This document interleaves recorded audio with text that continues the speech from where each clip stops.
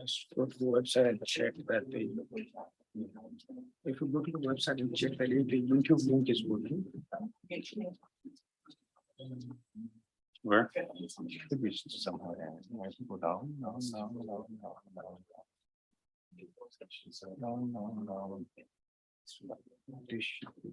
This one. This link here. Yeah. Right.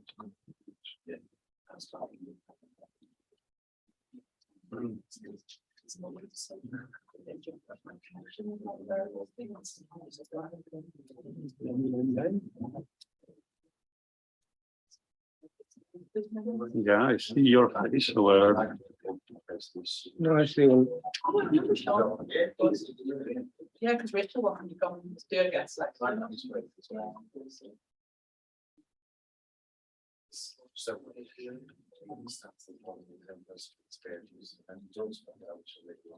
Shall I, in the meanwhile, give an introduction? Yeah, maybe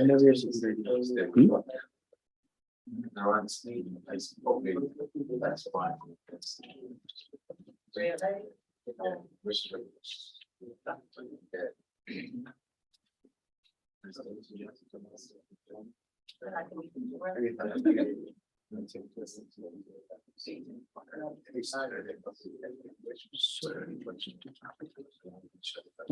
I just start my presentation. Session. This rigorous.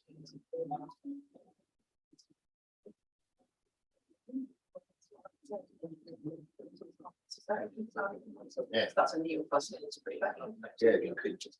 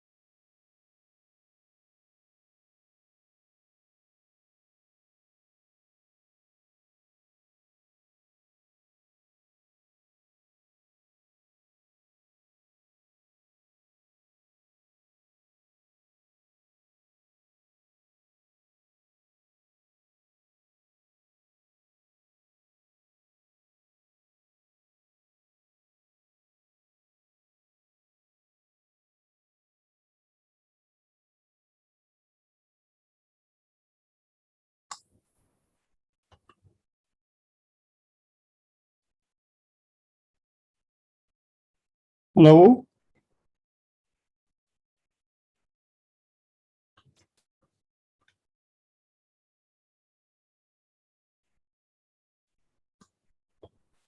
Hello.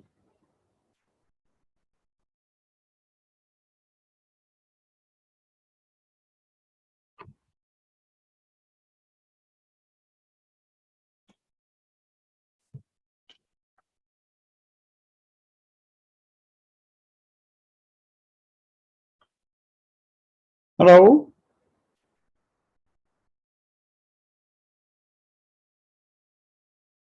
Hello, Yang.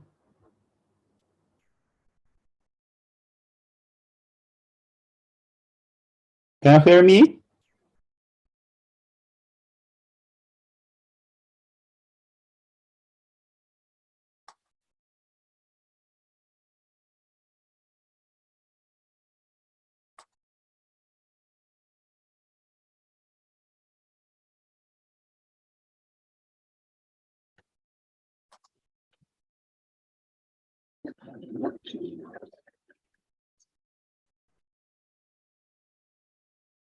Oh,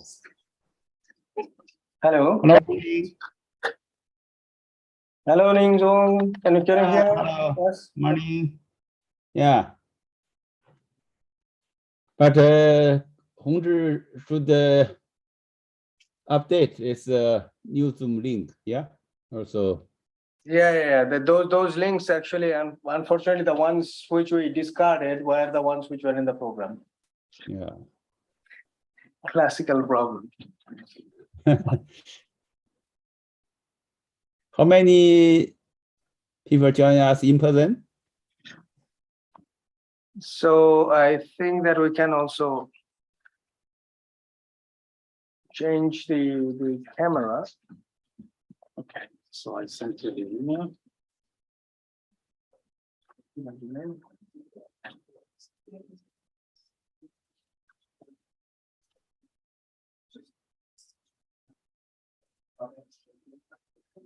You send the email. To Gmail.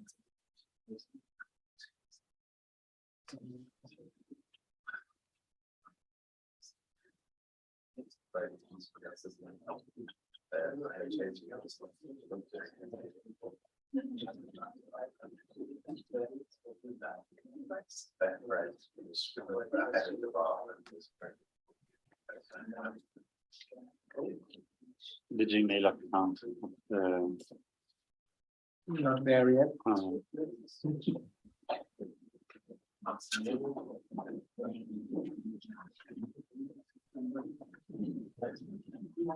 Yeah.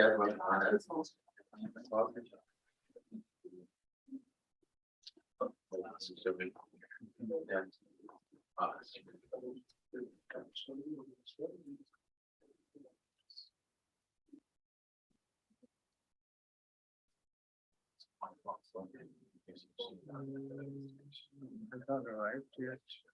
Yes.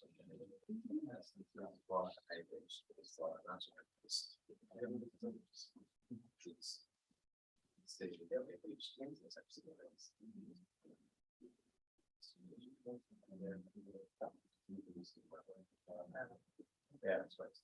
So you say there's like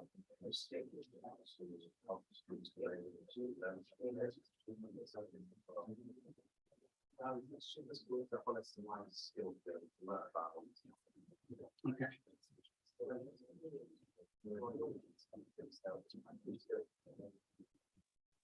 Okay, sorry for interruption then. Yes, please go ahead. Let me just record the session there as well, so that.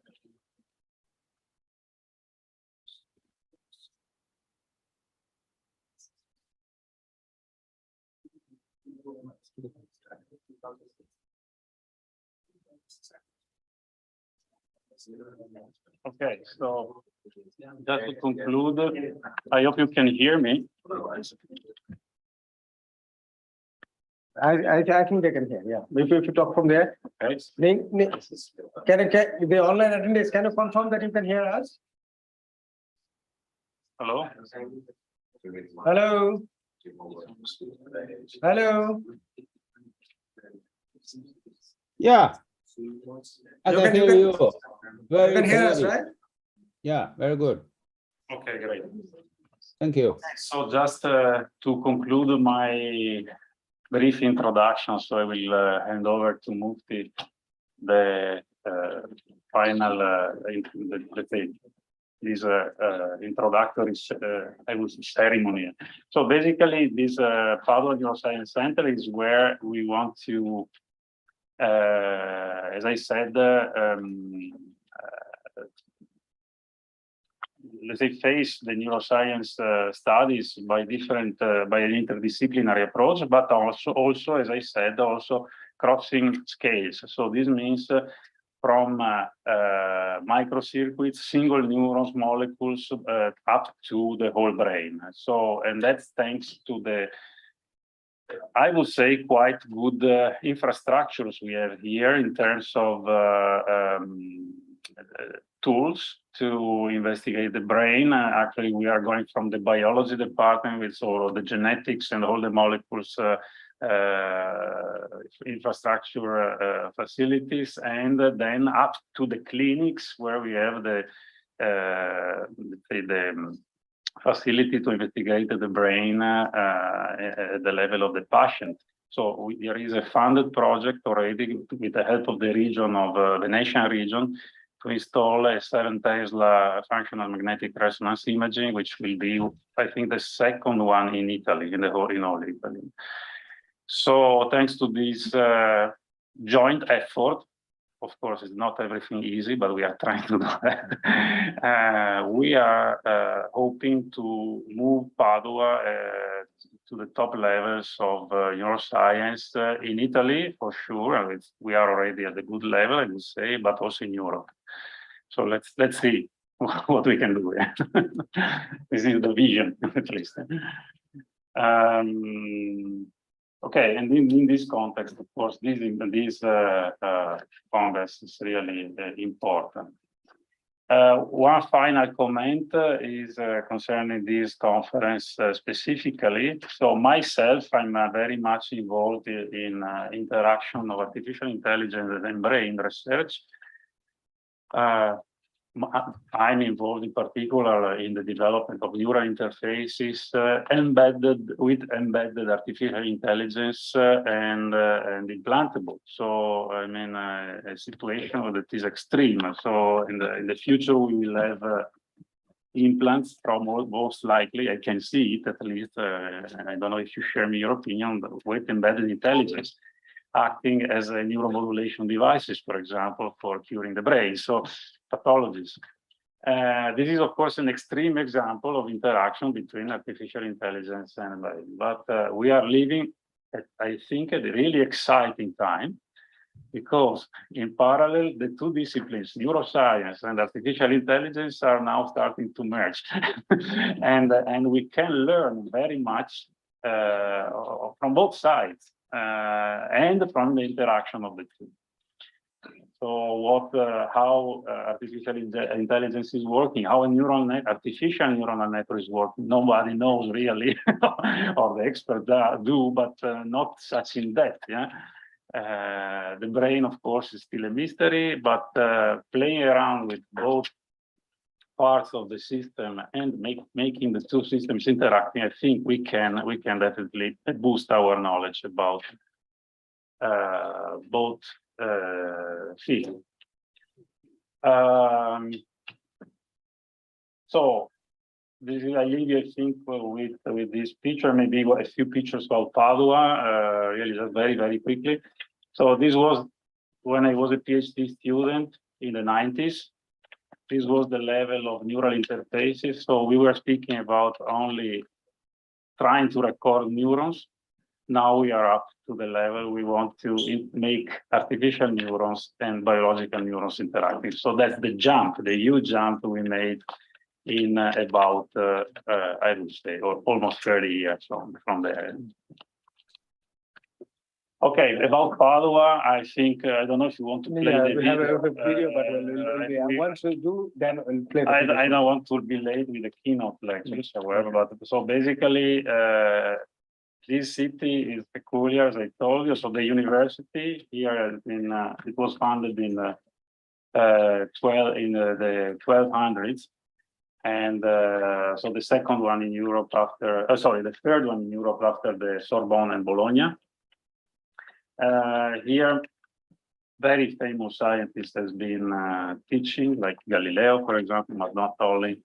Also Vesalius, a famous anatomist, and others. So still you can see some of those ancient structures that where these people have been teaching. And this is, for example, the anatomical theater that was the first one to be built in Italy, and I think one of the first in Europe. So you can still go there and enjoy the Prato della Valle. I already told you. Actually, I'm making a little bit the journey. I'm making every morning with my bike. I'm living at the periphery of Padua, and so but with my bike, I basically cross these beauties.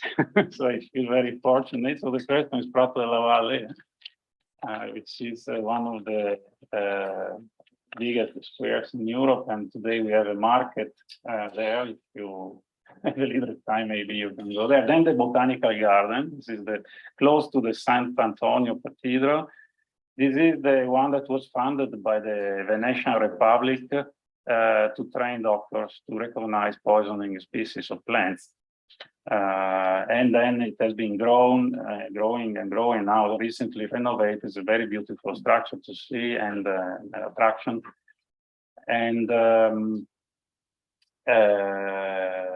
want to say nothing that doesn't matter. So please, if you like to it's definitely worth visiting it. Then the Sant'Antonio Cathedral. So when I go, I say hello to my friend Sant'Antonio.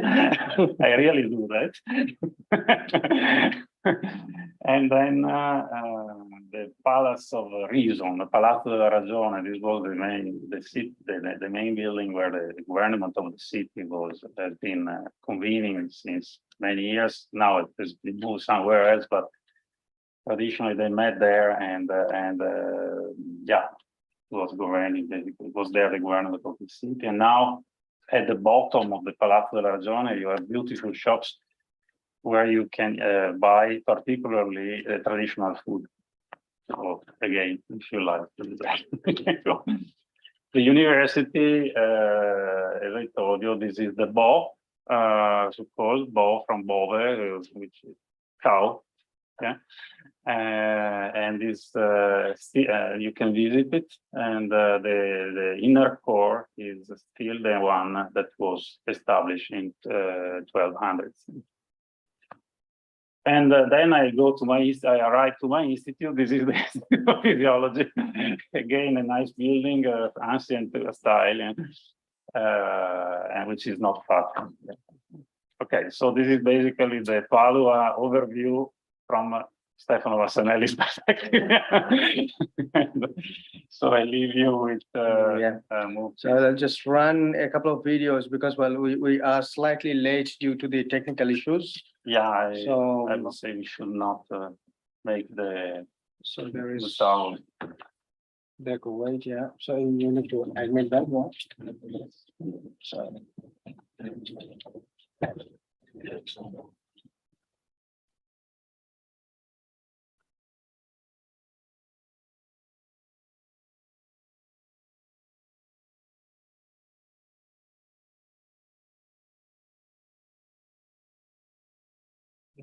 Some people.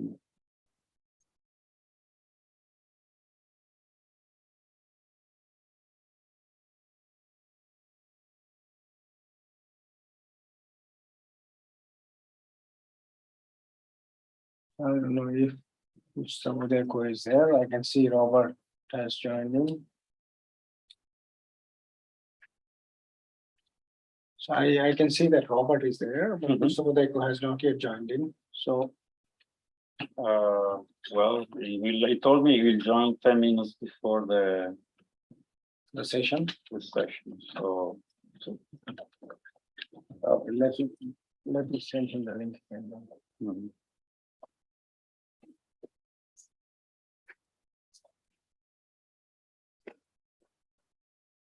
Okay, those links are all correct.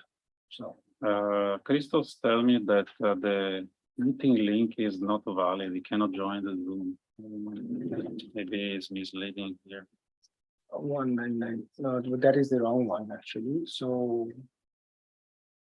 Because that is coming from the other day. So are we having Christoph talking? After Yes, this yes, presentation? instead of times. Okay, So can I send him the link? okay, so yes, I can tell you this link.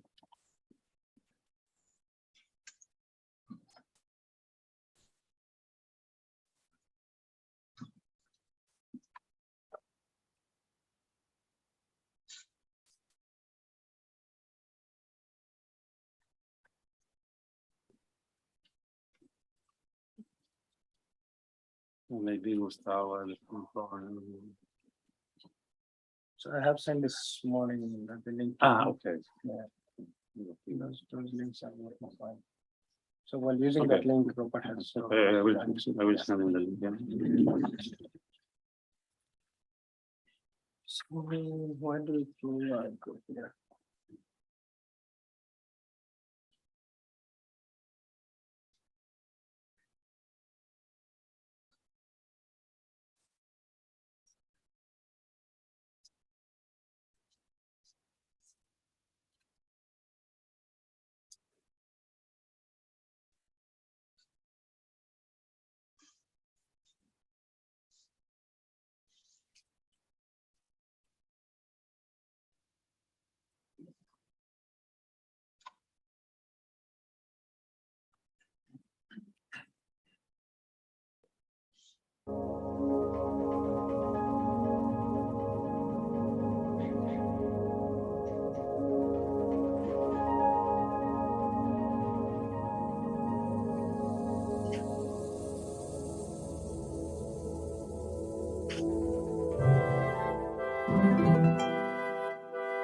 The night is not yet over, but Padua is already awake.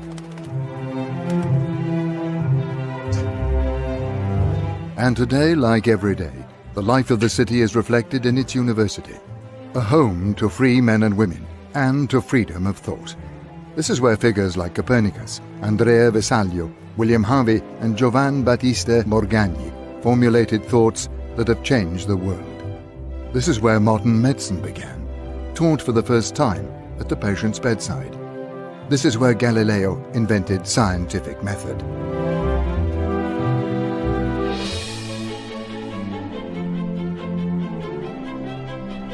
The University of Padua looks back on 8 centuries of history, but it also looks forward to an exciting future. Palazzo del Bo throws open the doors to its courtyards and its 15th century anatomy theatre. The University Botanical Gardens, the oldest in the world, welcome their first visitors of the day, each eager to admire the wonders inside. In Padua, the new day has finally begun. The old and the new encounter each other once again, and from this encounter comes constant stimulus for innovation. Here is the lifeblood of Padua's thriving industry and commerce, the driving force of an area that derives its energy from its university. On foot and by bike, students mould the very geography of this city. In their thousands, they are the lifeblood that connects every road and street in Padua to the lecture halls, libraries, and laboratories of the university. Their faces and voices are among the first signs of the city astir.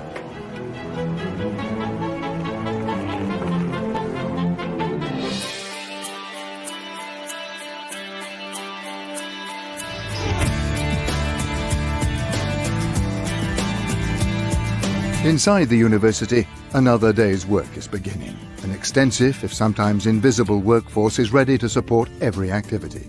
New projects need to be started. New investments need to be made. A highly complex set of services has to be provided.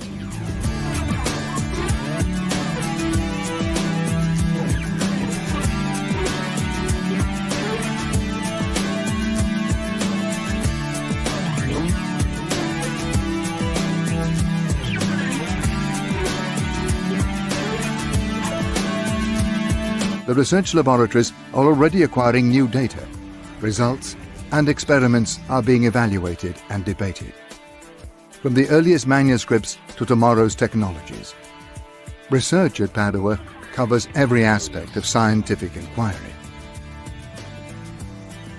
And as always, what drives this research is human curiosity, that thirst for understanding which the university nurtures in every student, in every researcher, in every member of staff.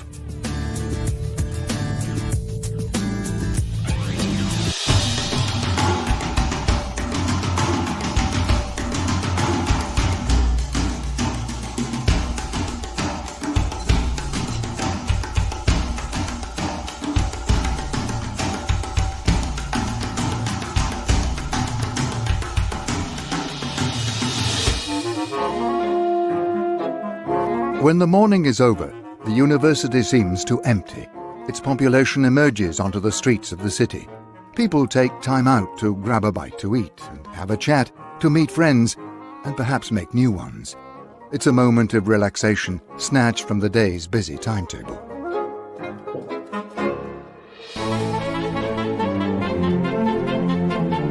Then it's back to work. The schedule for the afternoon is varied. There are more lessons, time for some last-minute revision, and somebody in the next room is already discussing their degree thesis. Somebody is standing in front of the Great Hall. This is where the university welcomes its most illustrious men of learning.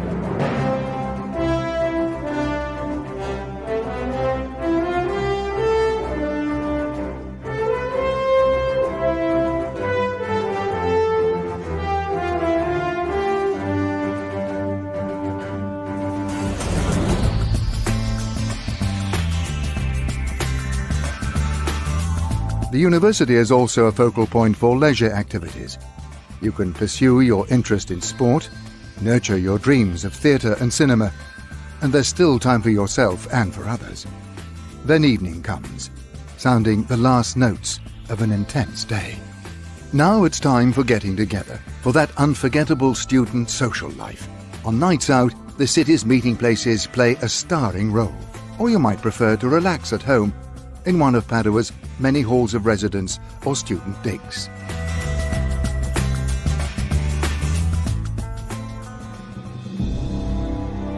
Padua seems to be sleeping again.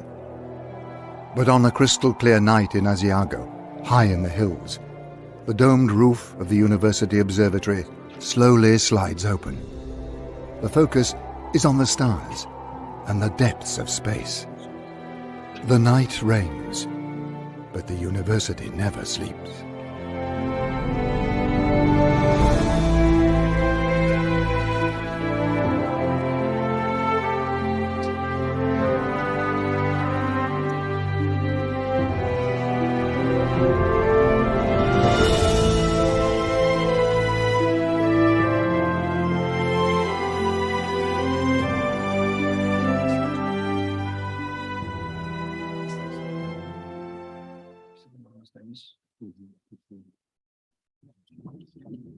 Okay, thank you everyone. That was a brief introduction to University of Padua. Well, I also get nostalgic because I spent a number of years here in that campus and in those areas. So what I'm going to do here is, well, we have a very we are waiting for our first keynote. Unfortunately, well, he did mention that he might have some family health issues and he had to run to hospitals. But he said that, well, he would be doing the keynote, and immediately after the keynote, he'll be joining, going to the hospital. So as of now, I do not see him in the room. So I don't know that, well, whether maybe we can ask Christos to present. Okay. Keynotes. So if he has joined already. Okay, so yes, we can go ahead with the second keynote of Professor Themis Prodromakis. But unfortunately, well, Professor Prodromakis also cannot be here today. So on his behalf, there is Christos who is going to run through his presentation. So before we get into that, we have a very short video about brain informatics. Well, this allow me to run very quickly through this video.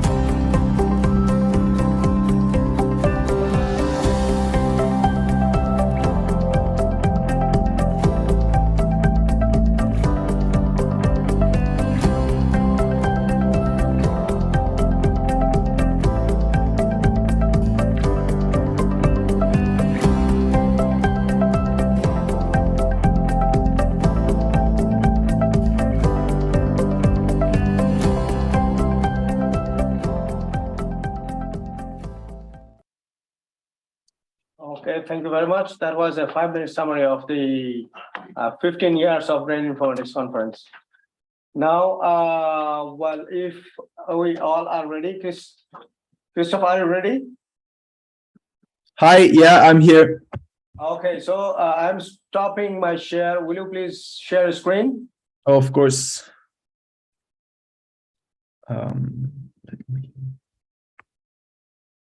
So, is this working? Yes, it is. Okay, great. Right, I should start then. So just a minute. We have here Professor David Brown. Please come to the desk while he is going to chair this particular session of Keynote. Actually, Thank you, Christos is speaking on behalf of Thames, Yes. cannot attend, so he asked for one of his closest co-workers to take over, yeah. Okay, so this is actually the introductions to Thames. So obviously we have a replacement speaker, but I was reading through the biography for Thames this morning, and I thought if I read out all of his achievements, positions, honorary positions at various universities, and his contribution to science, there wouldn't actually be time for the keynote speak. So anyway, his talk will be on bio-inspired memory technologies. He's also Regis Chair at the Engineering University of Edinburgh, Director of the Centre for Electronics Frontiers, and focuses on developing memory technologies. So he holds a whole range of honorary positions at very esteemed universities throughout the world, including the Royal Academy of Engineering Chair in Emerging Tech and a Royal Society Industrial Fellowship, and as a young professor, visiting prof, and honorary fellow. So obviously he's got a fairly packed schedule. So, but over to the replacement presenter for this session, and away we go when you're ready. And thank you for stepping in at late notice. Hello, it's a pleasure to be here. I do apologize for any potential connection issues. So yes, as you have noticed, I am not Themis. I'm stepping in. My name is Christos Yotis. I'm one of his PhD students. I would like to begin by expressing the whole group's attitude for inviting Themis to give this speech and explain the situation a bit. As you may know, we are currently transitioning to the University of Edinburgh from Southampton, which has created a huge logistical chaos. And pretty much all of my seniors are currently traveling between cities, which has created this problem. I'm here to step in. I hope you will enjoy this presentation. So yeah, without any further delay, I shall begin. Is this working? Right. I'm planning on dividing this presentation into two parts. At first, I will begin by briefly addressing the modern electronic challenges we are currently facing. And I will then segue into explaining what memristors are. I'll give you an overview of the technology and also outline some very interesting recent applications we have achieved by the technology. And once I've laid this groundwork, I'm going to move into the second part of this presentation, and I want to argue that we have a very fundamental memory problem that we need to address, specifically in the domain of memory consolidation. And I will go on about how we have managed to address this problem using emerging memristive technologies. So let's begin. Over the last century, our whole electronics spectrum has been enabled by the use of electronic switches, which state binary information in their states, either as ones or zeros.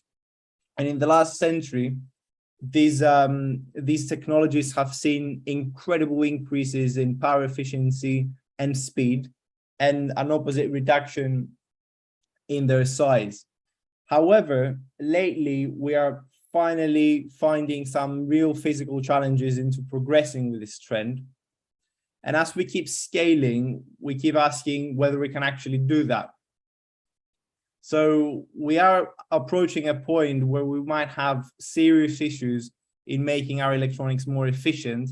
And to make matters worse, this is the worst timing possible to have these issues, because with the rise of AI and emerging data, our needs are exponentially increasing year by year. So we are finally finding the end of the trend when it comes to increasing efficiency and speed, but we need to keep going because we need to keep storing more data and processing them efficiently. So enter memristive technologies. Memristors were first hypothesized by Lin Chua theoretically in 1971, where he formulated that there should be an ideal device that encodes infinite memory states given its stimulation history.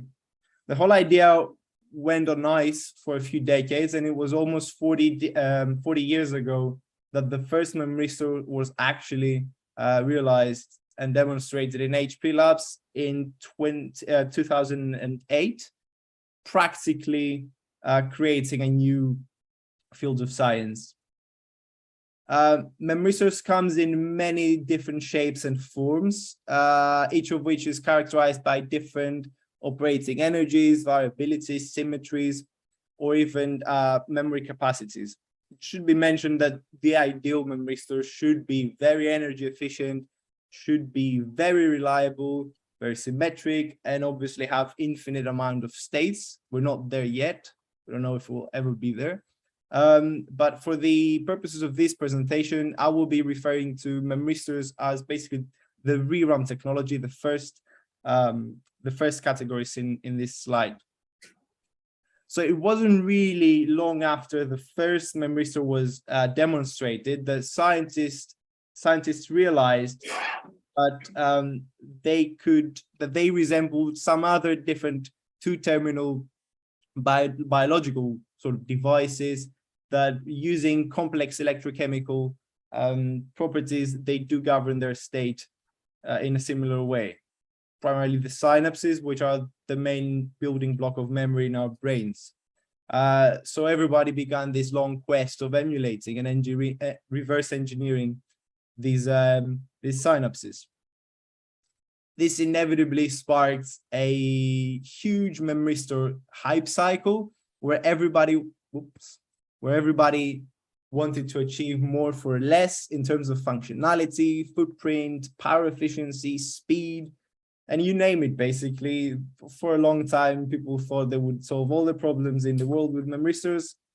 As it is with every hype cycle, this gradually leveled out. We have realized the main limitations of these technologies, which is very good news actually, because now in a new, more mature level of the technology, we can draw real inspiration from biological applications and see where these devices and these technologies actually shine. This also comes to play in conjunction with the fact that we now have bespoke hardware, which allows for efficient interfacing with these technologies, and also the automated experiments of huge numbers of different experiments, which has really given sparks to our research. So thus far, in terms of absolute memory capacity, we've seen up to 7-bit states per memory cell, which is an incredible increase when considering binary transistors. This has been done quite controllably, and the different states are basically accessed using different stimulation levels on each memristive device from a baseline state. It should be noted that in general, memristive states in ReRAM can generally be accessed using different levels of stimulation that come either via the amplitude of stimulation per device or the duration of stimulation. There hasn't been an absolute equation between the two variables, but the dilemma is definitely worth exploring. what is really interesting and important to note is that basically, as with any with other electronic technologies, everything happens above some threshold. Below that, nothing happens, and this is very interesting and a catalyst for many different applications. What's going on? So I would like to outline three very interesting applications bio-inspired using memristors. First of which is the actual implementations of advanced biological learning rules. Memristors have been used for unsupervised learning, where they can encode the probabilities and distributions of potentiation and depression signals through their states, which allows for the capability of learning in an unsupervised manner, handling mistakes, and actually comparing very well with software counterparts. This is very interesting because it provides huge energy efficiency in neural networks that are otherwise very power hungry. Also, and this may strike more home here because this research has been conducted with many people that are present in this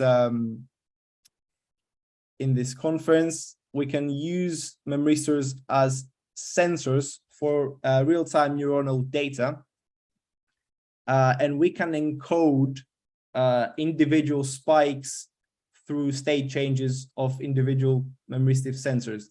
As one of the main challenges in recording neuronal data is the fact that the signal to noise ratio is very low, but by appropriately modulating the input signals, we can surpass the switching threshold only when needed, and thus we can very efficiently and in real time detect individual neuronal spikes, which provides incredible advancements in brain-computer interfacing. And not only we can actually detect individual spikes, but we can also classify them into different categories. Because different spikes come in many different shapes and flavors, they also induce correspondingly different changes in memristive state. And by knowing the relative changes induced when we detect individual spikes and also the previous state of the sensor, we can very efficiently classify between spikes. So we can both identify them and classify them, which is great improvement, and it builds towards building a high definition analytical platform for cells in real time, hopefully. And the same principles have also been used to demonstrate a biohybrid neural network across the whole Europe, actually, where memristors act as a link between biological and computer signals and encoded frequencies of stimulation in potentiation and depression, respectively. So memristors have actually already demonstrated that beyond thinking that they can solve everything, they can actually implement very interesting bio-inspired applications. The field has matured, and the future is actually very promising. But now that I have laid this groundwork, I want to argue that we do have a very serious memory capacity problem at the core of how memory is handled. And let me again remind the fact that we do have an exponential need for data processing and storing. And that needs to be addressed if we want both AI, but in general, electronic data to advance. The problem we're facing can be summarized as catastrophic forgetting. And basically, what this means is that in a finite capacity memory system, you have to eventually forget old memories to allow new memories to be stored. This is rather absolute in most memory systems. Every time you want to start to write a new memory, you have to erase the old one. Although this is not entirely the way synapses may operate in biology. In a very interesting paper in 2016 by Benna and Fuzzi, it was proposed that synapses in biology actually operate with many interconnected biochemical processes which interact at different time scales and govern synaptic efficacy at different times in different ways, allowing multiple memories to be stored on top of each other like a palimpsest. So this whole thing can be conceptualized as a chain of interconnected beakers with liquid levels representing synaptic states. The yellow beaker, the first one, represents synaptic efficacy, and we can do whatever we want with it. We can add or remove water, thus respectively potentiating or depressing the synapse. If we keep doing the same thing, and essentially if we consolidate or reinforce a signal, the signal will propagate into interconnected beakers. And after this happens, we effectively create a long-lasting deviation in the state of the whole system. After this happens, we can do again whatever we want with synaptic efficacy, but if left unchanged, previously induced long-term changes will prevail and be reinstated through the whole system. So this effectively allows us to learn something and then very flexibly sort of forget it in the short term while remembering it in the long term. And this is incredible flexibility and also an increase in capacity. And if you allow me for some use of cartoons here, I would like to demonstrate what this means. If we had a book or a piece of paper that was our only memory medium, we would be able to write as much as we want in a finite space, right?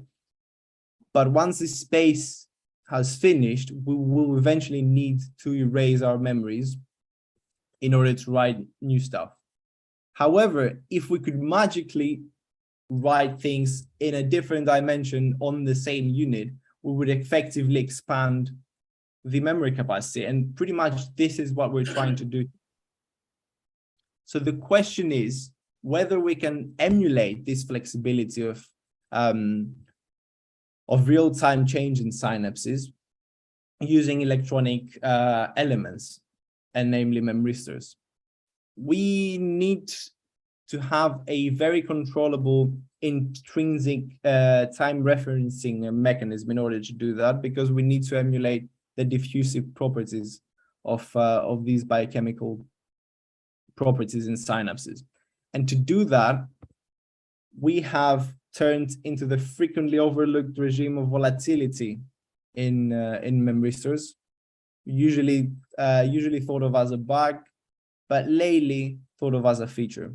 We define volatility as the passive diffusion of resistive state in a device after some invasive stimulation has occurred.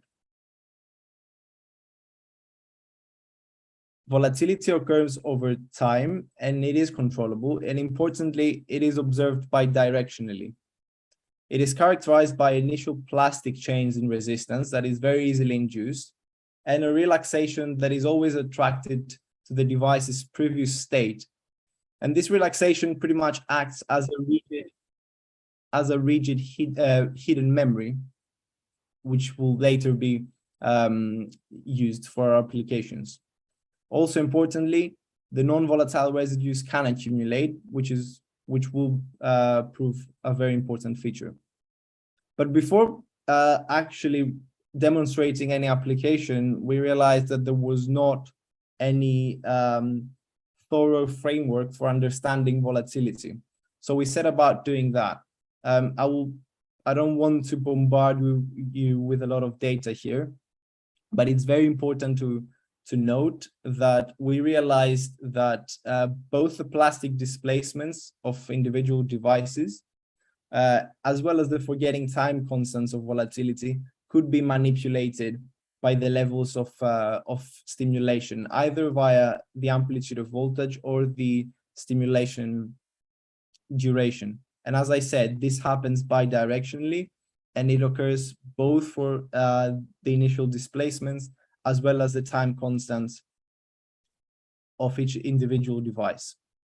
Again, not meaning to bombard you with data, we were able to very accurately model all these changes. So we created a thorough map of how volatility operates. And then we were able to link stimulations to plasticity events. As this is a demonstration of how these characteristics can actually be simulated and controlled in a predictable manner. So with all these tools in our arsenal, we were finally able to create a binary memoristic synapse that stores memories in a palimpsest fashion. These synapses have two consolidation timescales, one plastic and one rigid, the same way the proposed models for synapses operate. And by reinforcing memories, we could store two overlapping binary states, one in the long term, which could then be overwritten in the short term in either direction while reinstated later. So we could effectively, for the first time, store more than one memories on top of the other without necessarily paying the price of forgetting what we had already learned. We can continue by showing that we have created a fully hardware memory network comprised of 6 synapses, storing antipodal and fully destructive memory signals. Specifically, as a test, we wanted to consolidate one memory signal for 15 times by basically storing it for 15 times. And then we attempted to fully destroy it by storing the antipodal vector in the short term. And we found that we were actually able to store the fully destructive memory in the short term without again paying the price of forgetting what we had already learned. And this is incredible flexibility. Also, it's very interesting to note that this happens even with fully destructive memories. Modern AI systems have leveraged many different techniques to expand their capacities towards highly correlated memories. But all these techniques usually fail when we consider random and uncorrelated or even fully destructive memories. So this was a huge improvement. In order to further examine what was going on, we actually used our simulating models to construct a network of 100 identical synapses for continuously on learning of random memory signals. So what we did was we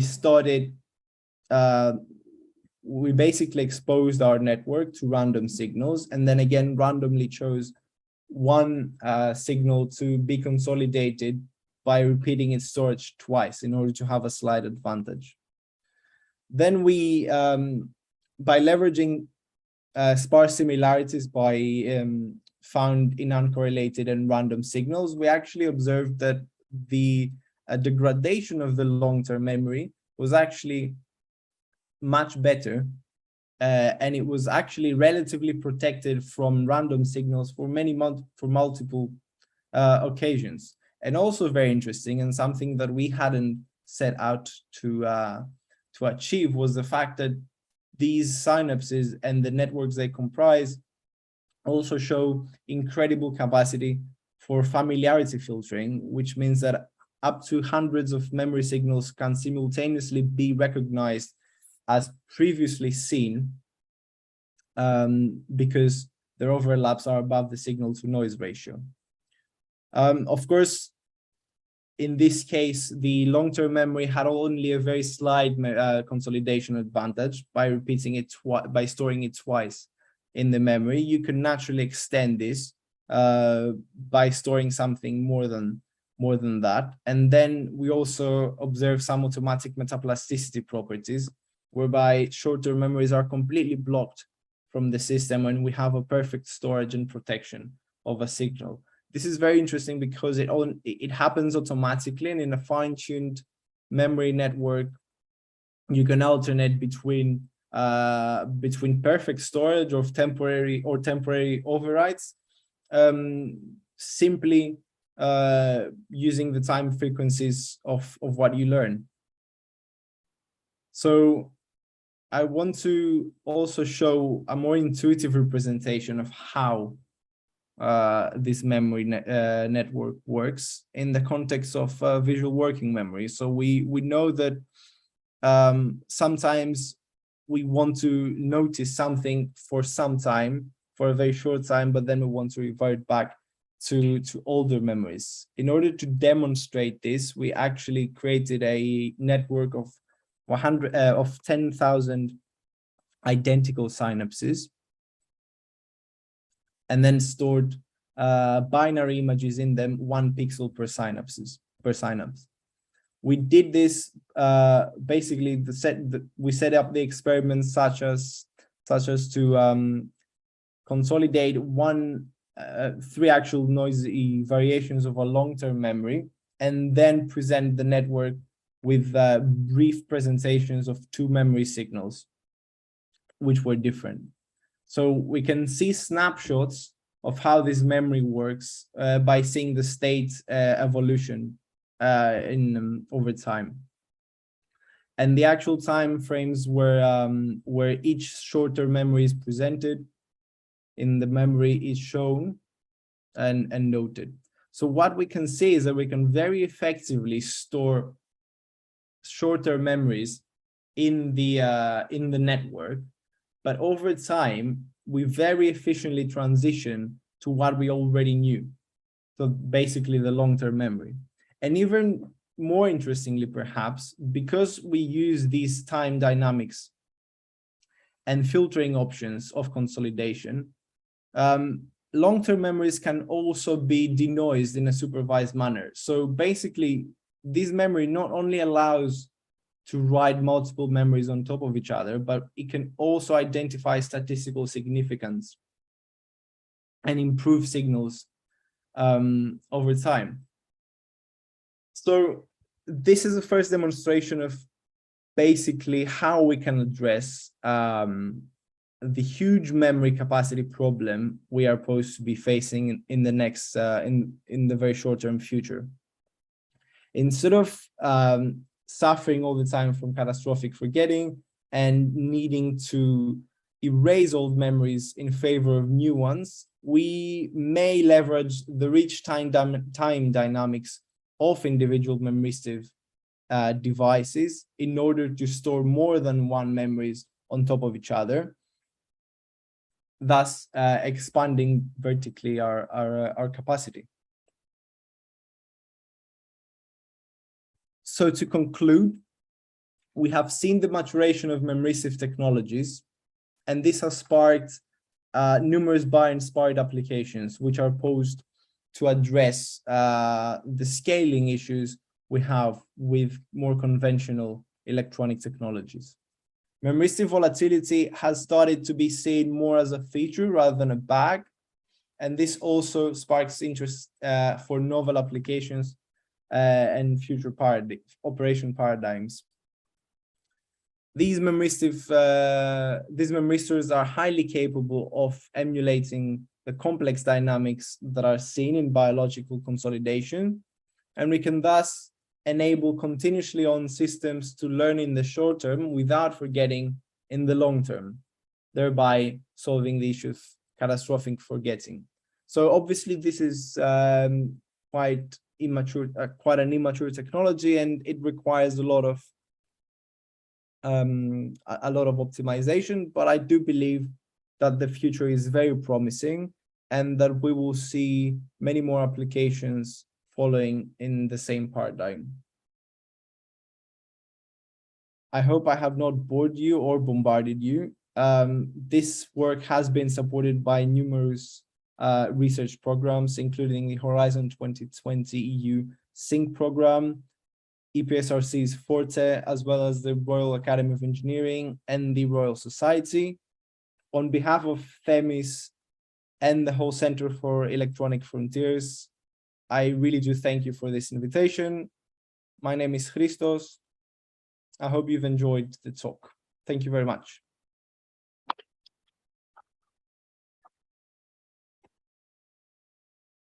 Christos, I thought that was a very clear talk, and well done for stepping in at the last moment. So I think you did excellently. You certainly didn't bore us or bombard us. So we have time for questions? Yes, we do, yeah. So are there any questions from the audience? Okay, brilliant. We have a question. Thank you. So, Christos, I'm Stefano. So I will tell Temis that I didn't miss him. Yeah, you did a very good job. I'll send them out to many more conferences now. Just send them out. So it's a very general question of mine. So as far as I understood, the trick is basically to retain long-term memories in some synapses, whereas others are, of course, fading away given to this, let's say, multi-timescale flexibility of individual synapses. The problem, which is also a problem in the brain, is in understanding how the brain works, is how these the synapses that are going to be long-term are selected. So so which one are going to be long-term? Which one are going to fade away? So what is the logic behind? What are the rules behind this selection, particularly in your model? And how do you see this could? I mean, this could be managed in the future. So I hope I was clear enough. Yes, thank you very much for the question. It is an interesting one. So if I understood correctly, the question is, how do we basically select what is written in the long-term memory? Exactly, yes, that's the question. Right. Yes, so if we, in all of our experiments, plasticity events were fixed, right? So the level of invasiveness per event was always the same. And what changes is a frequency of stimulation. So if you write a signal many times, it will eventually be written more rigidly in the memory. So basically what happens, let me explain, for instance. I go back. So in this figure, for instance, we have three consolidation phases. Basically, the regional long-term memory resides in where the device is attracted during volatility, right?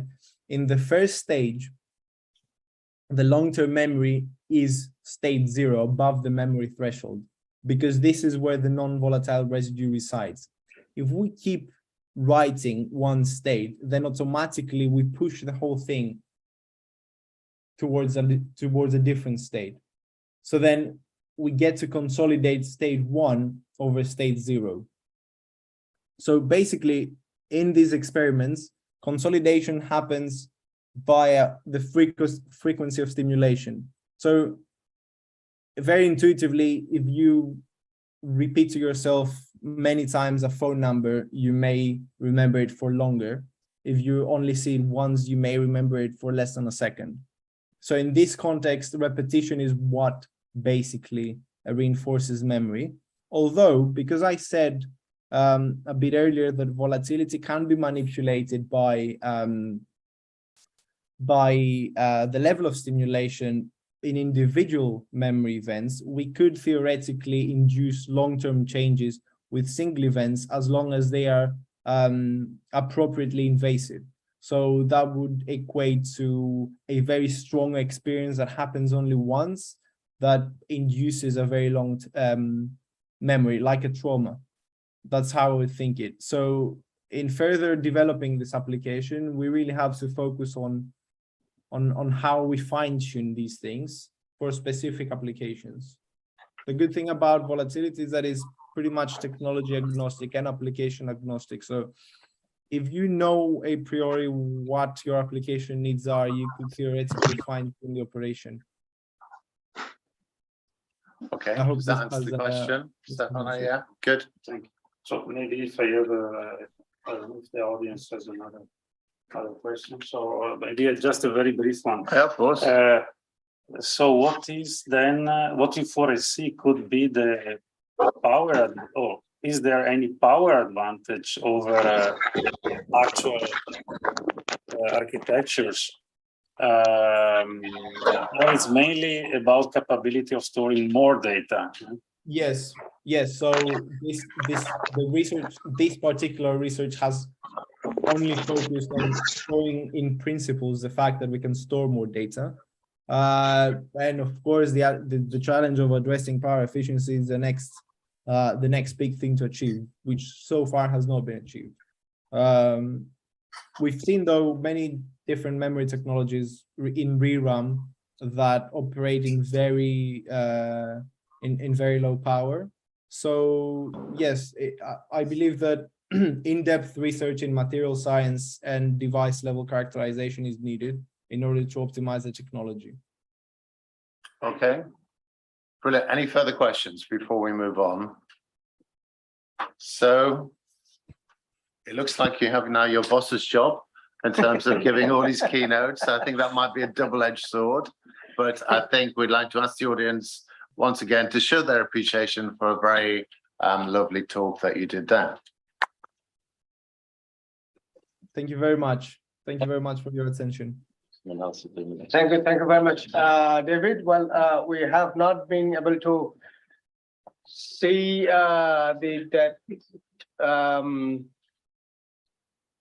Gustavo Deco is not yet there in the audience, so this makes us feel that maybe he is indeed will probably not be able to join the talk. So this takes us.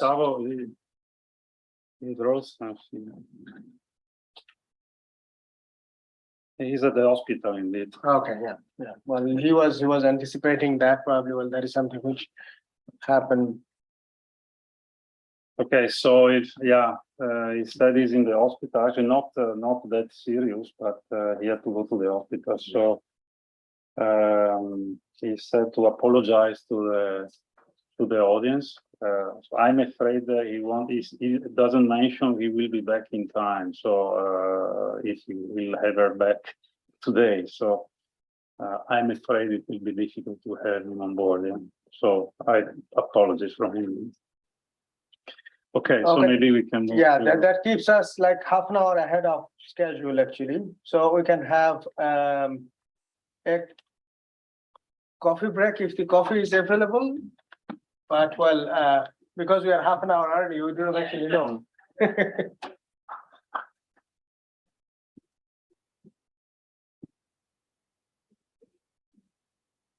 So the next one is otherwise the next one is Robert. Yeah. Okay. So either we anticipate if he's here. Yeah, Robert is here. I can see. Robert, can you hear us? Yes, sure. Hi. Excellent. Thank you very much. So I would say we can anticipate Robert's talk. Yeah. So we are, if you agree, so that coffee can arrive and everything is moved. Okay. Good. Great. Okay. So if Robert is ready and the online audience is ready there as well. So the session of the third keynote on spiking neural networks for neuromorphic computing will be chaired by Professor Ning Zhong from Mebashi Institute of Technology, Japan. Okay. Welcome again to join our this keynote talk session. Well, can you hear me? We can hear you, but we cannot see you. Only we can see. Oh, yeah. Sorry. I opened my camera. Okay. Yeah. You can see me also. Yes. Yeah, now I can see you. Yes. Okay. Welcome again to join our keynote talk session. I'm very glad to chair the keynote talk speaker, Professor Robert Leckstein. At first, I would like to give the short introduction about the biography of the Professor Robert Leckstein. Professor Robert Leckstein received his PhD in the computer science from Graz University of Technology, Austria, in 2002. In 2010, he got his habilitation for the neuroinformatics. Currently, he's a full professor at the Department of Computer Science, Graz University of Technology.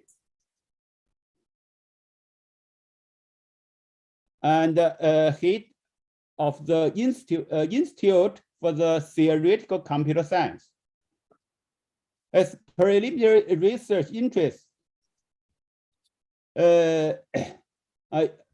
learning in the models for biological networks of neurons and neuromorphic hardware, probabilistic neural computation, brain-inspired machine learning, and the memory star-based computing concepts. Professor Robert Leknin's serves as the action aide for transactions on machine learning research, and he has served as the associate editor of the IEEE transactions on neural networks and learning systems. He was several times area chair for ICIR and advances in the neural information processing system, NIPS. Yeah.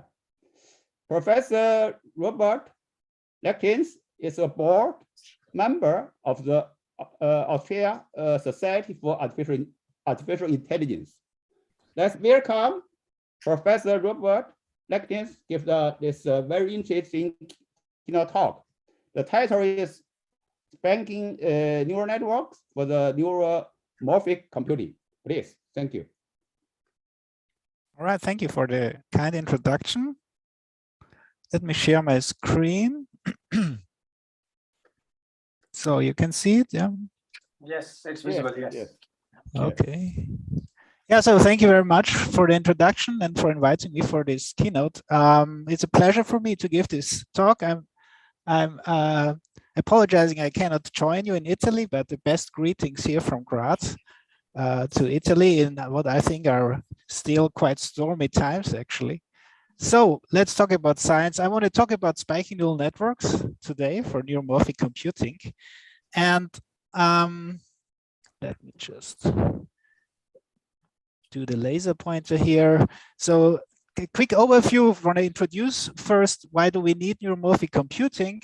Then talk a little bit about spiking neural networks, algorithms for neuromorphic systems, and some of our work, more memory for neuromorphic systems, local learning for neuromorphic systems, and then a nice application in the field of brain-machine interfacing. So why do we need neuromorphic computing? Well, deep learning has been extremely successful, so machine learning is now really a very, very hot topic. But what we see is also that machine learning, actually, the way how it is done these days, it just doesn't scale, right? So if you look, for example, at GPT-3, this language model, it has used, the training of GPT-3 of a single model has used 190 megawatt hours, which is basically the carbon footprint of a car driving to the moon and back. So this really doesn't scale, right? So there are many reasons why we want to do energy efficient machine learning. First of all, environmental problems, which are important. Second, yeah, as I said, it just doesn't scale, right? And then for mobile and edge applications, we just need energy efficient hardware, right? We don't want to send, and sometimes actually cannot send our data to the cloud to do the computation there. For many reasons, of course, privacy and so on. You want to have autonomous applications. Cooling of local components is also not always possible. And even latency, if you think about the speed of light to send data somewhere, in the end, if you think about it in terms of milliseconds, it's just 300 kilometers per millisecond. So it is actually, if you need fast fast communication, it doesn't really work out. Okay, so what are alternatives? We often talk about non-von Neumann architectures these days, right? This doesn't acknowledge that actually Neumann himself was thinking much about different architectures. He and Turing themselves, they have thought about the brain as a computing machinery. The brain offers obviously a completely different architecture. It's basically a massively parallel supercomputer, which uses only approximately 20 watts, which is far, far beyond what we can do these days with our machines.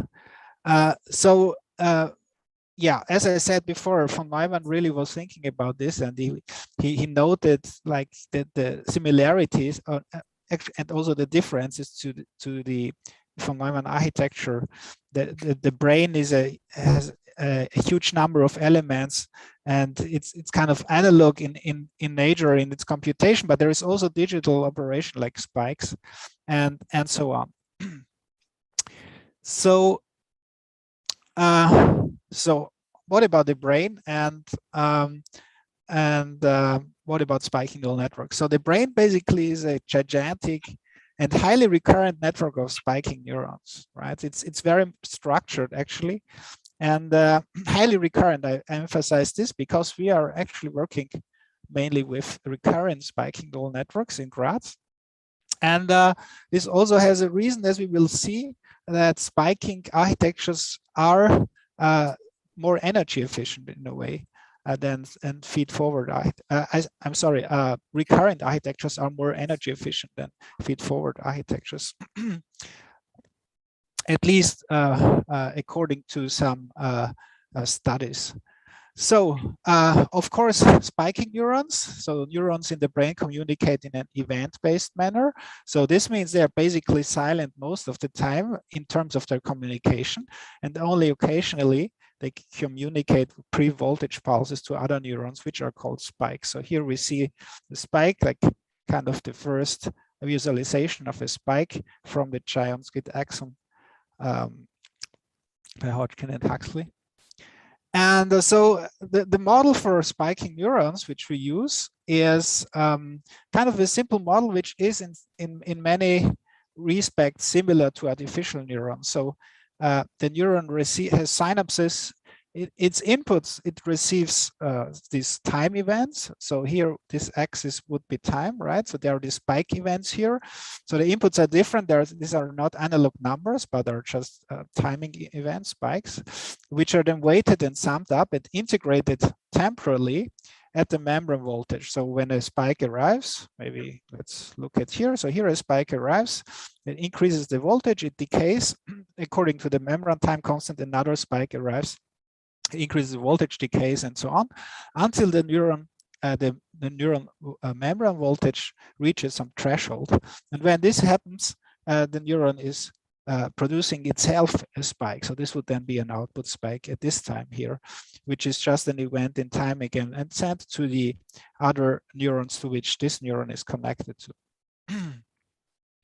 So this is a very simple model. Of course, we can describe this with simple equations. Basically, we're summing up weighted, computing weighted sum of the input spikes if Sj is the jth input spike train. And then we have just a linear differential equation for this filtering of the spikes. So what can we do with this kind of neuron models? Of course, we use them in networks, and this brings me now to a kind of algorithms for neuromorphic systems. And before talking about this, I want to briefly talk about what is neuromorphic computing. Also, I think most of you probably know about this. So I found this rather nice definition in this paper by Davis et al. Neuromorphic computing seeks to understand and adapt fundamental properties of biological neuromorphic architectures in order to discover a new model of computer architecture. These properties include fully integrated memory and computing. So going, trying to avoid the von Neumann bottleneck, of course, which is a limiting factor in the von Neumann architecture, fine-grained parallelism, spike-based communication, pervasive feedback and recurrence, low precision and stochastic computing, also important because the brain really has many low precision, is built out of low precision computing elements and also stochastic elements, and it's continually adaptive processing, so learning. I like this definition because it's actually not so easy to define neuromorphic computing. Now there are many different types of systems which are also quite different from each other in many respects. So if we just have a look at a few of them, so for example, the Spinnaker system is a neuromorphic system, but it's not kind of this like the traditional one, because it consists really of ARM processors, which are also used in cell phones. And the difference to a standard like a supercomputer is that you have many of those in parallel, and they communicate with spikes. So this is kind of the neuromorphic part. The ARM cores implement neurons, and then they communicate with spikes. So very different from this, for example, the brain scale systems developed in the brain scales, older brain scales project now in Human Brain Project, and also afterwards. It's a mixed digital analog system where the neurons really have analog, compute analog. So in silicon, the membrane voltages are really voltages in the silicon neurons, but it has digital communication. So very well known, of course, is the Loihi chip, which I will talk a little bit about also later, which is fully digital, which has many advantages, actually, I have to say. In particular, you kind of can predict what this machine is doing, which is actually not the case for analog system, and is really a pain. And in one project of mine, the small project, which is their project, we have developed another fully digital chip with learning. I will briefly talk about this one as well, and then I will also talk about this Synapse chip, which was developed at ETH Zurich, which is also mixed digital analog. So there are many more, of course, but this is just a small few. So when we talk about neuromorphic systems, we have also to talk about algorithms for them.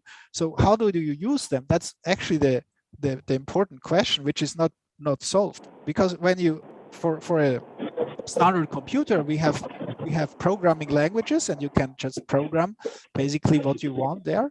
This is not the case, of course, for a neuromorphic system,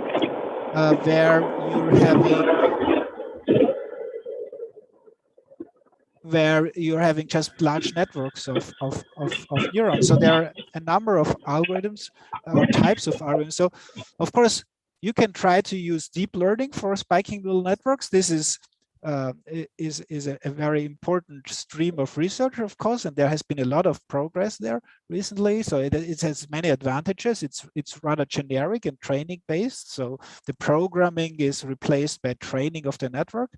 It's rather well understood. It can be energy efficient, but not necessarily so. But one disadvantage is that the training procedure is very hard to implement on hardware. Unsupervised learning using biologically plausible learning rules has the advantage that this is really hardware friendly. If you think, for example, about spike timing dependent plasticity, can easily be implemented on hardware, also with memristors, of course, for example. But it's a disadvantage that the performance is usually worse than deep learning methods. So if you think really about like high performance applications. You could also think about special purpose spike-based network architectures. So this can be extremely energy efficient. For example, some optimization methods like lasso or stochastic optimization, for example, for SAT solving is things. One thing we have also worked on in Graz. It's very promising, but it's not generally applicable. And then another possibility is of course, to work on event-based sensing. There are many event-based sensors around, and then to kind of integrate that with the data stream directly with computing in the system. So this is very promising, of course, but also here not all problems have been solved yet. So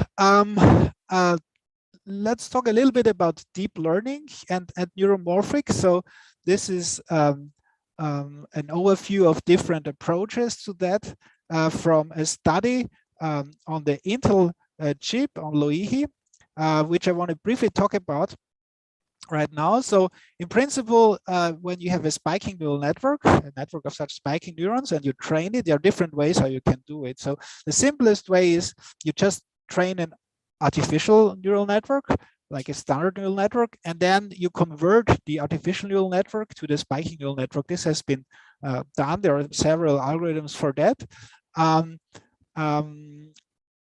Another possibility is to directly train the spiking neural network offline, not on the chip, and then port that to the neuromorphic hardware. This is one main approach now. And another one would be that you maybe do some pre-training and then do online learning on the chip, but this is hard because of the learning algorithms. But I will also talk a little bit about this later. So in this study, which is quite valuable, I think, because it shows us what you can gain with neuromorphic computing, which is something which is not so clear. People always say like spike-based computing, neuromorphic computing is energy efficient, but is this really the case? And there are not many studies which really show that on real like benchmarks. So in this study, they have looked at the implementations of different training algorithms or like different network models on the Loihi chip and on CPUs or GPUs and compared it. So on the y-axis, you see that solution time ratio on a standard architecture versus Loihi. So the higher up we are, the better is the neuromorphic solution. On the x-axis, we see the energy ratio of a CPU or GPU architecture versus Loihi. So the more on the right we are here, the better is the energy efficiency of the neuromorphic solution. And you see that basically when you're above this diagonal here, you're doing well with neuromorphics. Below is actually not good for neuromorphics. What we can see is that in general, so Loihi has an energy advantage. So most of the points here, so each point is kind of one implementation of a network. So most points are to the right of the one energy ratio, so they are more energy efficient. But not all the points, and in general, we can see that conversion methods, so you train an artificial neural network and then convert it to a spiking neural network, they are not so good. So they're not, these are like these red dots here. So the red dots in particular for larger models, the larger the symbols, the larger the model here, they are not really that good. And then there is also this question about batch processing. So GPUs are actually designed and optimized for batch processing. So you have many, you need to have many batches, large batches of data to process them in parallel. And this is where GPUs are really good. So in neuromorphics, it's much better for like online computation where you don't have so batches. There is the dots here on the upper right. Actually, these are the cyan dots here. These are directly trained recurrent spiking neural networks, and so these seem to be the best models here. And I want to talk about them a little bit because these are models which we designed in Graz, basically. So we call these models long short-term spiking neural network LSNNs. Basically. Directly trained spiking neural networks with one twist. So how do you actually train spiking neural networks? So we have these spiking neurons, right? And then you put them in a network recurrently. So the network gets some input, and then you have some output, and the output neurons, they, you know, tell you something about the target, the prediction of the model. How do you train it? Well, you train it with backpropagation simply. So we use backpropagation through time for this. One node to backpropagation through time. In artificial neural networks, it is well established, of course, but there was a problem with spiking neural networks, because if you have a spiking neuron, it's not differentiable. It has this threshold here. So basically, if this is the membrane voltage and this is the output of the neuron, you can see that below the threshold, there is no output. Just when the neuron, the membrane reaches the threshold, you get a spike. So this is a step function, basically at the output of the neuron. And this is not differentiable. You could say there is a Dirac impulse, but you cannot use this for backpropagation, of course. So the solution to this is well known now. So there are several solutions, but this is the most adopted solution, is to use so-called surrogate gradients or pseudo derivatives. So you just replace this non-existing derivative with a pseudo derivative, which is some kind of function. There are different ways how you can do this. So we usually use this like linear function here, or stepwise linear function. And this idea goes back to these papers, basically, where they first described this. And there are many papers who use this afterwards. So that's how you can train spiking neural networks. And this works surprisingly well, actually. However, it does not always work well. So for example, if you look at this task, so here we have a recurrent spiking neural network, this blue one with lift neurons, and we have a seemingly simple task. Actually, it's a sequential MNIST, we call it. So there is basically MNIST classification. The data set are MNIST digits from 0 to 9, but you don't show this input to the network as a whole, but rather you show it pixel by pixel, right? So there are 28 times 28 pixels, 768 or something like this. And in each time step, there is one pixel shown. The network processes this, and at the end should tell you this was a free, for example.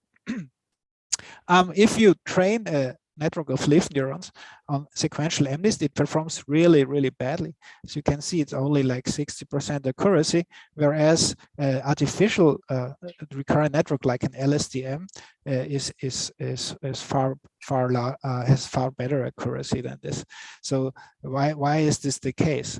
So it turns out that it's really hard to train spiking neural networks. They have kind of a memory deficit. If you think about LSTMs, they have these memory cells. So they have kind of really units which are designed to keep information over time, whereas with spiking neurons, you basically have two types of like memory. You have one type of memory is the membrane time constant. It's on the order of 20 milliseconds. So this is very on a fast time scale. This is much too short to use it for like longer memory sequences. And the second one is the recurrent connections. So for recurrent connections, you can actually keep memory, of course, but this turns out to be really hard to train. So it's very hard to train a neural network to use these recurrent connections for long-term memories or longer-term memories, let's say. So we were looking into biology and to think and thought about different possibilities, how you can put longer time constants into spiking neural networks. And there is one simple idea, or one thing which you can see in cortical neurons, is that they are adaptive or adapting, which means when you have a cortical neuron, so many, not all of them, but many of them are adaptive. If you have a cortical neuron, you give a constant input current to the neuron, it starts to spike very fast with high frequency, but then the firing rate adapts, and this is on it. So this adaptation time constant is on the order of some seconds. Interestingly, so you can very easily now implement this adaptation in the standard leaky integrated fire neuron model just by having an adaptive threshold, which increases the threshold value for every output spike. So it becomes harder for a neuron to reach the threshold if it has produced many spikes, and that's how it adapts. And then the surprising thing is this very simple change in a neural model really boosts the performance of the network. So now, instead of having 60% accuracy on sequential MNIST, we can do this with an accuracy which is very close to the LSTM accuracy. So showing that often, even rather small changes in the model can boost your performance. I want to talk more about memory, actually. And about kind of a more longer term memory. So when you think about cognitive tasks that humans can solve, what humans can do very well is you can rapidly learn about facts and use them later on for subsequent inference. So, for example, this is one task for the from the baby data set. The baby data set is a data set of 20 question and answering tasks. And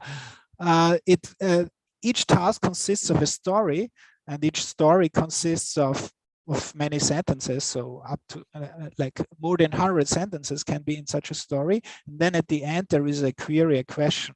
So here, for example, Daniel traveled to the garden. This is the story, right? Sandra went back to the bedroom. John traveled to the bedroom.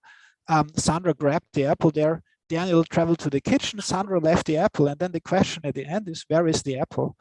And now the answer would be bedroom, because Sandra was in the bedroom. She grabbed the apple there and left it there. So you have to kind of remember a lot of stuff in order to solve this task, right? Remember it and then use it for the final question, for the inference. So we're lacking neuromorphic systems that can do stuff like this, simply because this kind of memory in recurrent neural networks is not enough to do things like this. So we were thinking about this, and a talented PhD student, Thomas Limbacher, came up with a solution where we have what we call a Hebbian memory network. So we use Hebbian plasticity, now synaptic plasticity, for memory-dependent computation, and which can solve tasks like this. So here we have a spiking neural network architecture, and at the core of this architecture is a heteroassociative Hebbian memory. So this is basically simply 2 layers of spiking neurons which are connected with synapses. And at the synapses, we have Hebbian plasticity. So Hebbian plasticity basically meaning that if the presynaptic neuron of the synaptic connection is active together with the postsynaptic neuron, then this synapse is strengthened. And there are some other terms here, but this is basically the core. And by using this synaptic plasticity, you can now store information on longer time scales in the network, and the rest of the network basically is just trained to make use of this Hebbian plasticity. And so, for example, now let's look at this Barbie task, for example. So the network gets statements. Daniel traveled to the garden. This is given as input, or Sandra grabbed the apple is given as input. This is encoded, and then there are these weight matrices which then produce activity in these 2 layers of neurons in this Hebbian memory. So the network can now store some information in its synapses here. So for example, it could associate Sandra with apple, for example, or it could say, okay, an apple is owned by Sandra, or something like this. We don't enforce this. This is just trained, right? We then train the whole network with backpropagation for time, and it will learn that it has to do something like this to solve the task. And then afterwards, when there is the query, where is the apple? Now the network can, now we have this path here, we have another weight matrix. the input sentence is encoded, and this weight matrix would now have to find kind of the correct key for this association to solve the task. So in this case, it would ask for apple, for example, and then Sandra was associated to it. This would not yet solve the task because Sandra is not the answer. So we have a feedback loop here. So now this representation of Sandra can be used to query the memory again. Actually, now it could find out that okay, Sandra was actually associated with bedroom. So then you would have bedroom here, and this can produce an output, and the answer would be bedroom. So this is kind of this network. We train the whole network using this memory, and now we can solve many types of tasks which you could never solve with a standard like with a standard spiking neural network. So for example, you can use this for one-shot learning. So here in this example, we have one-shot learning, one-shot 5-way learning of omniglot classification, meaning that we have a omniglot is a data set of handwritten characters of many alphabets. So we show each character class only once. So just one example for each class here. We have 3 different characters, and we give a label as input to the network. So this character, for example, gets the input 5. And then after the network has seen this, we query the network with a different example from the same class. So this would be this one. So the network should output 5 now after having seen only a single example of this.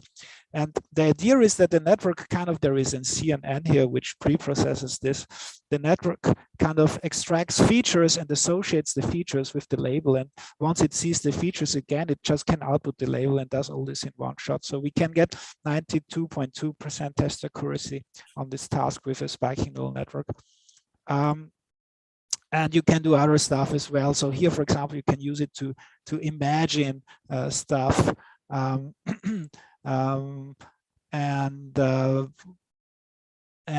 Yeah, maybe I'm not going to talk so in detail about this. And then for the baby tasks I've talked about before, the network is able to solve nearly all of these tasks. So there are 4 tasks which are really hard for the network to solve out of 20. So it solves 16 out of 20 tasks.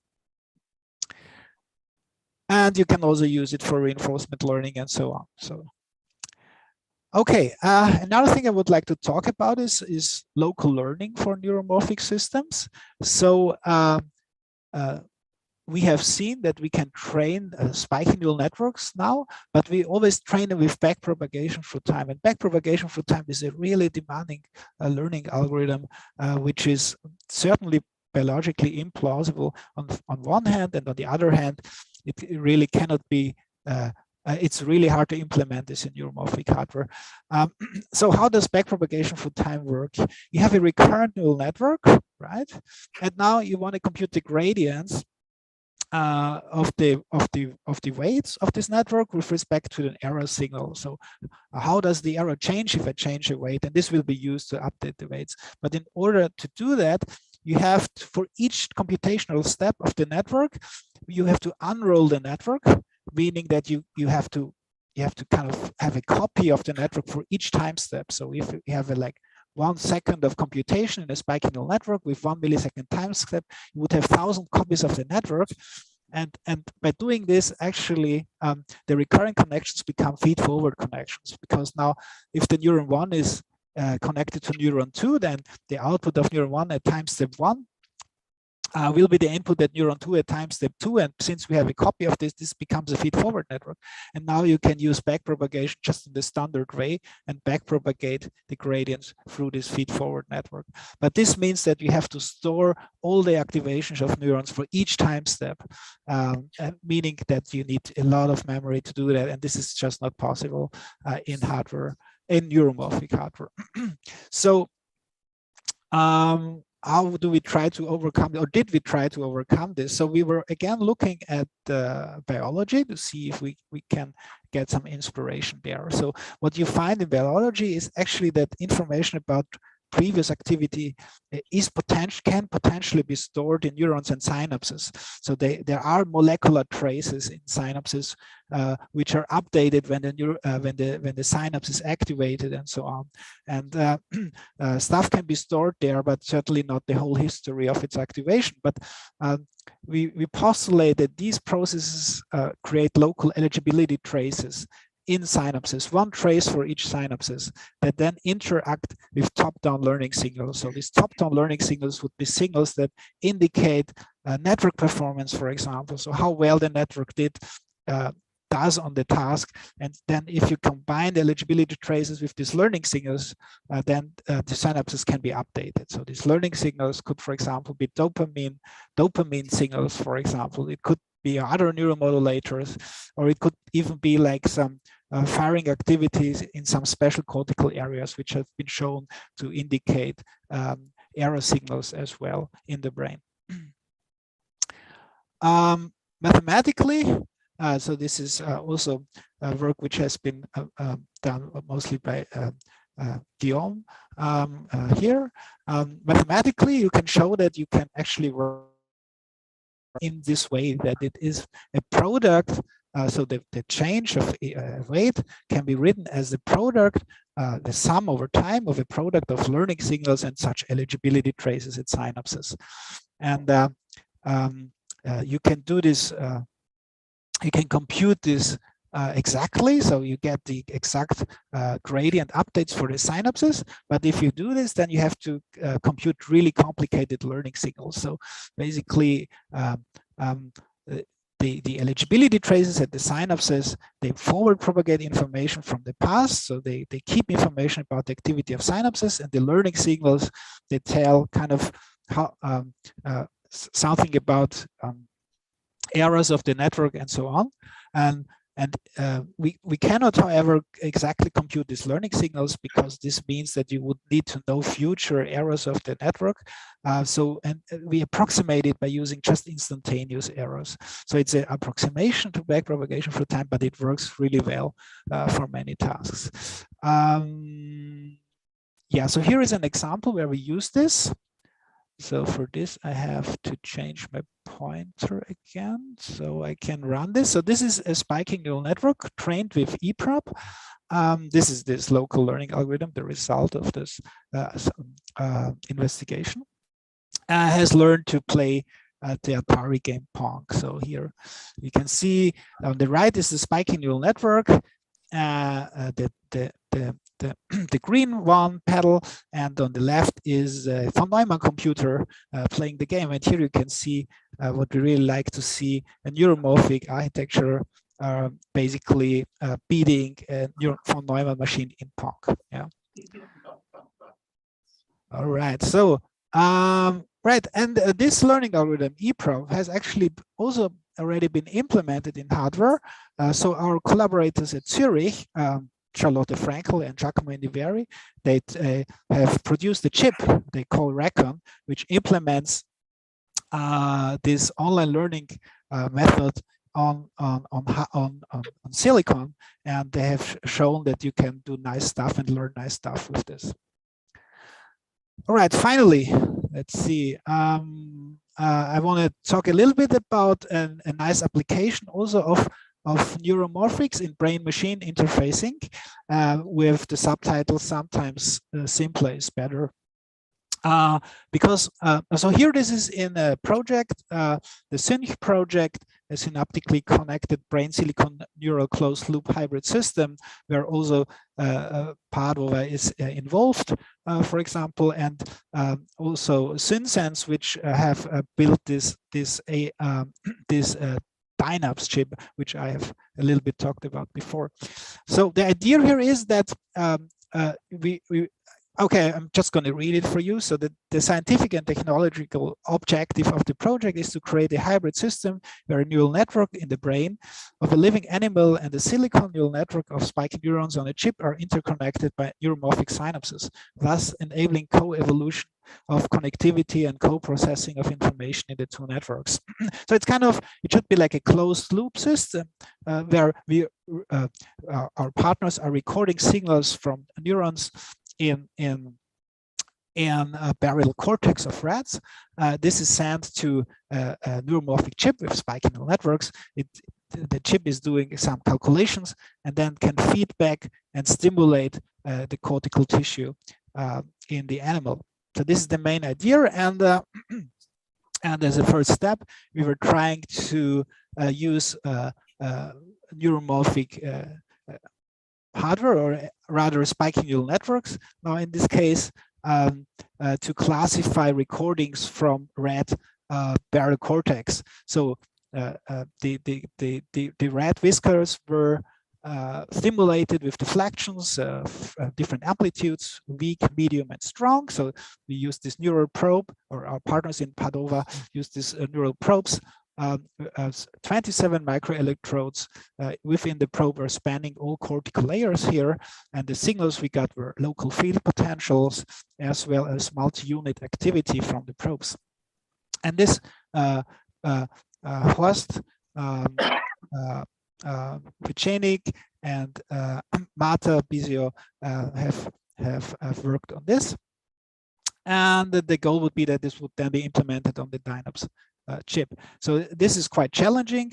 First of all, the training sets are very small, so just a few dozens of examples per simulation intensity. We have highly variable responses. The responses also depend strongly on the cortical state, like whether it is in an up-down state or up or down state, and we have these hardware constraints of the hardware. So what we found here actually is that we use spiking neural networks, that they perform actually quite well and better than many other artificial or machine learning techniques. But really surprising is a very simple neural network performs best, which is a so-called liquid state machine. So this is a spiking neural network, but the neurons are randomly connected. We don't train the connections within this network. We just train the connections to these output neurons, these readout neurons. This is a liquid state machine. That's how it was called. And this is obviously very well suited for neuromorphics because they don't need a complicated learning algorithm here. You just need a quite simple learning algorithm for the readout weights, right? But it turns out that this liquid state machine, in terms of performance, classification performance, outperforms, for example, random forests, LSTMs, or even spiking neural networks, which are trained with backpropagation through time. So all these fancy algorithms I've talked before, you don't need them in this case, potentially because, I mean, we believe it's simply also because we have very small training sets, and there, of course, we have overfitting problems, so simpler is better in this case. Conclusions. So I hope I have convinced you we have a need for energy efficient machine learning systems, and neuromorphic computing is one promising solution. We can add to this, of course, novel computing substrates like memristos, as we've seen in the previous talks, and maybe also optics. We have shown that temporal computing capabilities of SNNs can be drastically improved if you use other, slow timescales and memories in neurons and synapses. What we get are biologically oriented models which perform close to state-of-the-art artificial network models in machine learning. So that's it. Thank you very much. I want to thank the funding and all contributors. Okay, thank you very much for the very interesting talk. We have time for question and answering.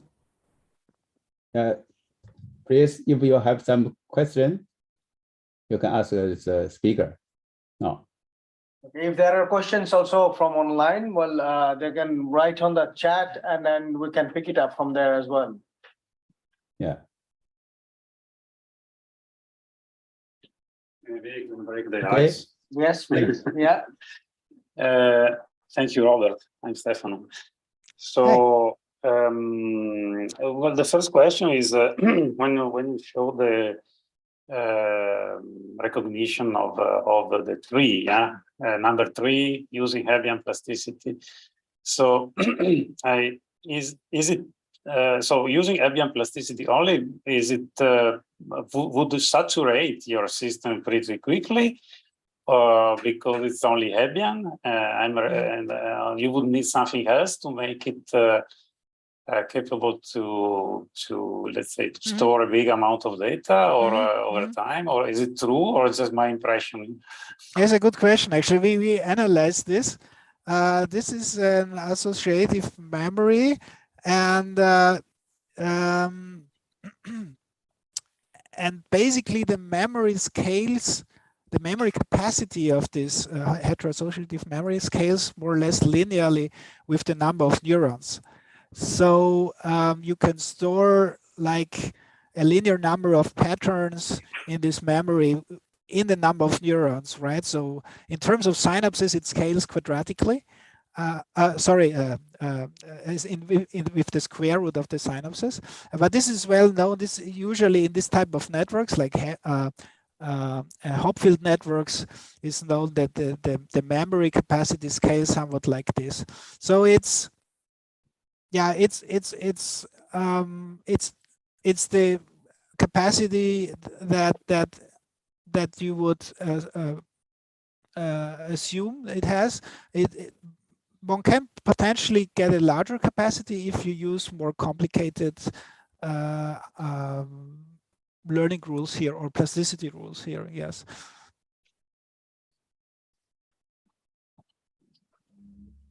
Questions? Other questions from the audience? Yeah.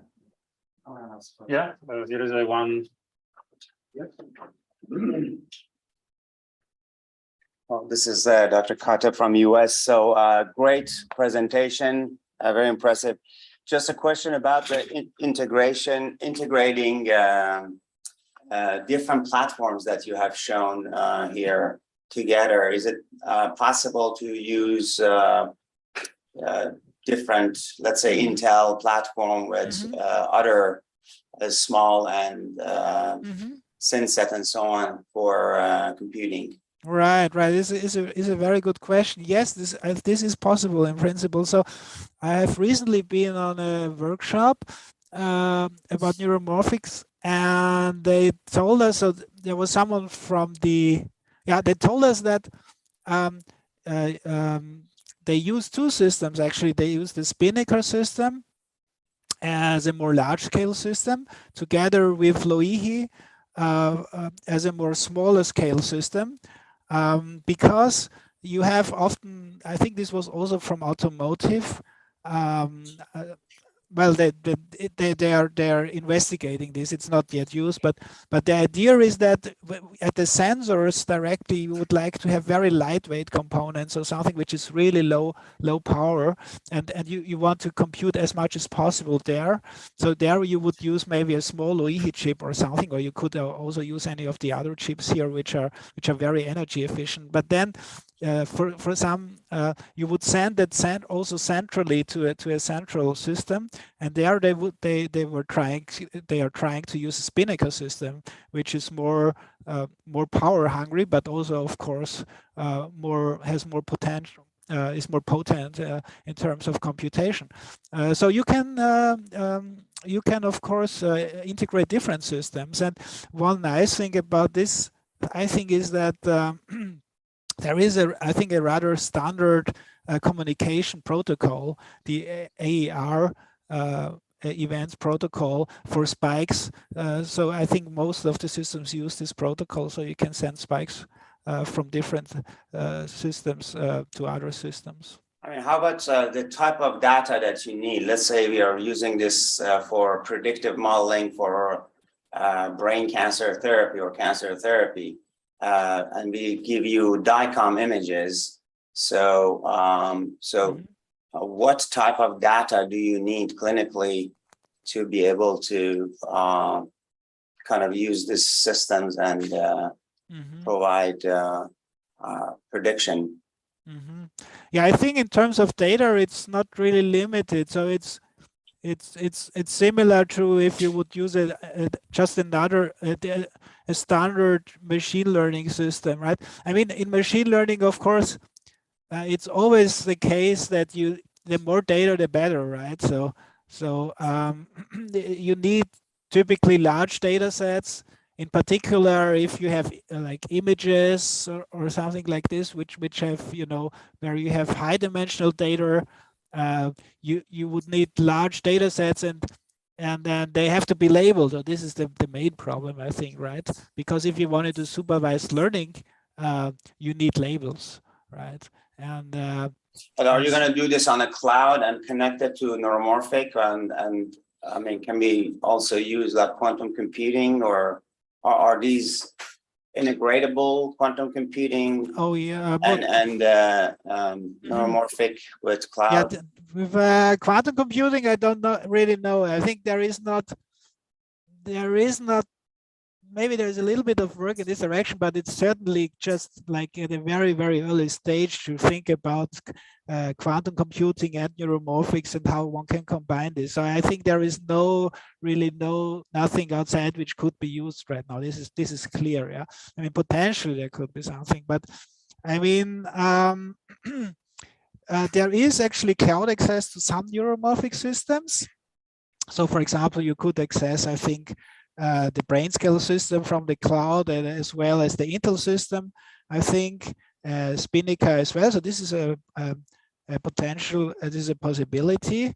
I mean, in the end, if you like, when you think about what these systems are best at, I think low power, like online computation, I think the goal would, in the end, would be that you have really a system like at the site of where you have your sensors simply. So where you have your imaging and use it there.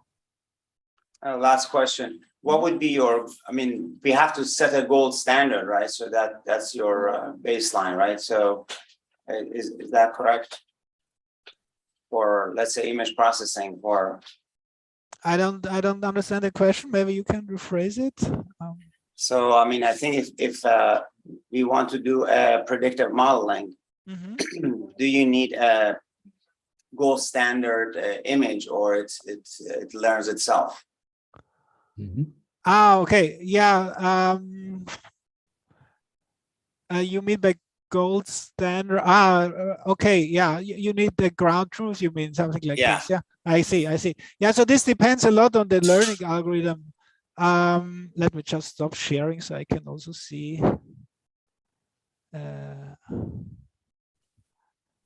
faces and stuff. So yes, hi. I can see you. Yes, so this depends on the learning algorithm. Usually, of course, if you do supervised training, you need the ground truth. But there are like possibilities that one can at least reduce the supervision, combine it with unsupervised learning and stuff like this. In principle, this can all be implemented on neuromorphic hardware as well. There are techniques for this, but it very much depends on really on the application, what you want to do, right? Yeah. Thank you. Okay. Great talk. Thank you. Thanks. Okay. Hi, Robert. I think I'm Stefano. Yeah. Hi, Stefano. So I think we have to stop questions because the coffee break, we are already late due to the reshuffling of the schedules. And we have to go to the coffee break now. So thank you very much. Okay. It was very, very good talk. Okay. I just leave the floor to Professor Zonja for the last words, but we have to really run to the coffee break. Of course, this is very important now. Yeah. Thank you very much. Thank you for the invitation. Thank you very much again for the excellent talk. Yeah. Hope everyone enjoy very much. Yeah. Thank you. Thank you. Goodbye. Bye. Bye. What the virtual attendees? Well, sorry that you are missing out the beautiful coffee, Italian coffee, and the cookies that are out there. Please, well, help yourself. See you shortly in half an hour. So our next keynote is probably going to start slightly late. I mean, the next keynote talk as the program plan. The time? We probably need to let Sylvester chair know that we're starting slightly late. He's not connected. He's not connected. So okay. If you give me the Claudia, I'm not connected. Should we give me the link again? I haven't sent to him by email. You sent it. Yeah. So he has received it by email, but just quickly write him that one. It might be slightly late. Just to understand the schedule for today. You have the lunch break starting a little bit sooner than 1 p.m. with the talks. Okay, great. Where's the coffee? Is the coffee break downstairs? Downstairs, yes. Just I will come in a moment, but it's just outside the door, and you just in front the building in front of it. Basically. In the building. In I front. think that was it was a wrong Zoom links which were pasted in the program. Maybe it seems like, But Hongzhu has now corrected it. Yeah. So now now it is working. So all the links should be fine, right? Yeah. Okay. These are been fixed. Okay. But that's okay. Actually, we were testing different links. Yeah. So one set of link did not work, so we had discarded that a few days ago. But unfortunately, those links remained in the document. But that's okay. Now it has been fixed. Thank you for sharing your.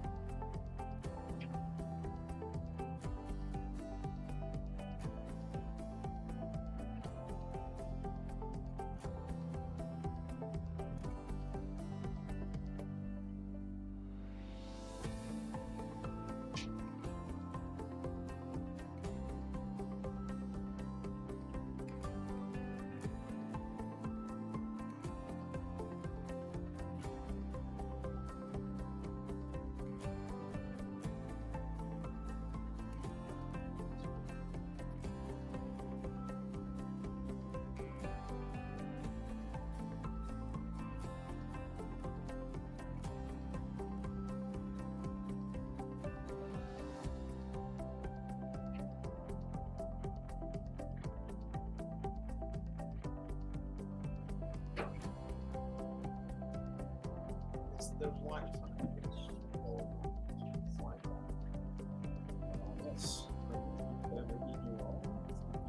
That's yours, yeah, of course it was. Yeah, just.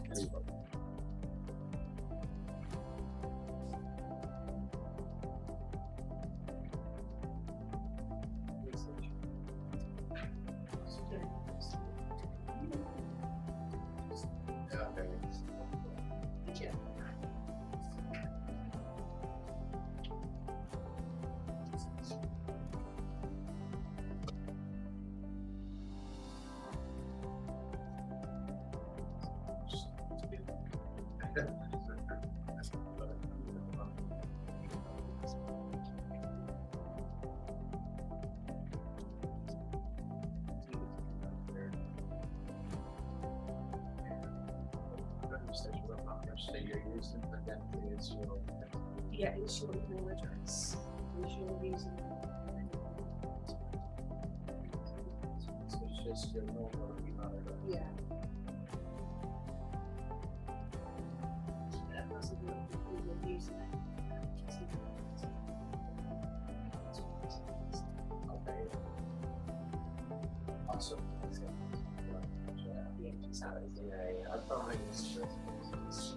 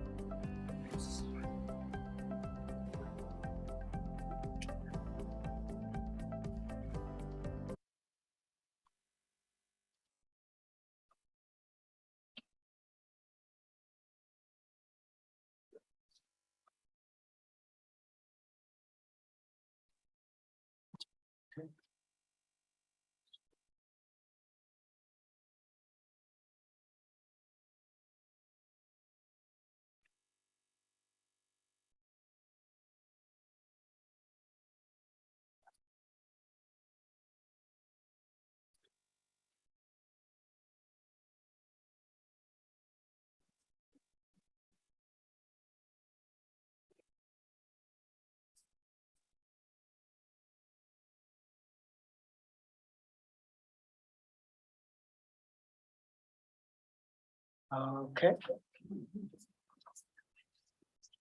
I think that now met co-host, so and share. I'm unmuted. I'm going to switch off your sound as well. No, yeah, exactly. Thank you. All right. Okay, Professor Michera, can you please try sharing your screen now, please? Yes, good morning, everybody, first of all. Thanks for being with me. Can you see them? Thank you. Yes, so you all can see that. Very clear. Okay, so Okay. yeah, we are the fourth keynote session, which will be chaired by Professor Stefano Vassanelli. Hi, Silvestro. Oh, Nice to meet you again. my And nice pleasure. Thanks a lot. thank you very much for accepting to be with us. So I will be very brief with my introducing Silvestro. So when you, let's say, hearing about prosthetic ends, one of the first names that comes to your mind is Silvestro Michera. So he's a leading expert worldwide about neuroprosthetics, and particularly with the peripheral nervous system. And he's based at Sant'Anna, Scuola Superiore Sant'Anna in Pisa, Italy, but also at EPFL in Switzerland, Lausanne. And so he's basically switching between the two places in his activity, in his research. So I won't go through all the bio sketches that you can read in the website. So just I'm giving the floor. And thanks again for being with us. Yeah. Thanks a lot for inviting me, and hello again, everybody. So what I'm going to tell you is a fraction of the activities we are working on in my two labs in the framework of neuroprosthetics, neurobionics, whatever you want to call it. So the idea is to become the bridge between basic science, and in particular neuroscience, and the clinical trial. So what we try to do is to be intrinsically translational, trying to speed up the transfer to clinical trials of discoveries happening in different fields, in particular, again, neuroscience. And we do that with the idea, this is our philosophy, if you want, to try to build all the blocks. So we are among the few groups in the world trying to develop all the small building blocks, implantable devices, models, algorithms, and the system integration to bring everything to clinical practice. In particular, for example, we've been working— We developed an engineering framework that allows the— I have to remove here it is. So we've been working for more than 10 years with my friend and colleague Grégoire Courtine at the PFL to address all the questions you can read on the left to help him optimizing the stimulation of the spinal cord to restore locomotion in people paralyzed after spinal cord injury. On the other, completely other side, what we are trying to do is to understand whether it is possible. This is a work, for example, that Giulia Dominigiani in my lab in Geneva is working on, to control more than 2 arms. So it is possible really to have robotic augmentation that controls supernumerary arms, 3, 4 arms simultaneously. So that's also something we are working on.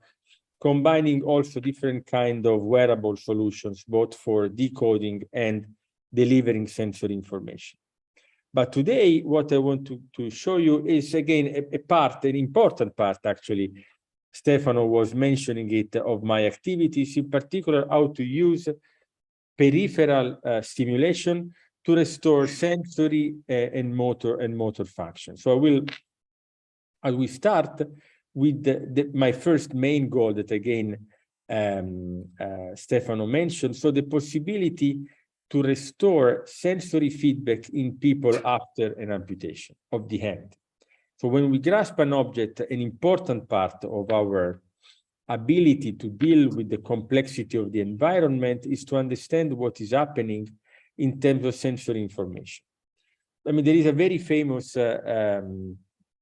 video that Roland Johansson, one of the pioneers in the field of understanding sensory processing at the peripheral level, is used to show, is about the effect of removing proprioceptive information. So if for any reason you anesthetize, for example, a patient, and the patient is not able to have a healthy subject, information about the moving of the fingers, then even lighting a match becomes extremely difficult, almost impossible. So sensory informations are crucial.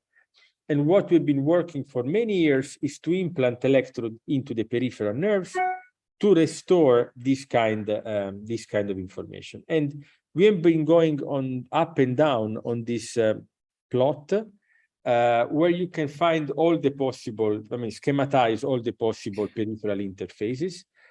And in particular, they can all be characterized by the level of invasiveness, how much damage you're generating in the nerve, and the selectivity.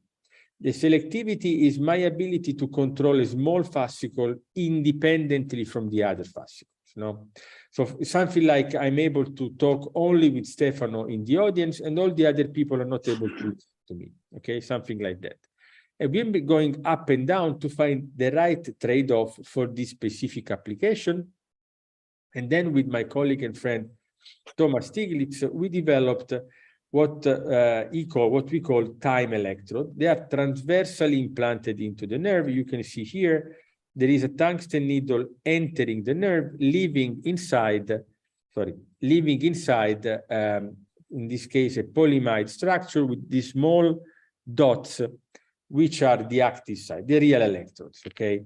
We've been testing this in small animals, showing that there is a big advantage in terms of selectivity with an invasiveness, which is, if you want, reasonable, but we can discuss later if you want.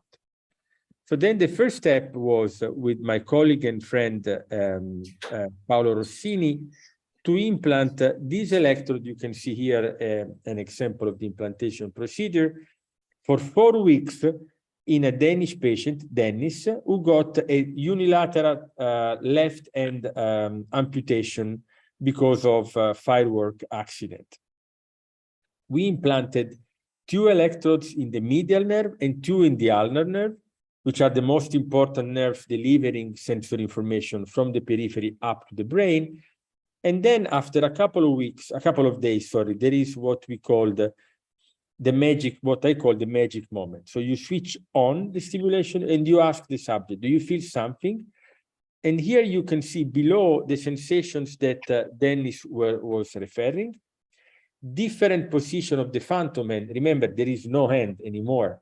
So what we are doing is to give tricks to the brain. And the brain believes that there are different stimuli, mechanical stimuli at different position of the finger and the hand.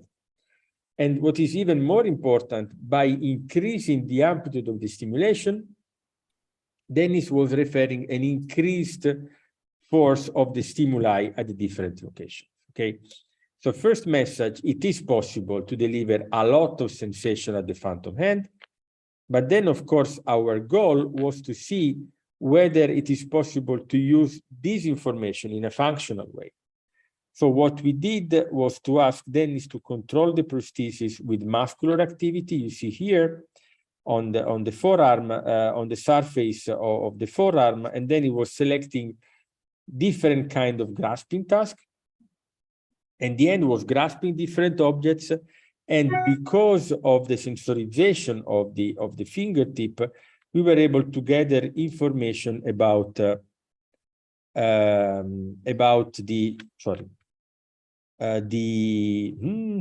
I'm trying to remove the chat.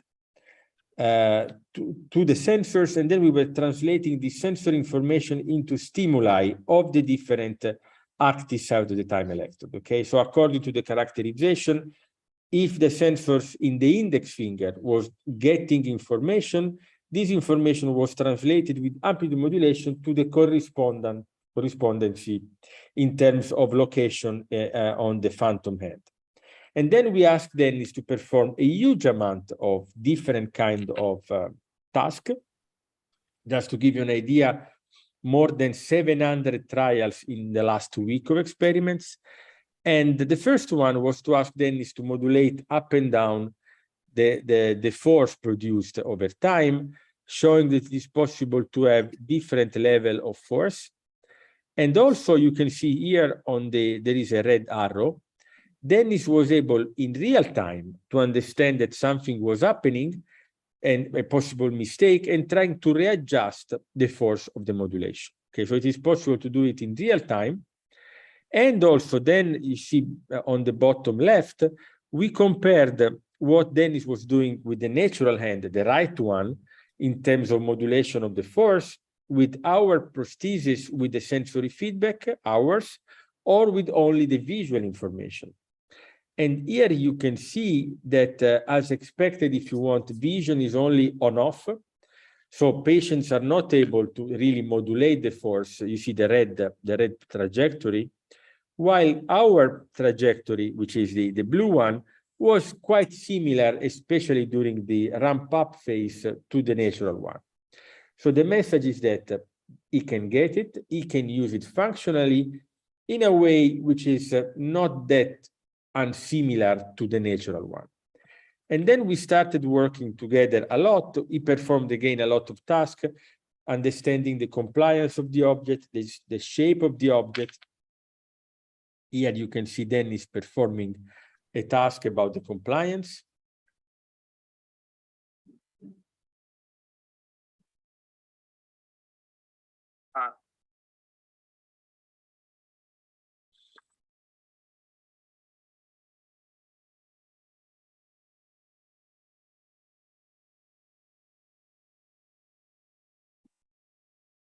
And what was really interesting was that it was not using the final offset of the force. If you look here, for example, the comparison between a spherical object and a cylinder, the final force between the two fingers is pretty simple, it's pretty similar.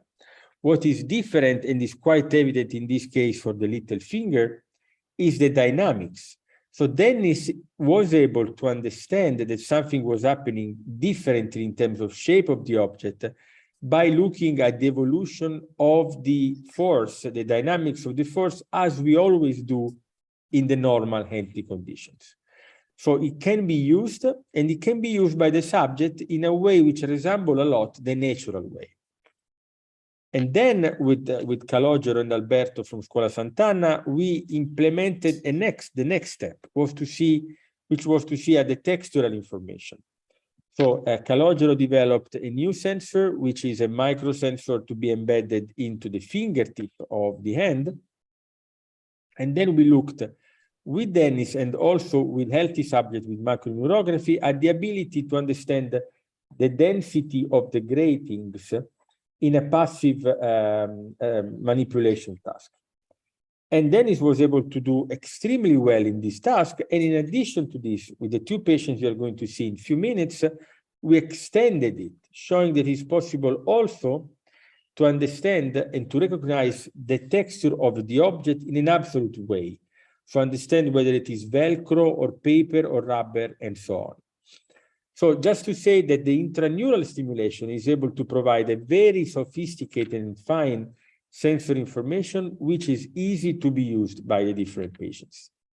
And then the next step was, of course, to go from one patient for 1 month to 3 patients with up to 6 months. You see here, Fernando, Armerina, and Loretana, they play with us for up to 6 months few years ago. In a nutshell, the message is that we were able to confirm and extend all the results we achieved with Fernando. In particular, two interesting things. First, the remarkable robustness and stability of the implants. In the last patient, Loredana, after 6 months, more than 80% of the electrode were still working with a remarkable electrical stability.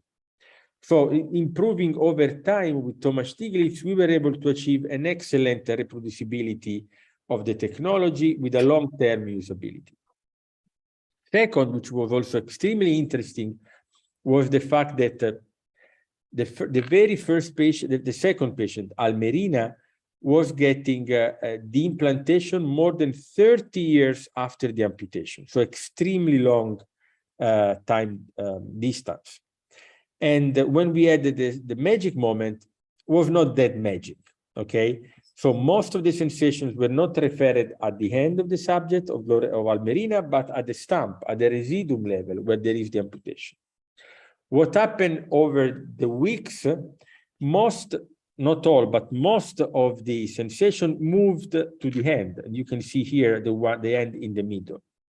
So it is possible for the subject to relearn the sensation in some way, showing that it is possible to use this kind of technology. Even 30 years is only one case, but encouraging after the amputation.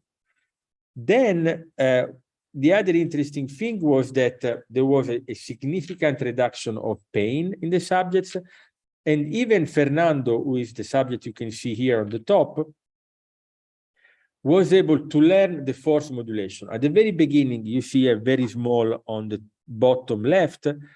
Fernando, which is the orange plot, was doing extremely badly, very bad, the performance of Fernando in the force modulation of force we saw before with Dennis. Why? Because he had a huge phantom limb pain, which obliged us to have a very small dynamics of the stimulation we could use. Over time, Fernando got a reduction of phantom limb pain and an improvement of the performance. This is really interesting because it shows that whatever is the condition, including a huge phantom limb pain, which is unfortunately not uncommon in these patients, we can use successfully our technology. Just two quick videos. This is Fernando using what Marco Controzzi developed, which is called the virtual egg test. In particular, the idea is to use a modified box, which is in some way mimicking an egg. There is a small spring inside, and if you squeeze it too much, the spring is going to break. And Fernando used it, and all the other subjects, as a test. We're going to talk about it in 1 second, to show that the advantage of the sensory feedback is also that there is a more delicate control of the hand. And then we put everything in a backpack, not yet implanted, but portable. And the 3 subjects were going around Rome with the system, using it in real time, showing again the robustness of our approach. Then, next step. In general, people like me tend to talk a lot about touch, but not much about proprioception, position, feedback. Why? Because peripheral stimulation and also cortical in some way is not able to restore it naturally. So it's very rare that the subject say, okay, when you stimulate the channel 42, I get information about the movement of my index finger, okay? But as I said at the very beginning, proprioception is indeed extremely important. So what we did with Alberto and a former student of mine now, Edoardo Danna, who is working in a startup company in US, we developed a remapped approach. So the idea was to have the natural touch that I show you so far before, and then take another channel which was referred to a useless information, something on the wrist, something on the stump, paresthesia, and then we train very quickly the subject to link the stimulation at that specific spot to the position, opening and closing of the fingers, okay? So it was not natural, it was a remapped sensation. And then the question was, first, is the subject able to use it successfully? So we asked two of them, Almerina and Loretana, to test, again, always acoustically and visually isolated, the size of the object, you see, with the green boxes. And they were quite good in doing it.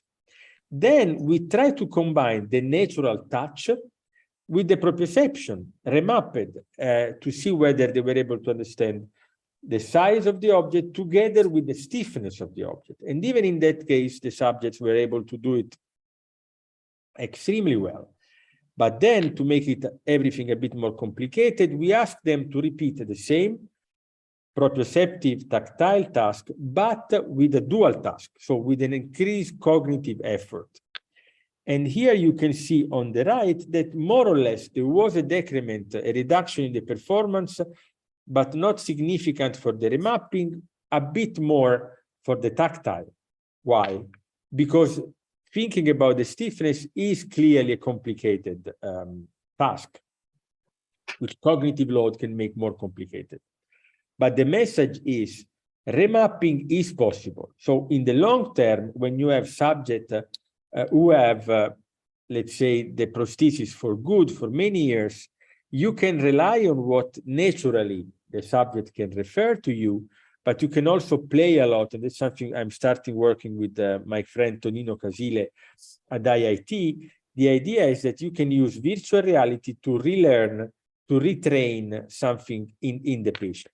Okay, this is also important in the long term. Next, what I told you at the beginning is that we were using amplitude modulation in the stimulation, which is really not the way we work. We use frequency modulation. So a few years ago, my colleague Sliman Benzmaya from Chicago developed a wonderful model published in PNAS showing how you can use stimuli at different position of the fingertip to generate the right biomimetic frequency modulation of the connected to the different natural sensors, the slowly and fast adaptive receptors in the fingertip. So we use this and we implemented it to compare in one subject what is the difference between amplitude modulation, the one we used before, frequency biomimetic, the one done by Sliman, and two combinations more or less similar conceptually of the two of them. Okay, and with Alberto and Giacomo Valle, who is now going to Sliman Benzmaya lab in the next weeks, we tested this with a subject. And the interesting result was that only the combination of amplitude and frequency biomimetic is able to provide an improvement in the performance of the subject with the virtual egg test that I showed you before, you see above, an increase in the naturalness of the sensation. The sensation is felt more natural and similar to the natural one in the other end by the subject, and an increased embodiment by the subject. So just to say that we are just scratching the cover, and probably in the next future we should do more in terms of delivering more sophisticated neuromodulation approaches. Next, just a curiosity, there are a lot of people working on non-invasive sensory feedback. I mean, clearly some of the things I showed you before cannot be done with non-invasive solution. Think about textural discrimination. It will be very complicated. But what happened about the force control? There is really a big advantage if you go invasive. So we made a very preliminary test, which I want to show you just to give you an idea of the direction where we are going to go in the next future. And what you can see just in the middle is that there is really no difference, even a bit better maybe, between invasive and non-invasive in normal condition for the virtual egg test. But when you ask a subject to perform an additional cognitive task, then you get a significant advantage. Then the invasive one becomes better or not modified with respect to the other one. So that's really interesting, and it shows where we should test the difference in real life conditions. And this is what we are going to do. Next year, we will have 2 subjects implanted together with IIT, with their wonderful Hannes hand, and new sensors developed by Benjamin T in Singapore. We are going to have 2 subjects getting this technology, intraneural electrode, the new Hannes hand with 4 degrees of freedom, the new sensor by Benjamin, delivered at home for good. So the idea is that we will have this subject testing the technology as long as possible, very likely, let's say in 9 months from now. But in parallel, what we are doing is to use the same approach also for legs. In particular, with Federica, we are now working on, we've been working a lot on the decoding using muscular signals with quite interesting results. And with Stanisha and Francesco, we developed clinical trials doing the same approach I showed you before, but this time for leg amputees, for transfemoral above the knee amputation. You can see here using a sensorized sole, which was getting ground reaction force information, and then use the information for stimulating, you see here with a time electrode, the sciatic nerve of these patients. So very first interesting result, Stani was able to optimize the surgical procedure. And here you can see the huge amount of sensor information at the referred feet we were able to achieve. Very nice in terms of number of sensations, but also extremely interesting in terms of clinical results. In particular, the patients were able to have an improvement in confidence while walking, walking speed, the reduction of metabolic consumption, increased embodiment. So a lot of very nice clinical achievements, which brought us, and a lot of pain reduction as well. So for this reason, we now created a startup company, Sensors, which are going to commercialize this approach, starting exactly from leg prosthesis. But we are also moving to other applications. So moving from touch for amputees, for example, with Diego Ghezzi and 2 students of mine, Simone and Daniela, we are using the same technology for stimulating the optic nerve for sight restoration in blind people.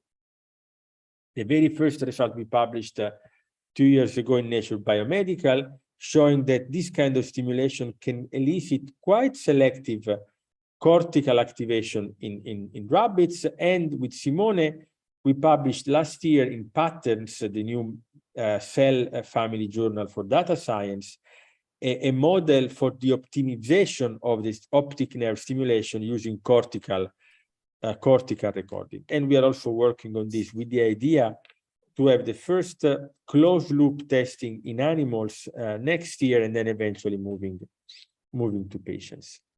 Another large field of application of peripheral stimulation is what is called electroceutical or bioelectronic medicine. The idea is to stimulate not the sensory motor nerves like the medial or the sciatic, but all the autonomic nerves, which are the internal nerves connecting internal organs with the central nervous system. This is really interesting because you can address a lot of different kinds of issues like diabetes, hypertension, infertility, and osteoporosis, even cancer. So it's potentially extremely interesting. Very briefly, going to the conclusion, I'm going to show you 2 potential applications.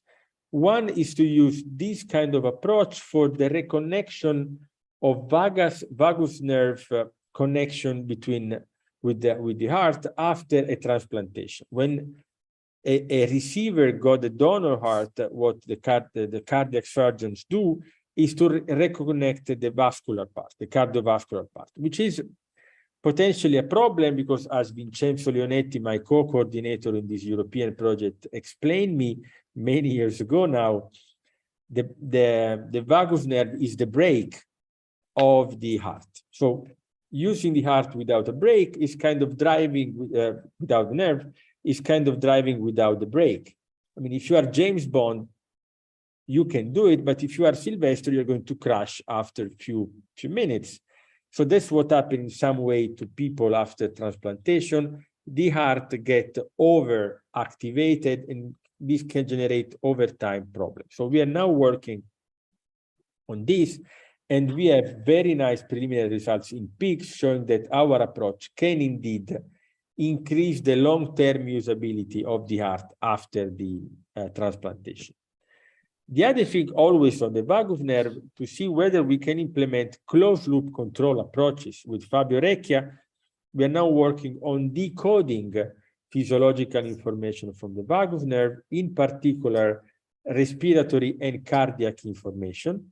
And we recently published a paper in JNE last year showing that indeed it is possible to make good decodings, but that the way, the position of the implantation in the vagus nerve, you see here with these two colors, can have a huge difference, meaning that what we are now working are approaches to improve, optimize the implantation procedure to identify the best way, the best location of the implantation. Again, to close the loop. So this is the decoding part, extracting the information, but we are also working on the stimulation of the vagus nerve. And here again, we can start looking at the advantage of intraneural stimulation in terms of selectivity and richness of the modulation you can achieve of cardiac heart activity. So the next step will be really to make a closed loop, so modulating the vagus nerve stimulation according to the information we are gathering from the neural signals in terms of physiological conditions. The last thing I want to show you is the last possibility. So not only sensors, not autonomic, motor. So what happens when you implant the electrodes in the medial nerve, and in this case, the radial nerve, not for delivering sensory stimuli, but for stimulating the muscles to have the movement of the different fingers. We tested it with Marion, Elena, and many other students in monkeys in Fribourg for the past 4 years. And in particular, the first step, as I said, was to have modeling. Models of the hybrid models, so FEM plus biophysical models, can be used to understand where to implant a different level of the medial nerve, for example, and the geometry of the nerve, of the electrode, in order to optimize the recruitment curve. So it is possible to have good performance changing the size, the geometry of the electrode, and the location of the stimulation in terms of location on the nerve. So we worked a lot on modeling, and then we perform this test. So we implanted intramuscular electrode in a big number of nerves for extension and flexion of the hand. And then we stimulated, we implanted the optimized time electrode, and then we stimulated with small twitches in order to see the recruitment curve. It is possible to recruit different muscles in a selective and independent way. And the answer was remarkably interesting. We were able to achieve excellent control of all the different fingers and of the wrist, both for flexion and extension. Okay, so first message, by implanting only 2 electrodes in the medial and radial nerve above the elbow, you can control independently all the different fingers of the animal in an anesthetic during the anesthetic experiments. Then we work with the animals in order to see whether it is possible to control the stimulation to achieve the different grasping tasks and to modulate the force. To make the story short, indeed, it was possible to do that. The animals were able to have the control of a remarkable number of different grasping tasks, spherical object, palmar, lateral, pinch, and so on. But what was really interesting was that we were able to show that there was a reduction of fatigue, which is a quite common problem in animal models and in humans as well, because intrinsically we are stimulating in a reverse order the fibers and the muscles, and this generates an increased fatigue. Using intramuscular stimulation, you can reduce this effect, and the subject, the monkeys in this case, can use the stimulation for longer period of time.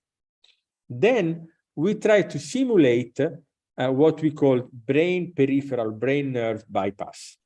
So as for now, the animal were kind of puppets of our stimulation, but it is possible to have the animal controlling the stimulation voluntarily using brain activity. So this is what we did. We implanted electrode in one monkey, in Olena, and we injected lidocaine in the radial nerve for a short term, only few hours paralysis, trying to simulate a deficit in the animal. And here you can see the results. You will see in 1 second Olena performing a pulling task with no paralysis of the radial nerve. And of course, she is able to do it perfectly. Okay. Then you're going to see the animal performing the same task when there is a shorter paralysis. And you see, sometimes she's able to do it, but let's say because she wants to get the reward, but she was failing a lot. While with our stimulation, she was able to control with her own cortical activation the stimulation of the peripheral nerve, reachieving extremely good, close to baseline performance. So it is not only, quote unquote, possible to control the fingers like a puppet, but the animal can make the brain control of her own muscular activation through the intraneural control.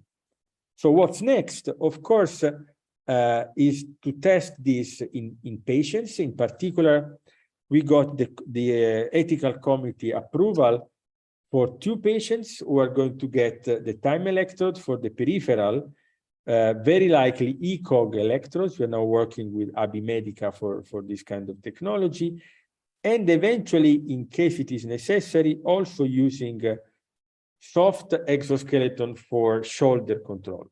Tommaso Proietti, who was working with Connor Walsh in Harvard, developed this technology and is now working since April this year in my lab. So the idea is that very quickly we are going to move this application to the clinical testing, I would say, hopefully in 6 months from now, to see whether in a real clinical condition with real patients, we are able to achieve the same remarkable results we obtain with the monkeys, and I showed you before. Just to conclude, I hope that I convince you that intraneural stimulation can be a very interesting tool to restore different kinds of neural functions. In particular, what we are going to do is to test at home with patients for good the bionic limbs, in particular the hand, and in few years also the leg prosthesis. We are going to validate a bit more in animal models the optic nerve stimulation, and also to see whether we can restore sensation, autonomic function for electroceutical applications. And if you want, just to show more and more what one of my mentors, Tom Mortimer from Case Western, is now emeritus there. He passed 80 years old a few months ago. What Tom told me many years ago, that if you can play with the nervous system, you have unlimited possibilities. And with this, I want to thank all my collaborators within the PFL, Scuola Sant'Anna, Università Cattolica, University of Fribourg, ETH, University of Washington, University of Freiburg, and then all the funding, European, Switzerland, and so on, which will help me to achieve all these results. Thanks a lot for your attention. And now, of course, if you have any question, I'm here to try and answer. Thanks a lot.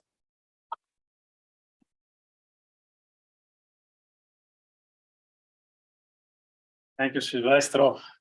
It's always amazing seeing your results. I think it's fantastic, at least for people like me working in the neural interfaces community, to see these applications so successful. Thank you. So I don't know if from the audience there are questions here or in the chat. Otherwise, I will start. Yeah, there is one question here, please. It's that.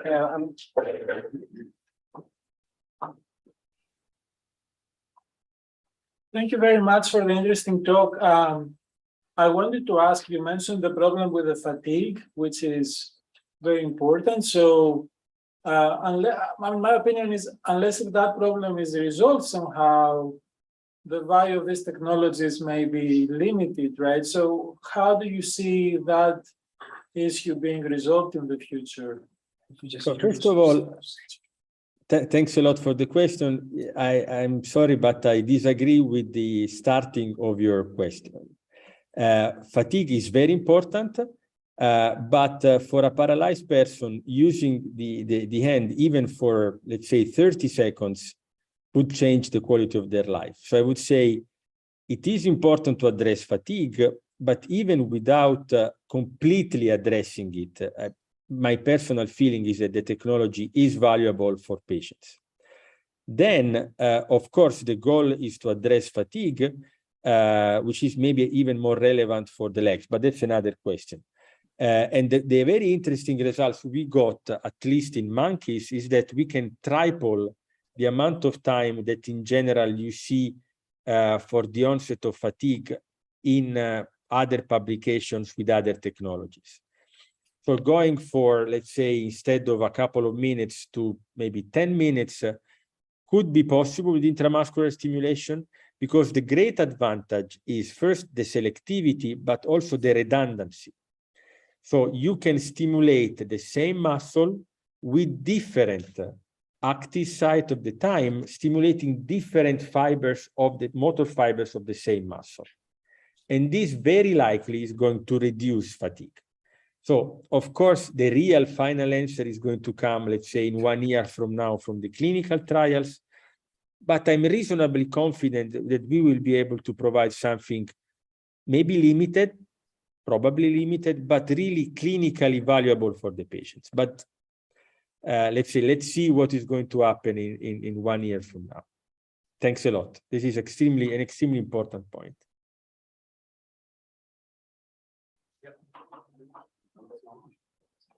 Another question coming. Yeah. So thank you very much for your talk. I was extremely impressed, especially from the experiments that you reported with a patient with an amputation for more than 30 years. And so from my limited knowledge on the field, I know that there is a lot of variability among subjects with the perception of the phantom limb. So I wanted to know from your perspective, and your experience, how much the success of neuroprothesis depends on the perception that the subjects have of their phantom limbs, and if that's the case, if you think that this perception can be trained and can help the successful implantation of neuroprothesis. Thanks a lot. Thanks. So this is also an extremely important and interesting question. Now, in general, I would say the good thing is that it works in any case. So we had patients with a lot of phantom limb pain, no phantom limb pain. After 30 years, after 2 years, even in one case with the damage of the medial nerve. It worked in all the patients. Something could be a bit better or not as good, but in general, all the performance showed that with a bit of training, more or less, all the patients, even if they are very different, they can get benefit from the technology. I mean, we have only 10 patients compiling, putting all of them together, but this is the evidence so far. Very different patients, we choose them intentionally different at the very beginning. And for all of them, it seems to work. The other interesting thing is that the patients with bad, weird conditions get benefit from the technology. So if you have a lot of phantom limb pain, using the technology, you get a reduction of the pain. If you get, let's say, limited confidence in using the prosthesis, you improve the confidence. So not only, quote unquote, it works for everybody, but in most of the patients, they get a reduction of some of the problems, clinical problems they have after the amputation. Again, we're talking about, let's say, 10 patients, dozens of patients, not 100 or thousands. So we have also always to be cautious about that. But so far, the evidence is pretty clear. There are differences, you are totally right, but notwithstanding the difference, the technology works for everybody. Thank you. Other questions from the audience? Yes, please. Another one. Yes.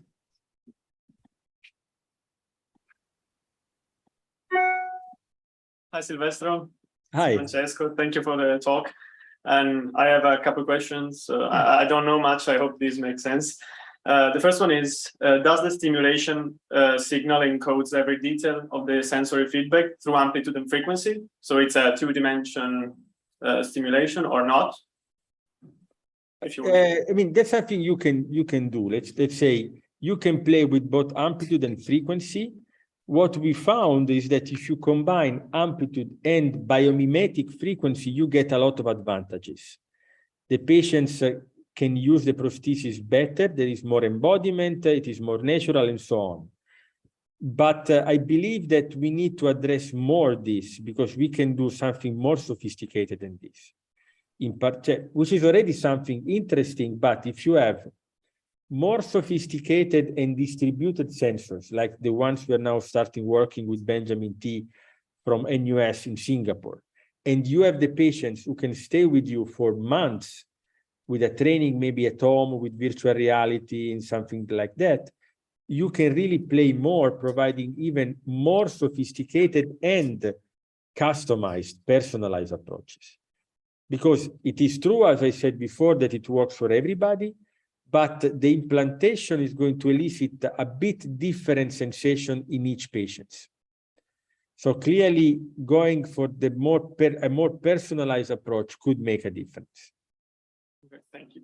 And the other one is, where does the limit lie in terms of texture difference detection? So if there's a limit, if there's a matter of the sensor that are too poorly distributed, or if maybe it's personal based on the person you are stimulating on? It's all of them. So first, clearly, you know, what I like of this project is that it's always pushing the other side to the next level.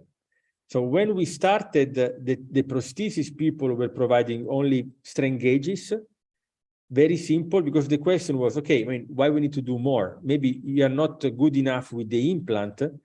Now we know that we can deliver something sophisticated, and now we are working with Benjamin, for example, for more sophisticated sensors.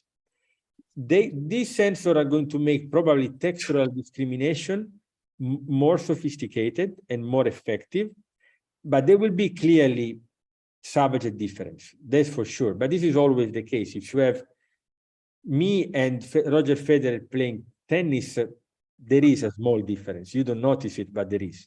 So let's say there is always, guys, why are you laughing? It's more or less true, not kidding, of course. But no, the trick is that there will be a difference among the subjects, clearly. But the more the technology, I'm expecting that the next step will be super cool sensors in the end. Then we are going to reach the limit of our ability to deliver intraneural stimulation. And to fully exploit the external sensor, we will come to new approaches for the stimulation. So clearly, it's a kind of a loop of improvement over time. But now the step is to have better sensors distributed on the end, and then we are going to see how far we can go with texture. Thank you. Thanks a lot. Okay, thanks. So another question. Do you have time, Silvestro, for questions? Yes. Okay. Almost lunchtime, but it's okay. Go ahead.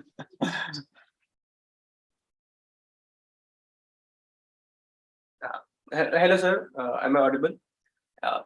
I enjoyed the talk very much. So my question is that this technology works on amputees, right? So I wanted to know if it is transferable to people that have stroke and have limited arm mobility, because the restoration of stroke is heavily reliant on moving those hands, moving those limbs. So is that transferable to stroke rehabilitation as well? That's what we hope. In principle, yes, because then you can restore the motor and the sensor information. We are going to see, but in principle, yes. So and can this be used to enhance for a healthy human, enhance movement for a healthy human being as well? In principle, yes, as well. The big problem in this case, if you go for stroke patients, the ethical committee is going to allow you to make the implant. For healthy elders who are just going, let's say, reducing the performance because of the aging, it could be complicated. So then you have to go for non-invasive solutions. But in principle, I believe that it could also help. But we need to show the evidence and the long-term usability in patients before going eventually in years from now to elders.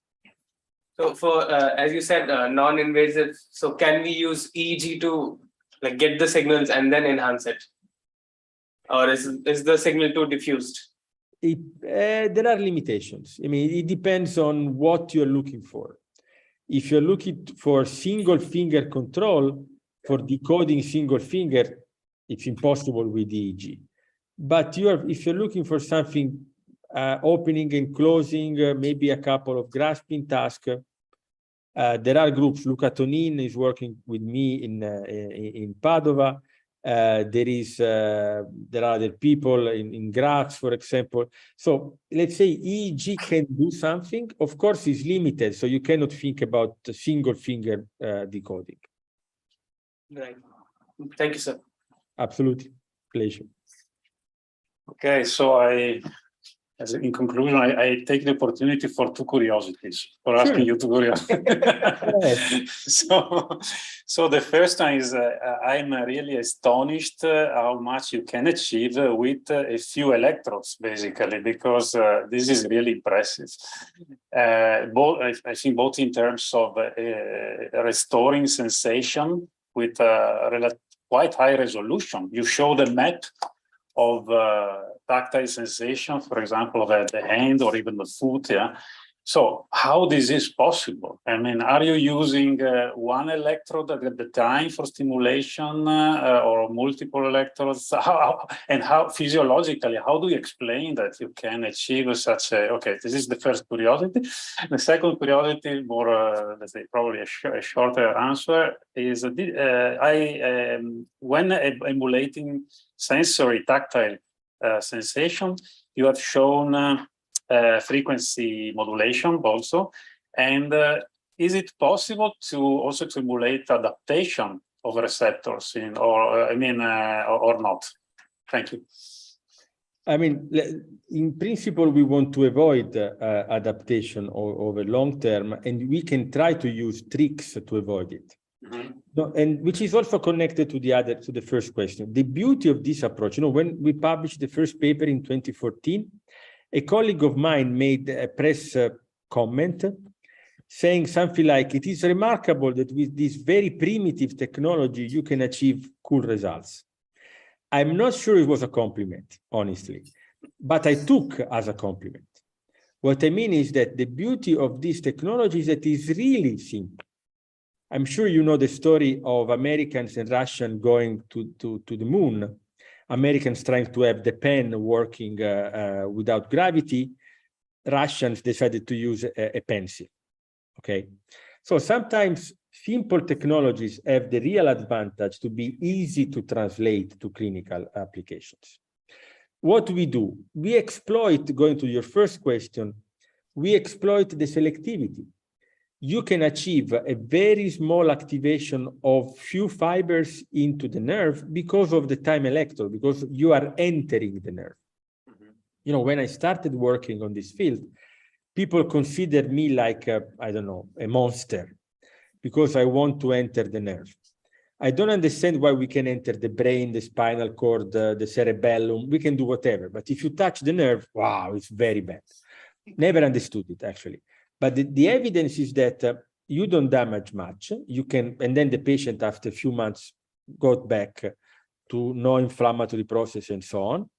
but also you have the huge advantage, sorry, that you are stimulating small fractions, and then you can achieve a very precise selective elicitation of sensation because of that.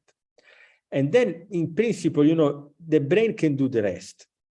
The big advantage of being peripheral is that you can inject very simple, primitive information, and then the rest of the nervous system will help you. So something like you try and see the Mona Lisa with few pieces of the puzzle. If the few pieces are reasonably good, I mean, if you are on the borders, maybe you don't get much. But if you are placed in the right way, this is what we try to do, your brain is going to reconstruct the Mona Lisa automatically. It's the same.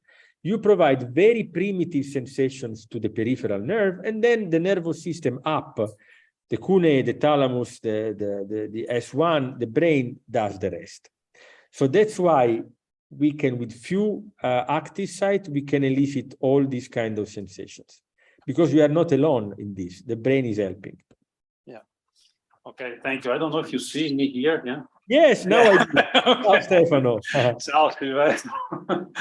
So, grazie. Thanks a lot for being Great with pleasure. us.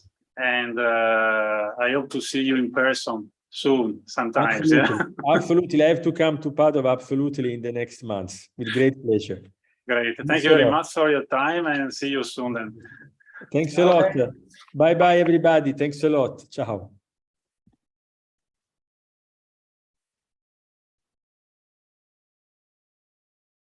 So this is something which brings us at the close of this morning session. So now we have a lunch break. So let me just very quickly go back to the program. So in the afternoon, we have a couple of sessions, actually, panel discussions. So the first panel discussion will be on, let me just read out the title. So it's going to be application of AI towards inclusiveness and personalization for students with learning disabilities and autism. So let me just check that, well, if I can show the program here as well. I have the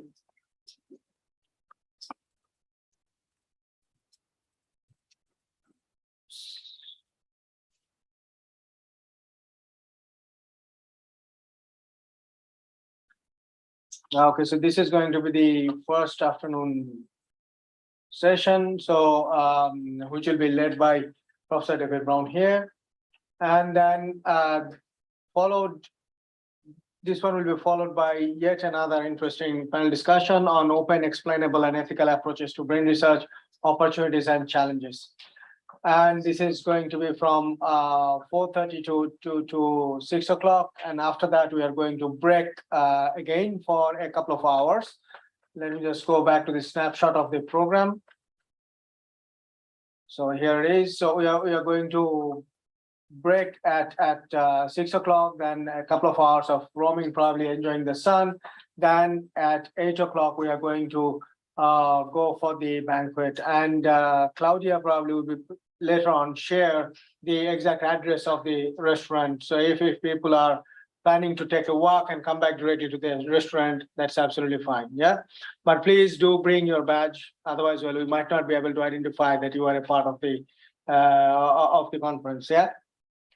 Okay, so thank you very much for with us. All those who are online, well, please do have some break, and then see you in an hour time. Okay. Okay. Thank you. Thank you. So for lunch, I mean, there are several possibilities around. So just either just work, or I will look for lunch as well somewhere. So if you want to join.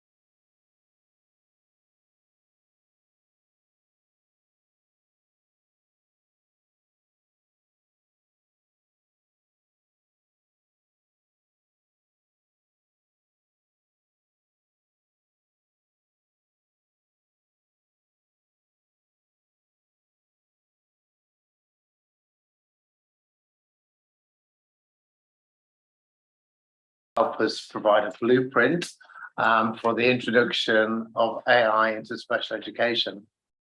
However, that would need everybody's permission to do that. If you're not comfortable with us recording the conversation, and that's absolutely fine, would you like to raise your hand? You're scratching your head. That's the old one too. That's really Well good done. timing. Okay. So it's just really to help give us guidance. So we go to various places and talk about how we can potentially use AI and machine learning to support students with learning disabilities and autism. And it's really good when we meet different types of experts here, very much technologically experts, to understand some of your viewpoints and record those and help us to understand your perspectives on this. But if you have any issues at all with that, that's absolutely fine.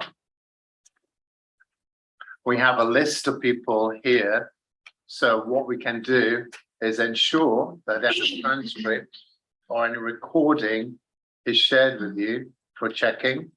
Or if you wanted anything that you said redacted, then we're absolutely, if you want to be part of it, but you say anything that you want to be redacted, what we'll do is ensure that we send any transcript to you. So this is part of the initial discussion, so please talk back to me. Does that raise any issues with anybody? Okay. Can we record all of the transcript? Yes.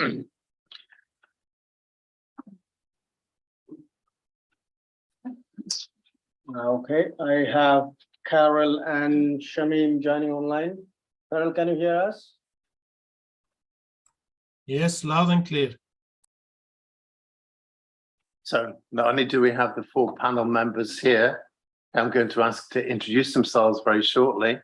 We also have 2 panel members virtually as well who couldn't unfortunately make it here to the discussion. Shamim, can you hear us? Shamim? I've just reduced that number to 5.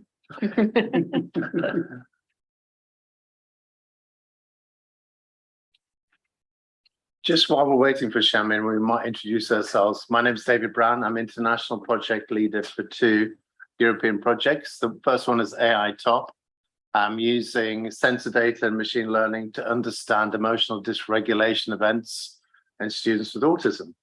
So if we can predict when these events might happen at a rumble stage, which is a very early stage, we might have time to introduce evidence-based calming interventions. And therefore, we can help the behavioral outcomes of students with autism. I also was a project lead for Mathesis, which was an adaptive learning system based on multimodal effect recognition. So I'm really interested in understanding the emotional state of learners based on things like their eye gaze, their body posture, their facial features, and using machine learning to understand their emotional states related to learning. And I'm sure some people on this panel are going to challenge me on that, but I'm interested in whether students are engaged, bored, or frustrated. And if we recognize states which are other than engagement, we have to do something. Engagement is the single best predictor of learning in the students I work with, especially students with intellectual disability. So really in adaptive learning systems, I think if you can keep students engaged and in a state of flow using sensor data and machine learning, you're going to get the best educational outcomes. That's my prime interest in using AI and machine learning in adaptive learning systems and to support the behavioral outcomes of students with intellectual disability and autism. That's my experience. And I'm going to ask the panel members now to introduce themselves. We are very multidisciplinary. We purposely, and I'm a computer scientist, by the way. We purposely introduced people from different perspectives and different academic disciplines so that we want to have a lively debate. And also, I don't want the debate just to be here. I want everybody here to join in the debate as well. I want to hear all your views. So it's not about just us having a nice chat at the front, because we know each other quite well. It'd be really nice if we could hear your views and challenges too. I'm really interested in being challenged on my ideas, because that might move forward my science. Claire. Next. Hello, everybody. I'm Claire Wood. I'm a professor of psychology at Nottingham Trent University. And psychology is quite a broad discipline, so my specialism is in developmental psychology, which refers not just to children, but it looks at how psychology changes across the lifespan. So typically developmental psychologists focus on children because development is so rapid in that stage. But it's not the only thing that we look at. So we look at the other end as well, and all the bits in between. So my particular areas of interest within that discipline, they relate to things like children's literacy. And I've always been interested in the interaction between children's literacy development and their use of technology. I'm interested in the use of technology from the psychology of education point of view. So I'm interested in how technology can enhance pedagogy, can enhance children's experiences of learning, and can unlock learning for some groups of children, which is part of my interest in this panel. It's the idea of the potential that technology has to really enable more students to engage more successfully with what they're being asked to do and to pursue their own interests. So from that point of view, another area of interest of mine is children and young people's well-being, and particularly their well-being in classroom environments. And one of the things that I've done relatively recently is I have a tool that is not anything nearly as sophisticated as anything that anybody in this room works on, but it was a tool for assessing young children's classroom-based well-being and motivation to learn, and then that links to a set of evidence-based strategies that operate either at a school level, a group level, or an individual child level to try and improve their learning environment. So that's another side that might come out in the conversation today. And the most recent thing that I work on is children's rights and children's awareness of the rights that they have, which is also relevant to some of the things that we're going to talk about today. So I'm working on a European project at the moment with a colleague at University of Sheffield, and we are in the process of developing a serious game that we're co-creating with young people, including young people and children with special educational needs and disabilities, to see if we can enhance not just their awareness of their rights, but their willingness to act on that knowledge and to protect themselves. So that's me. That's my thing. Thank you, Claire. Lauren. Hi, I'm Lauren Duke. I work in the education department of our university, so I'm emphatically not a computer scientist. Don't ask me any technical questions. But I research in the field of special educational needs and disability. I tend to view it from quite a critical perspective, informed by critical disability studies, which would pose questions like, are we trying to fix things that don't need fixed? And how do we know that things need fixed when disabled people are often telling us that they don't want to be fixed, they want a more accommodating society? So I suppose my interest in technology, it's not an intrinsic interest in technology, but it's in the lived experience of educators and learners when it is implemented in the classroom. What does that feel like? And also the ethics of what we're doing, and are we sure that the technology is having a positive effect? So yeah, that's me. Thank you, Lauren. Lovely. So hello everyone, my name is Mufti Mahmood. I am currently as an associate professor of cognitive computing at the Nottingham Trent University in the UK. So my core expertise, is in computational techniques, data analytics. So I am a graduate of University of Padua. I completed my PhD from here in 2010. So where I was very closely working, Stefano was my supervisor, my PhD supervisor. So we worked on a number of different aspects of exploring during the tactile information processing in the brain and how we can make more sense out of it from a computational perspective. Now, well, I had some training in terms of knowledge on how the brain actually processes information. Then taking from there, well, I had my interest on how can we then extend, let's say, the existing computational methods to actually answer some of those questions that are still being unanswered. And one of those is actually how can we make more intelligent systems that would allow us to, let's say, if not directly change lives, but at least facilitate the living of people with neurological disorders, including children with autism.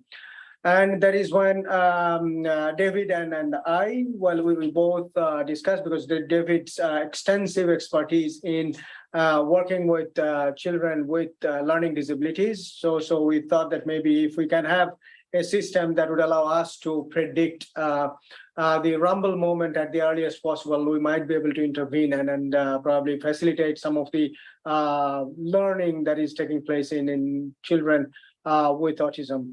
So from there, well, we both are working in the AI Talk project, and where we are, as David mentioned, aiming to develop a system to let's say, identify rumble moments at the earliest possible. Now, of course, well, we are talking about multimodal data, we are talking about artificial intelligence techniques and all these things. So within that particular context, this particular panel discussion is going to be very important in really trying to understand that what are the key challenges, key aspects, and how can we probably take this input from this audience here and implement in the development process of our system. So that's me. Thank you. Thank you, Mufti. So we're going to Carl online. Hi, Carl. Good afternoon, everybody there in Padova, Italy. So my name is Karel van Isaker. I am the founder of FinScale. We're a Belgian company. I've been working since 2006, if I'm not mistaken, with Professor David Brown, and lately also with Mufti. My expertise and interest field has been a lot to various aspects of inclusion of people with disabilities in society, in employability, and etc. But lately, I'm also having a lot of interest in how artificial intelligence could, for example, enhance rehabilitation of people with disabilities. It's a discussion that I've already been having with the colleagues from NTU, especially with Mufti and with Professor David Brown. So I'm looking forward to this panel discussion to hear some additional novelties. So that's it on my behalf. Thank you. Thank you, Carl. Do we have Shamin online, or is that a technical? Shamin, can you hear us now?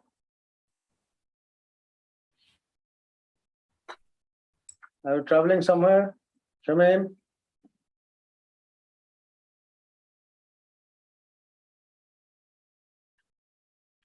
Okay, might have some technical issues. Probably let's go ahead, and then once Shamin comes, he will introduce himself. Maybe. Okay, so we're going to start off. So these are indicative questions, not an exhaustive list. And as somebody pointed out before to me, they're kind of repetitive too. So we're going to start off with, how can we use AI to support students with autism in terms of challenges and opportunities? Who would like to start off on that one? No, you want me to start? And do you see that, the way that they stitched me up there? It's like everybody. I'm going to swap the order around. Oh, and yeah. then each question I'm going to ask the audience too. That's okay. Like I say, I think from my point of view, there's some. I'm interested in this in terms of opportunities. I think that there's a real opportunity to enable individuals with autism, individuals with learning disabilities, to create a learning environment that is one that they are in control of, and it's one that can support their learning needs in that moment and in that situation. So some of the work that David does, for example, which is about monitoring their engagement, monitoring their behavior, adjusting the learning task according, in line with responses to that. That kind of interests me a little bit in relation to that. I think for me, that's just the tip of the iceberg as a psychologist, because for me, learning isn't just about getting information in there. That's, it's got such a narrow thing. So it's the one thing that we learned from looking at children's wellbeing in the classroom is that there is such an immense connection between their engagement from a wellbeing perspective in what they're doing, what they're learning, and their academic attainment and their progress in whatever that learning activity may be. So for me, the gauntlet I'm going to throw down to people like David and yourselves is looking at things like, how can we use AI in those sort of settings, and how can we use technology to address the basic psychological needs of the learners when they're engaged in the learning process. So I'm sure there may be some of you in the room who have got a background in psychology. But there are 3 basic psychological needs that give all of us a sense of self-determination. They're picking up pens, David. I'm saying something. Thank you for picking up a pen. So one of them is autonomy. We all need to have a sense of autonomy. We all need to have that sense that we're in control of our lives in some way. So often as a psychologist, particularly when you go into certain types of learning environments, particularly in special needs settings, things are very tightly controlled, but not necessarily by the children. You know, people are making decisions for them all the time, and they're not necessarily decisions that are being made in a way that's contingent on what the children are interested in and what they're engaged in, whatever. So for me, that's the first kind of potential that I see for this sort of technology, is to create environments for learning that are responsive to that need for autonomy that will come from all sorts of different learners. The second part of basic psychological needs is sense of relatedness. In whatever you do, you need to have a sense that it connects to your identity, it connects to that sense of who you want to be and how you see yourself and how you want to connect to other people who are like you. That is incredibly important motivationally. And again, the question is, in what way can we use these sorts of technology to give that, in particular to children who have special educational needs? Because again, that aspect of their identity isn't necessarily addressed. It's something that absolutely could be addressed through all kinds of different types of technology, particularly remote access technologies and things like this. I have a colleague, Kieran Shee, well, a former colleague, Kieran Shee, who's based at the Open University, and he would use robots, where he would have a robot in a mainstream classroom and a robot in a special needs classroom. You get the kids talking and interacting with each other through the robots to try and break down their sort of senses of inclusion. But it was to give the kids in the SEND classroom a sense that they had a connection with children in classrooms that were otherwise inaccessible to them. You know, but it's the idea of thinking about not just in terms of connection with other people, but connection with, think about what they're being asked to learn. Why do they want to learn that content? What's it going to buy them by becoming competent in that? You know, so it's thinking those things through to the natural thing in order to create the maximum motivational environment for those children and to give them the greatest sense of self-determination, because that's what you get. The third part and the final part of basic psychological needs is a sense of competence. And obviously technology has got huge potential for that. Huge potential for that, because it's right back to kind of the earliest sort of models of kind of technologically mediated learning. You can set up algorithms, you can set up learning situations where the amount of information is carefully kind of controlled and is sensitive to where the child's at, whether or not the child is being successful or not successful, so that you're controlling their experiences of failure. And if you combine something like that with the sort of rumble moment type stuff that David and Mufti are looking at, that becomes quite interesting, because then you've got a situation where you can absolutely go, okay, so one of the biggest threats to self-efficacy is when you hit a challenge and you fail and you have that visceral reaction to failure.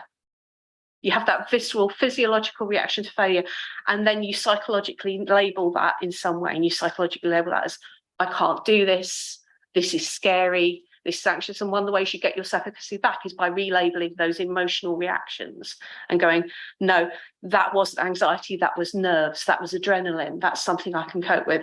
So it's the idea of being able to anticipate when those visceral reactions are starting to happen, combine that in a way so that you're actually controlling the level of challenge in the learning task, and you're using all the good science around getting the level of challenge right, but ultimately also working in a way that's going to, at the end of each session, that child's going to feel like I've achieved something, I've made progress, I can see my competence growing, because that's what drives our basic psychology needs. We need to feel competent, we need to feel in control, and we need to feel connection.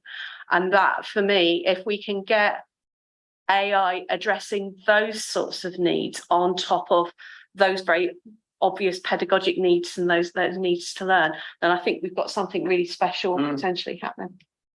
Thank you, Claire. That's all right. Super. I think I'd like a technology person to respond to that, or to put out their position about the challenges and opportunities. So either Mufti or I think Shamim is online. Hi, So, Shamim. Can you hear us? Hello. Yeah, I can hear. Hi, Shamim. So either you or Mufti or Carl, so to express what you think as very well-respected international researchers in AI machine learning. What are the challenges and opportunities here? Thank you, David. We know that AI technology, such as machine learning, deep learning algorithm, can be used to detect a neurodegenerative disorder before progressive symptom. And we also know that such system enable monitoring of neurological disorder, resulting in faster diagnosis, improved prognosis by successfully modifying the line of treatment. Since we are, for this, and we know that AI is always data-driven, since we are handling the data of different patients. So, the privacy, security, and also this is one of the main challenge. And second challenge is how we can process this data in real time, so that we can, make any decision in real time. So these are the main challenges, in my opinion. That's good. So far we've had Claire talking about psychological needs of learning, and Shaman getting right into the technical aspects of security, encryption, secure transfer, anonymization. Thank you. I like it. So I'm going to go back. Maybe can you go to the audience and then also? There is. Yeah. So if at any point now somebody wants to say anything in response, I'm going to still get 2 more views on the first question. Does anybody want to chip in at this point? Please go ahead. Excellent. Yeah. Super. So you said that, like, from what I understand, there is a constant monitoring of the students in action while they're actually solving. And before you also mentioned using certain games, etc. Yeah. What effect do you think this kind of monitoring itself has on the behavior of the students? Yeah. They know they're being watched. Yeah. That's going to impact their Yeah. performance. And like this is well studied even in other paradigms, even Yeah. for normal students, young students who don't have learning abilities.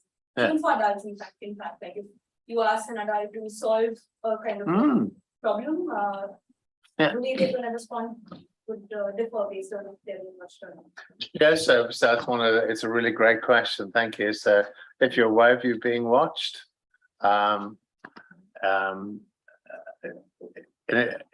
if you're aware you're being watched, you're probably going to change your behavior. So we heard that a lot from teachers involved in the study, that this could be a potential effect, and it could obviously change the way we measure engagement and therefore alter the intervention, but that might not be based on the real level of engagement. What would you like to say there? I was going to say there is work that's looked at the impact of being watched. I'm sure that might be what you're in terms of performance, and it goes in 2 different directions. So if you ask people to do something that they feel relatively confident engaging with, or it's something that's well rehearsed behavior, their performance actually improves. If you get them to do something novel or something they lack confidence in, it has a detrimental impact. So it absolutely will affect progress in learning tasks, but it interacts with your level of confidence and your level of experience on that task. And so I was PI in the Mathesis project, and what we found out is that a system which selects learning materials in a system which is based on your individual needs and your real-time level of effect, emotional state, engagement, leads to further engagement, is what we found empirically in the study. But it's a very good point. Carl, I haven't come to you yet. Yeah, I would like to go back to the comment that lady made in the audience. Yeah. So it's always a challenge when you come up with something new, right? And you know that the most efficient way is, for example, when we talk about artificial intelligence, when we talk about predicting a rumble effect or a meltdown, etc., we know that the most efficient way would be to observe, to film, and etc. But you will always have those obstacles that say, yeah, we will not allow you that. I'll give you an example. My wife and I, we run an early child development center, and we have various types of children that are being are benefiting from the services that we offer. And if you would like to create kind of a model how people behave, once, for example, they engage in a play therapy, it would be ideal to film it, capture it, and keep on filming and keep on improving a certain methodology. The problem is, you have, on the one hand, you have GDPR that pops up, that has which is actually creating a number of barriers. On the other hand, you have the parents that say, no, we don't want to be filmed. But the way we would film is indeed in a way that the children will not see it. The children would be engaged, but they would not see it. But because of all these restrictions, it's very problematic to actually use this kind of recordings. So we have, for example, in the center, we have a whole range of videos, and we do this for security reasons, obviously. But when we look at the usage that it could be made of in research, in, for example, seeing is there engagement, because it's something that Professor Dave Brown is heavily involved in, measuring engagement, seeing the engagement in a child. And we could do that perfectly, but we are bounded by the restrictions that are imposed on us, for example, as a center, but also on researchers, what you're allowed to do and what you're not allowed to do. But it would take away the challenge that we currently have, that, for example, if you put a camera in front of someone to observe that person, this person knows, he or she knows that he or she is observed, and it may have a positive or negative impact. Thank you, Carl. That's my 2 cents. Yeah, please. All right. So right. Here we go. We think we can forward saying that this problem of privacy and security is like the biggest one, because of course if you cannot collect data, then it's very difficult to work with them. But regarding this point of the observer or someone that is monitoring you, I think it's a double-edged sword somehow. Like on one hand, of course, every one of us is scared of being judged by an observer, right? When I fail something, I'm always scared of people reporting that. But then on the other hand, always also being observed by someone that can evaluate our progress and motivate us by seeing that we're learning. I think it can be positive for learning. So I really think it's about the way in which you decline the observer and who's monitoring you. And like like psychologists should suggest what is the best way to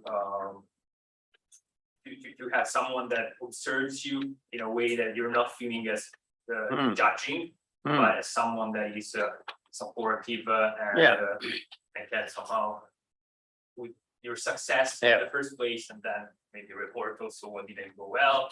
But if I may come in on that issue that's been raised by our 2 audience members about observation, I think that's interesting on a methodological level in terms of observer effects and ecological validity, but it's also interesting on an ethical perspective, because my own research has shown that If you take an ethnographic perspective to what's happening in special school classrooms, they are already under a very high level of scrutiny. Michel Foucault would have described a special school as a kind of panopticon because you have such a high level of staffing. You have students not being able to engage in those sort of slightly risky, slightly naughty, slightly transgressive play behaviours that are possible in a mainstream school. And so if you introduce wearable technology, for example, you have to acknowledge that you're adding a second level of scrutiny to these children's everyday lives. So yeah, that observation is something I think needs considered on both levels.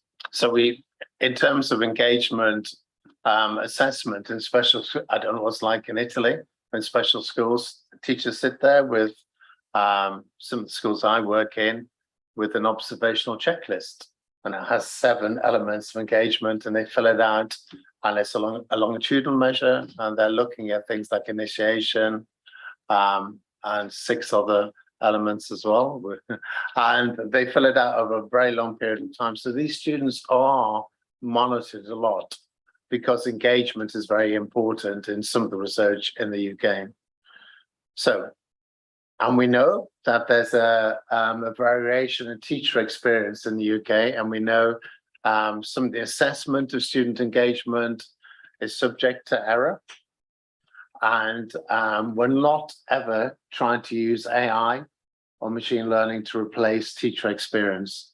We're just trying to augment their experience. So it would be my first thing I would say.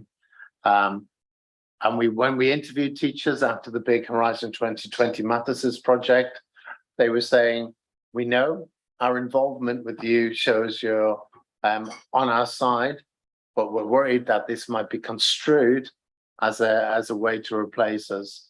So they were very, very aware of or concerned about this kind of effective-based technology replacing them.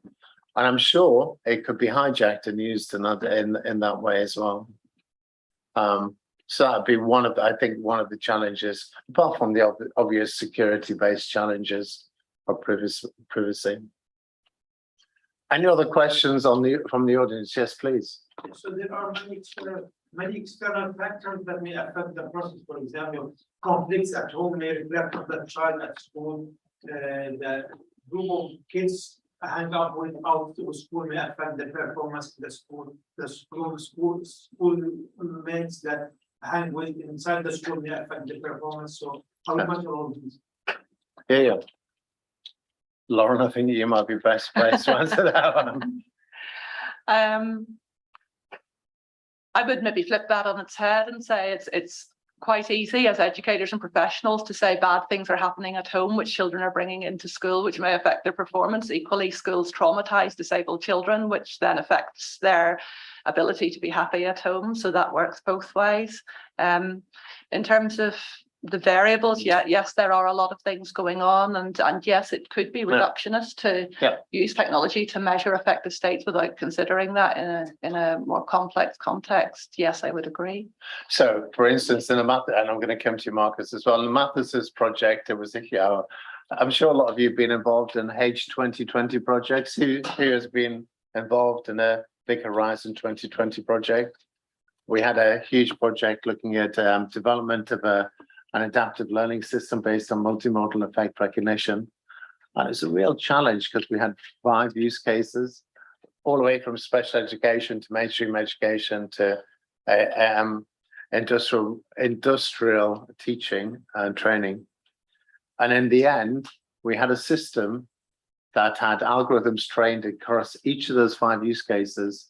And it came with 3 states. We could tell to good, in terms of the performance of the algorithm, not necessarily ground truth, but in terms of training and testing data, a whole range of accuracy measures, that it could reliably class students as engaged, bored, or frustrated.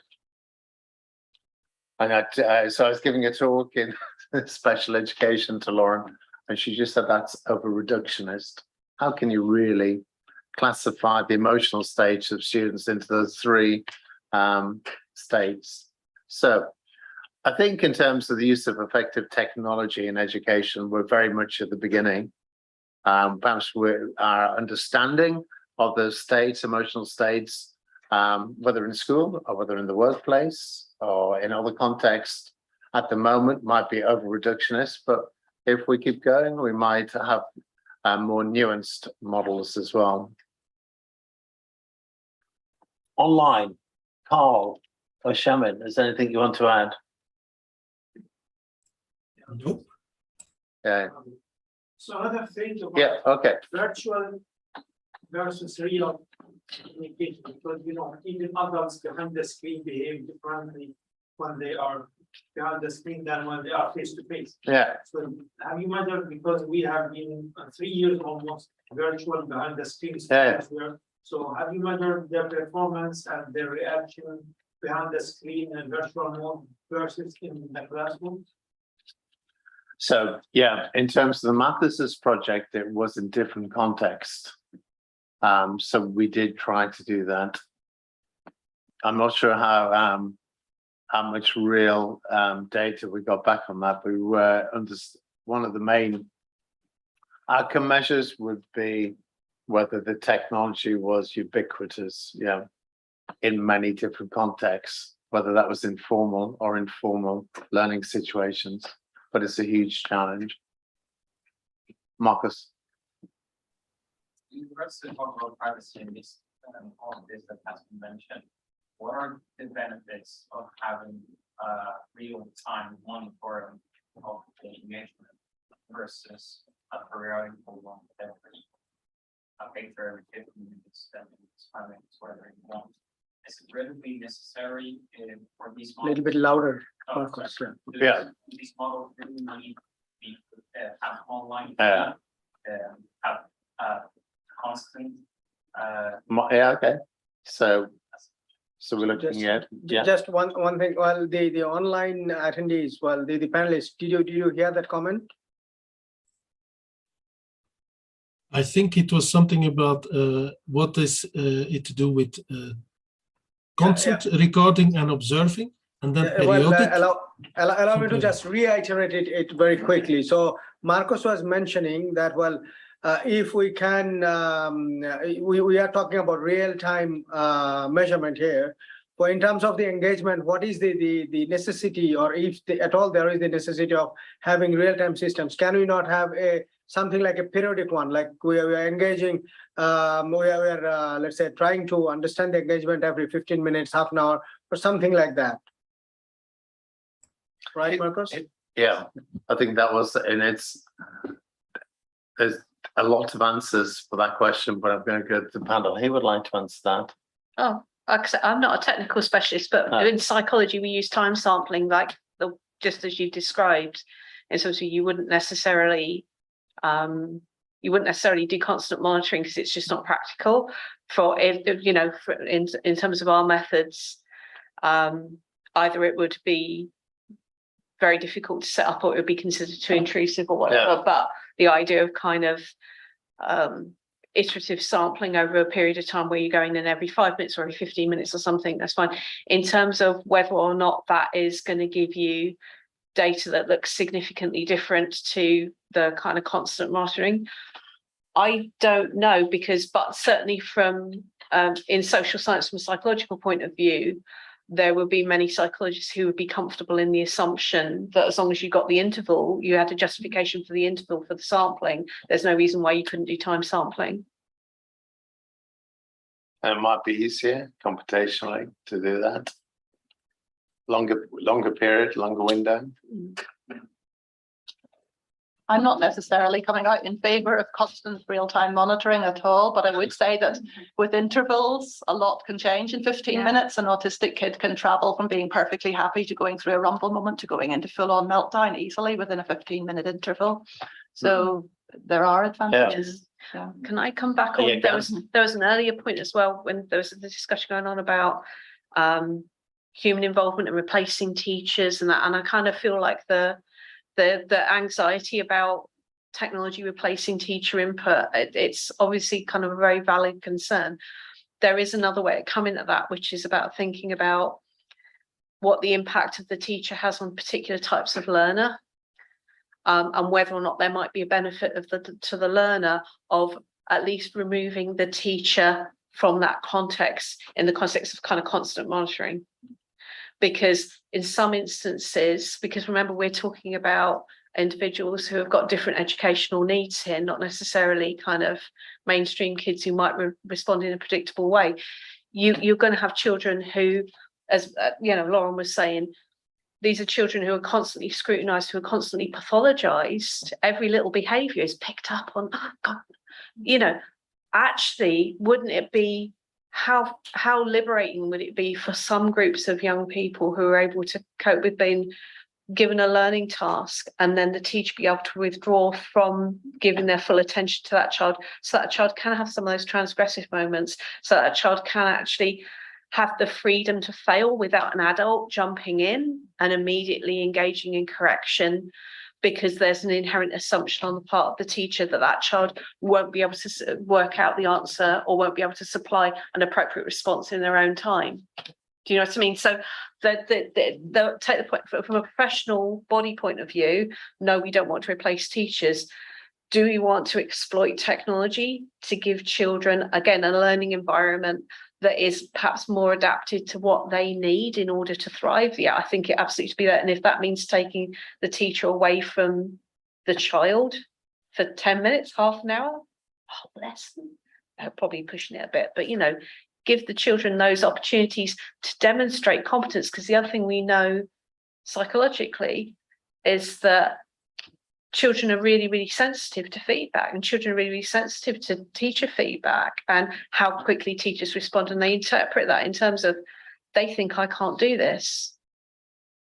And so again, it's that giving them the space and the freedom to actually start to construct a slightly more positive sense of their own competence sometimes comes from taking the adult out of the equation in certain contexts. Question, thank you. Yeah, you were already touching on the subject. I was really thinking about which intervention would be calming down a kid, if it's too cold to use a robot. Yeah. And also I was thinking maybe if there's a way to monitor these moments, the eye stress moment, maybe with a smartwatch or something, to track not only with a camera that is always on them, but with the heart rate or breathing, and predict something, if it's happening something, or if the kid is running around too much, and then maybe as a feedback playing some soothing music or something I don't know, I have very small education about that. But if it were possible, something like that, or robots that they can let kids interact with them. So it's more, because I think they are loving more with the human interaction, that is a machine interaction, maybe. The robot thing fascinates me. I'm always the one that's a cynic and a bit reluctant about the technology, and robots are no exception. That they've been identified as the kind of trend in autism research at the minute. There was a wave of research around identifying the genetic cause of autism, and then we've sort of given up on that, and now robotics has emerged as a trend. And there are valid ideas behind robotics in autism education. For example, that autistic children struggle to process all the fleeting micro expressions that cross a human being's face at the same time as listening to them and completing a task. And the robot gives more stability in terms of facial expression and the way the message is delivered. So I can see that, but then at the same time, there are arguments that, robotics might reflect a problematic underlying ontology of what autism is. I've become really interested in the work of Kathleen Richardson. She's a professor of ethics of robots, believe it or not, which is quite a job description. And she says, I think this idea that children with autism are mechanical, they prefer systems and they lack empathy is what really provided the basis for thinking about autism and robots. And it's just another extension of behaviorism. So yeah, I think we need to think long and hard about that. There is an argument that a lot of those benefits can be obtained through therapy dogs, for example, because they're not going to stress out a child with speaking to them and issuing a verbal demand. They're not going to have all those micro expressions fleeting, but they do provide that kind of live spontaneity of another being to interact with. And it's potentially cheaper and easier, but therapy dogs don't get funding as easily as robotics at the minute because robotics are a bit trendy anyway. I'll go back to you guys to rebut that now. Yeah, so, but in terms of the window of interest, I think for me, I don't really care if it's real time or it's from a sampling window. It's the transition, the movement from one stage to the next stage. I think they're the key points that I'd be interested in. So perhaps you could just scan times, chunks of data and look for a change for me. Because for monitoring them, probably like technology is even easier. Yeah. Then to counter, to relax them. Yeah. Visualize them to Yeah. them that so they can have like the robots. Yeah. The technology Yeah. have the feature to Yeah. visualize Yeah. the moment. Maybe that she's talking with other Yeah. kids. But then, yeah, I don't know, would prefer like a human coming to me and try to, I wouldn't know from this. Then I have action to do. Do you say It's not judging. Yeah. And just to emphasize that we're really, so I had to go and go to the education committee of the House of Commons in the UK, and they really wanted me to say AI will replace teachers and it can save lots of money. And I kept saying that's not the idea. It's to augment teacher practice, not to replace teachers. And I think there's a thing about your other point about the intervention, and you're saying about, you gave the example of the child running around the classroom and what can technology do. I mean, for me, it's that thing of maybe thinking about it more in terms of, like you say, for me, with any set of resources, thinking about what is that best place to do and what could do it better and allocating those resources. And for me, one of the things with technology is around sort of thinking about how gamification of intervention might be more engaging for children, particularly children with low attentional levels and so on, might pull them into that intervention space more readily than a teacher trying to kind of coax them into that same therapeutic or kind of calming situation or whatever it might be. But I think that for me is where there's a real kind of point of saying, like you say, that in terms of the monitoring and so on, yes, technology could do it, but as colleagues have pointed out, there's a whole bunch of ethical kind of issues around kind of discrete covert supervision of children.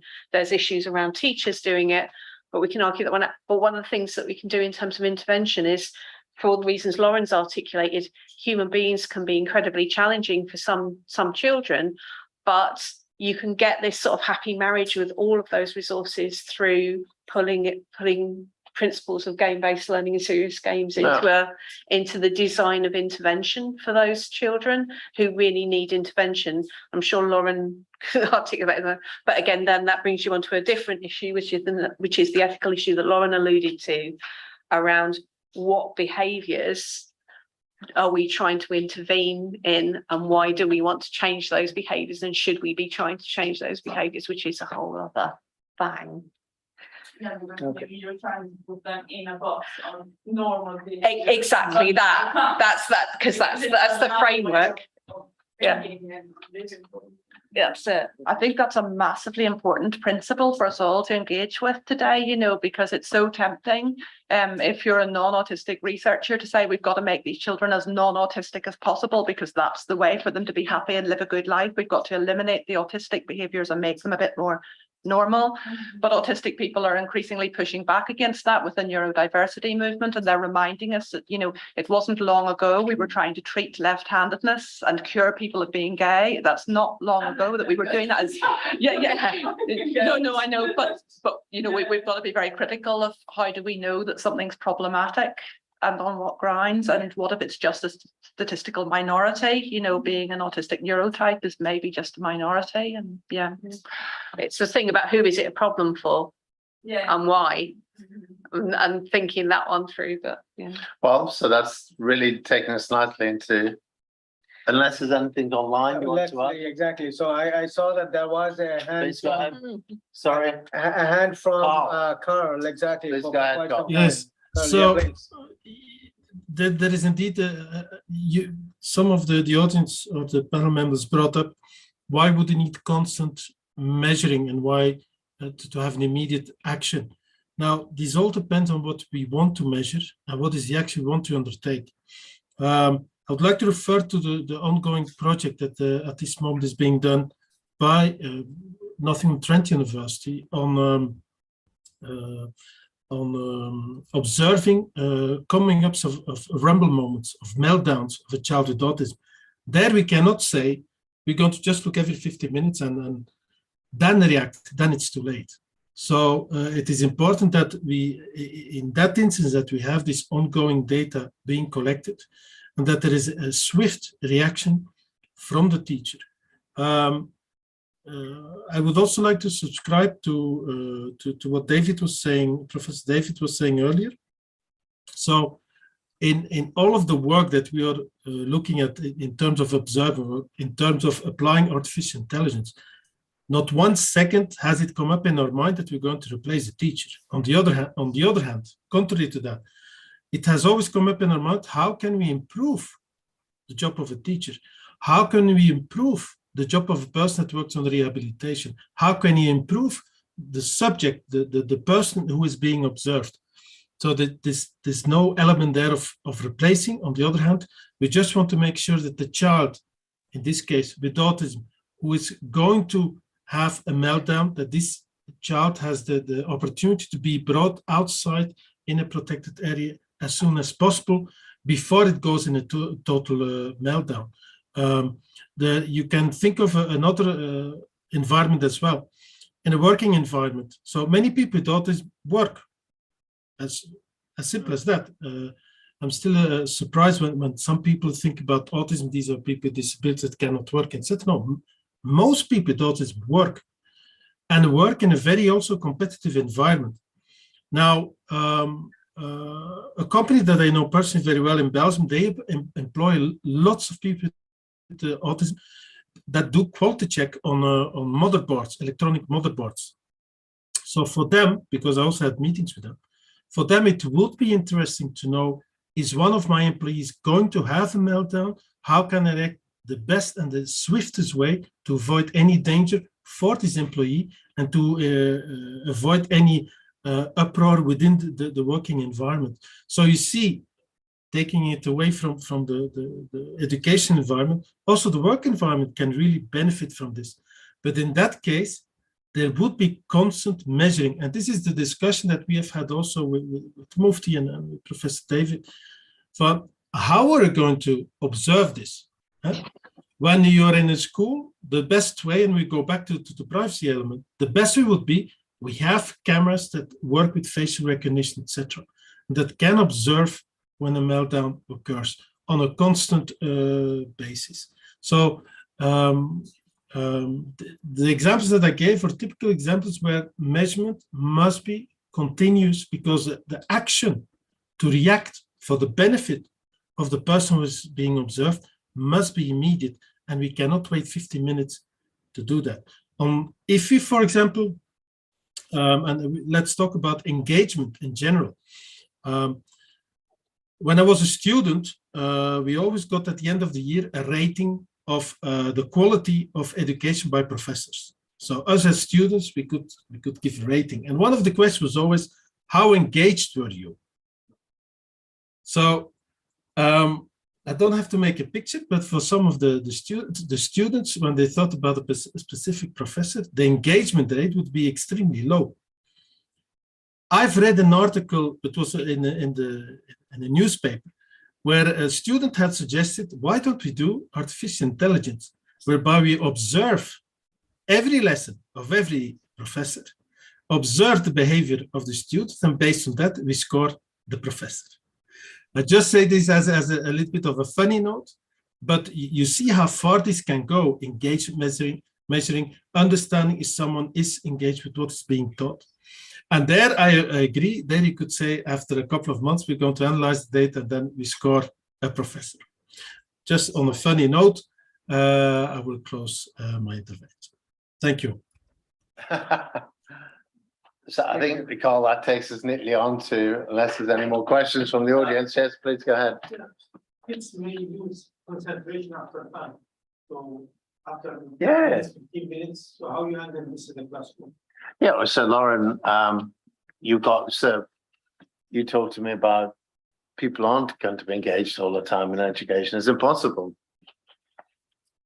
Yeah, absolutely. I think we have to be very careful about developing technologies that are aiming at 100% engagement all day long, because, you know, put your hand up if you think you engage all day long with a conference, for instance, you know. Put your hand up if you have engaged all day long, ever, in a lesson or a meeting. It's an absolute characteristic of being human that our concentration ebbs and flows, and at times we're very deeply engaged and we enter into a flow state, and at times we disengage and we withdraw a little while. And so I think it's very important not to be putting autistic children or children with learning disabilities under a spotlight that we don't put ourselves under.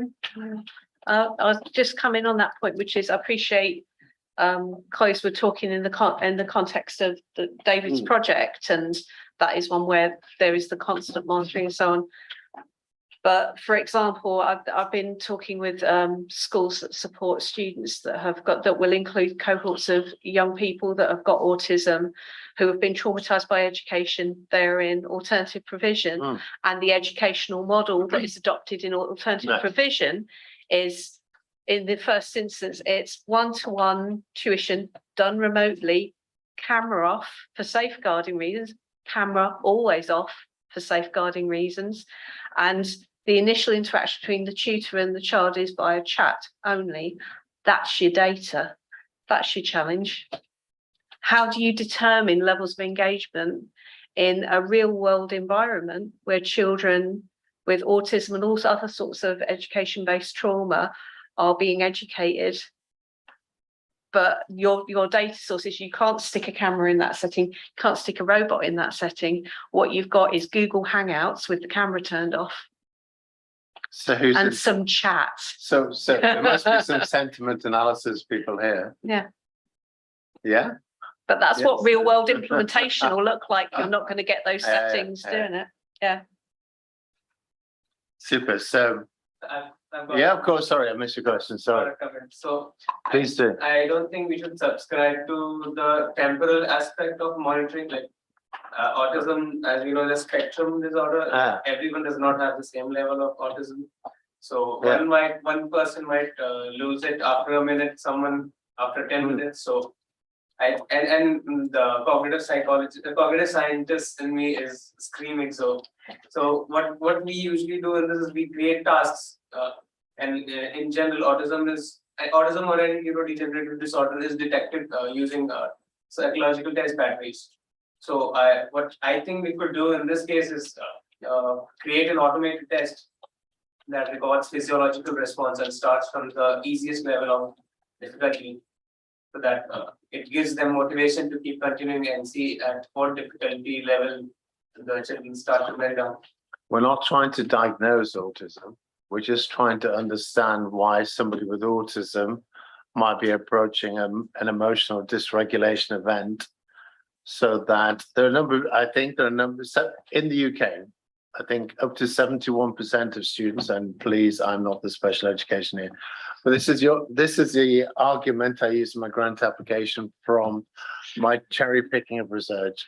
71% of students in the UK are in mainstream education, but research showed that many of these students were legally excluded from school asked to miss lessons on a temporary basis, asked to miss school trips because of challenging behavior. A lot of parents were dissatisfied with the level of understanding of autism in their child's school and thought that the schools were ill-equipped to work with students with autism. This led to elements of challenging behavior and not a great understanding of autism within the school or beyond. It led to poor mental health for the students as well, because there were frequent meltdowns that people weren't trained to help with.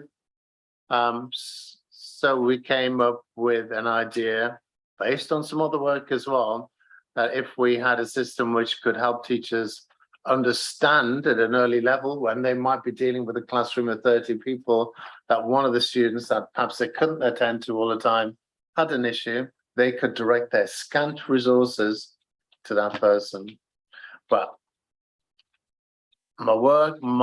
this work in this project isn't diagnosis of autism, although I have been involved in another project which Lauren might have views about, where you can look at students' interaction with robots, and via the interaction, you might compare that to a normal standard battery of tests to understand whether students had autistic tendencies or not. But that wasn't the idea behind this project. What I would say though in support is that I salute you straight away for recognizing the need for dynamic assessment in that context that you described. Because that is, like you say, on the one hand is when people are being assessed for whatever, doesn't need to be autism, it's been anything. Traditionally, it's right, here's the assessment, yes, no, yes, no, yes, no, and it's a very blunt instrument. Might have beautiful internal reliability and everything else, but they're blunt instruments from a pedagogic point of view because they don't give you meaningful information as in terms of what do I do next. But what dynamic assessment, which is what you're talking about, is that thing of working up and finding what level of, at what level does that child in that instance tip over and have a rumble moment? Or in my case, I do literacy assessment. You do dynamic assessment of children's awareness of individual speech sounds. It's like, how many constructive prompts do they need before they finally get the right answer? That tells you straight away where you need to start the instruction point from. So I think in terms of the approach, if you were interested in doing assessment, that would be the way to do it, that kind of dynamic layered approach. But again, that's not, it's supposed to be done. It's supposed to be recommended best practice for educational psychology in the UK. It's not what they do, but it is the right way. Yeah, well, I think that this is something which now gradually, well, after that, well, we're going to move to the. And now we're going to go on to the question of ethics, but we'll do the final question here. Yeah, just for it was just a question / commentary. So the first, you can be articulated in two parts. The first one is about what are you monitoring, what are you trying to predict when you're trying to measure engagement. And it's very related to the previous point that we were discussing about is it always good to try to re-engage, or I should also predict when I should stop session, a learning session. For example, referring to this idea that I really liked of having a space where the student can autonomously learn without being observed. Of course, you were saying, okay, you can do that for 5 minutes, 10 minutes, 1 hour. Through this day, it will depend session by session how long the student can handle that. So I think it's also understanding when stopping the learning session will be crucial. So also distinguishing when you're in a state of attention that is dropping and I can re-engage you, or I'm in a state of maybe frustration and I should stop the learning session in that moment. And that's one thing. And the other one, it's very broad, is like, how about re-engaging? How can I re-engage a student? And this is also very related to the point of relating to the identity of the person. And I think that AI can really come and help there by doing personalized teaching and personalized examples, tests for the students that can somehow relate to what they're interested in. So I don't know what you're feeling on this So first of all, I'll start off with the European H 2020 project Mathesis. So I think once you detect states which are not engaged, boredom or frustration, we had another algorithm which automatically adjusted the level of challenge of the learning materials. Should we monitor or infer boredom or frustration? And it's not always the same. So you could be bored because you're under challenged, or you can be bored because you're over challenged and you switch on. So we did at least have that level of nuance. And so that's frustration, boredom as well. That is usually more to do with what was that frustration? I can't remember, but both were nuanced. You had to work out whether boredom or frustration were caused because you're over or under challenged, but then you did increase or decrease the level of challenge of learning materials. And there's a whole repository of learning materials at different levels of challenge. Or I think you can just alert a teacher, and that teacher can come in and help that person with the greatest learning need. So hopefully that all students are supported to reach their full potential. At least that's what we wrote in the paper. It's all to do with, it was all like Cheek sent me high. It was a theory of flow. If you're in that challenge, if you just challenge the right amount, just keep on challenging somebody, but not over challenging them, they're likely to remain in that state of flow. Not forever, you can't be there, like 10 hours without food and water, but you're challenged in that state of flow, so you learn more. But that's probably as sophisticated as the model got. And yeah. Of course you can, please do, we love it. From what I understand, the tool that you have right now is using facial cues to predict engagement. Well, that's just one of them. So it was very much a multimodal system. So you had facial cues. The facial cues was a 3D convolution neural network. Eye gaze was a 2-stream CNN. Interaction would be using accelerometers and gyroscopes. And give me another one. Eye gaze, facial, body pose was as well. Using a sport vector machine. Each of those modalities used a different algorithm, and then we had a late equally weighted fusion scheme to give an overall indication of the level of engagement as a probability of engagement for engagement, boredom, or frustration. So the small question is that okay, I didn't answer the question. You think cultural factors might bias some of these indicators or not? Okay, so I'm going to go to somebody who's from a different culture than me, so Mufti and Shamin.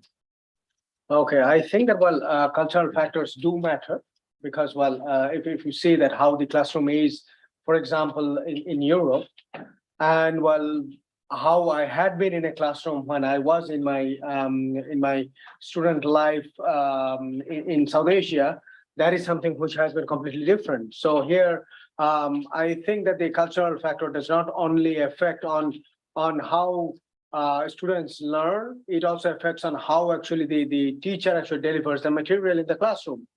So there are a number of different things actually which play a role in this, and that is something which probably need to be taken into consideration when we are aiming to develop a system which aims to address similar problem but in different geographical locations. So we cannot really have one particular system which aims to let's say probably detect the engagement from one perspective, but that could be completely different based on the geographical location from where that kind of data are being acquired. So definitely, I would say that culture probably plays a very important role in this particular context, especially also if you're thinking of the geographic location. I brought my culture to the UK. That's absolutely fine. But for example, when I think personally at a personal level that my children, how they are interacting in the school, they are interacting like the Western children. So they did not have that let's say point of reference there. But well, when I look at them, I have that point of reference. So for me, it has been completely different, and then they are doing there. So cultural thing is there, but well, it is more like a geographical location, which probably makes a more difference in this particular context. So what I'd like to do, because we've spent a great deal of time already, and you need a break before I think the next There is a coffee break. Coffee break. Yeah, half an hour, yeah. I think the most important thing to do now is to discuss ethics of using machine learning and sensor data to monitor students. I would say to support the student. Other people might argue differently, and what the potential ethics questions might be. Who would like to start off on that one? So Lauren, I'm going to go to you. So yes, please.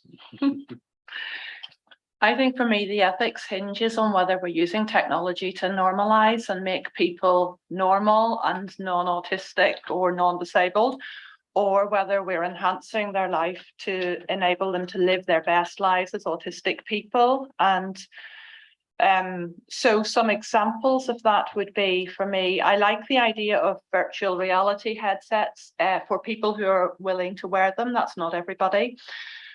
To visualize a hospital visit, for example, before they actually go and do the hospital visit, because that could lower anxiety. And that's not being done with any aim of making them non-autistic or normal. It's simply making an experience less stressful. I like that idea. I like the voice to text algorithms are becoming more sophisticated, and they can now detect unclear speech, and because they can compensate for that, that means that a person with unclear speech might have a greater success rate with operating smart devices and Alexa, that kind of thing. So those kind of applications of the technology I find ethical and not so problematic, because that's just enabling people to live their best lives. But then I do have ethical issues with, for example, Google Glass was used to issue rewards to people for establishing and maintaining eye contact with teachers. And we know that children with autism find eye contact almost painful, very, very difficult to maintain, and that if they're asked to maintain eye contact, they will tend to tune out to what the teacher is actually saying, because they can't process the eye contact, the changes in micro expression on the face, and the content of the speech. So them looking away is actually an adaptive response, and training them to give eye contact is quite a normalizing approach to using technology. So yeah, I think ethics for me hinges on that. Is it enabling people to live their best lives, or is it an attempt to normalize? Thank you, Lauren. Carl, are you there? Yes, I actually wanted to answer to something else that was said before, if you don't mind. Go ahead. There is currently quite a solid research on speech emotion recognition. And this is exactly very useful in environments where the visual cannot be done for whatever reason soever. So these are all kinds of research that can be very applicable. For example, when we talk about privacy and say we don't want to use, for example, cameras, there is already all that research on specific recognizing emotions. I think they have, some research have like 50 states of emotions recognized through speech recognition, and they use AI for that. So I just want to bring that up. I had a project with a student who had a severe stutter.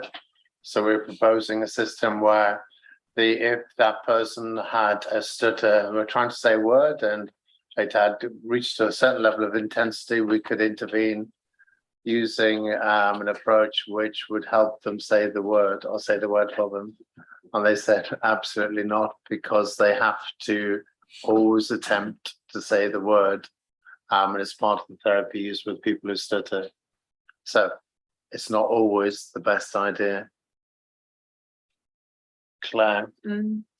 So just I will come back to ethics in a minute, but just going on that point. The other thing to remember is when you're thinking about voice recognition systems, in the case of individuals with autism, quite often speech prosody is disrupted. So what works kind of in most cases won't necessarily be particularly sensitive in the context of individuals with autism who are verbal and who are speaking. So I just wanted to make that point because I'm a speech prosody nerd as well. It's another sideline of mine. But in terms of ethics, I think, again, I think one of the things in working in this area, I mean, we've touched on the issues around,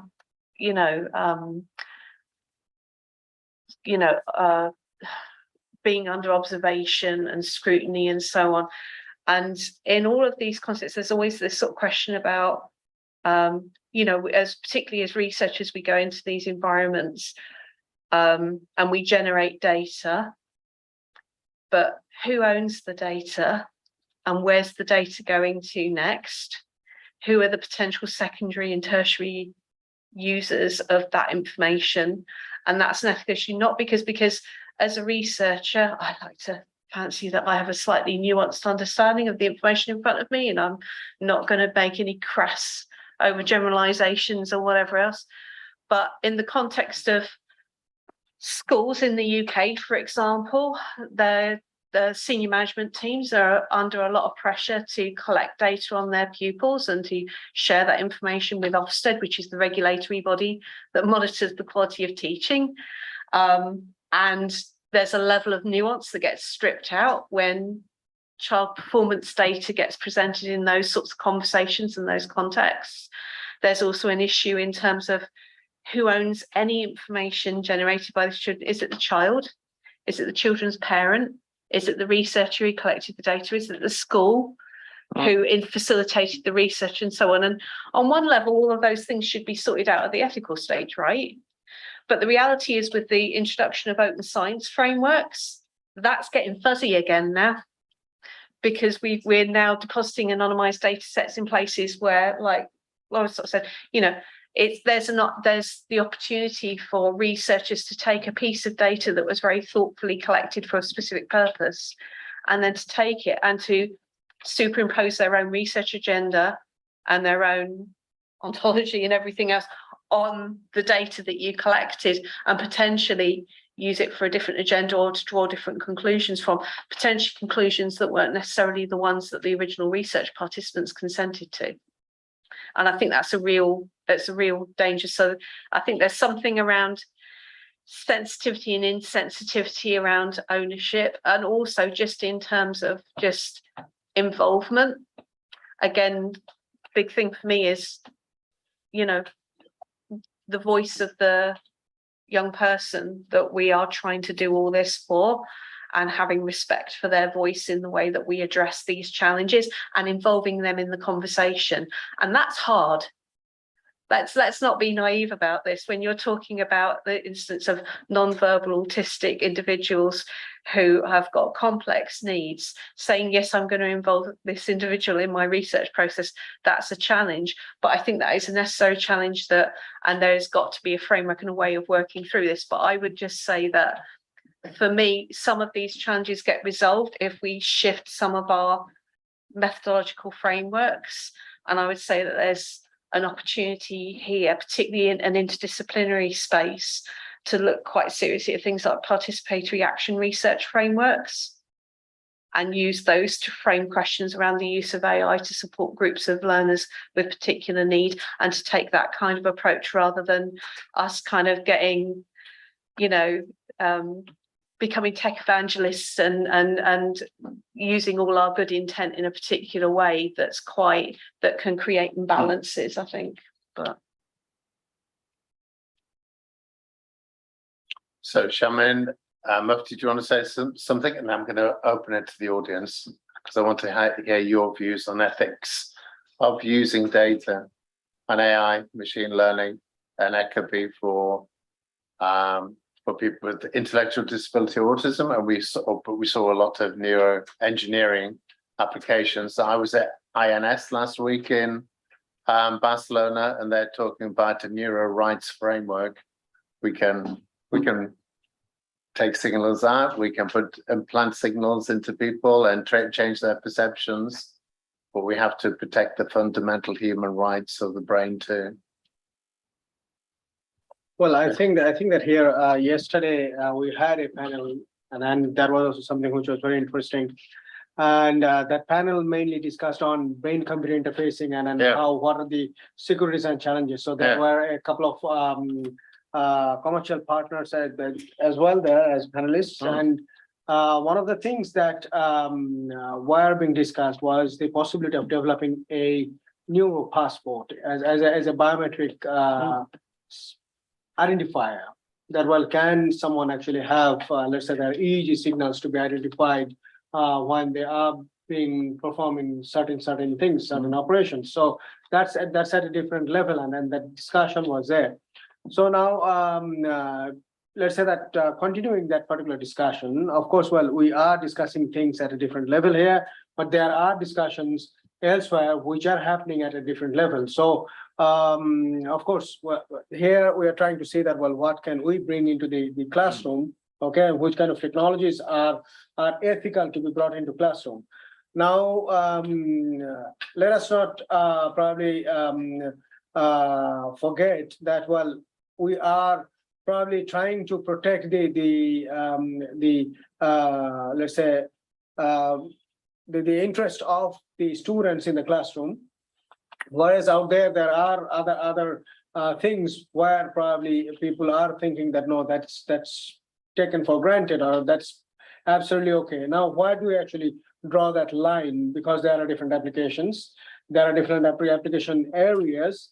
Now, given that there are different perspectives, different ways people are looking at things, now where should actually be the boundary drawn for the ethics to be applied on technologies that can, in general, be applied on human?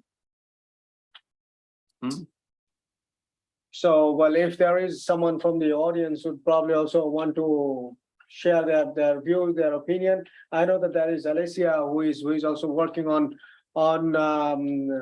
open and explainable methods for brain research. I know that there is Yang and Tanu, who is working on autism for quite a long time. And of course, there is Professor Ning Zhong, who has been working on merging different technologies from artificial intelligence to brain research and everything. I would like to invite the audience here also to be involved and share their opinion.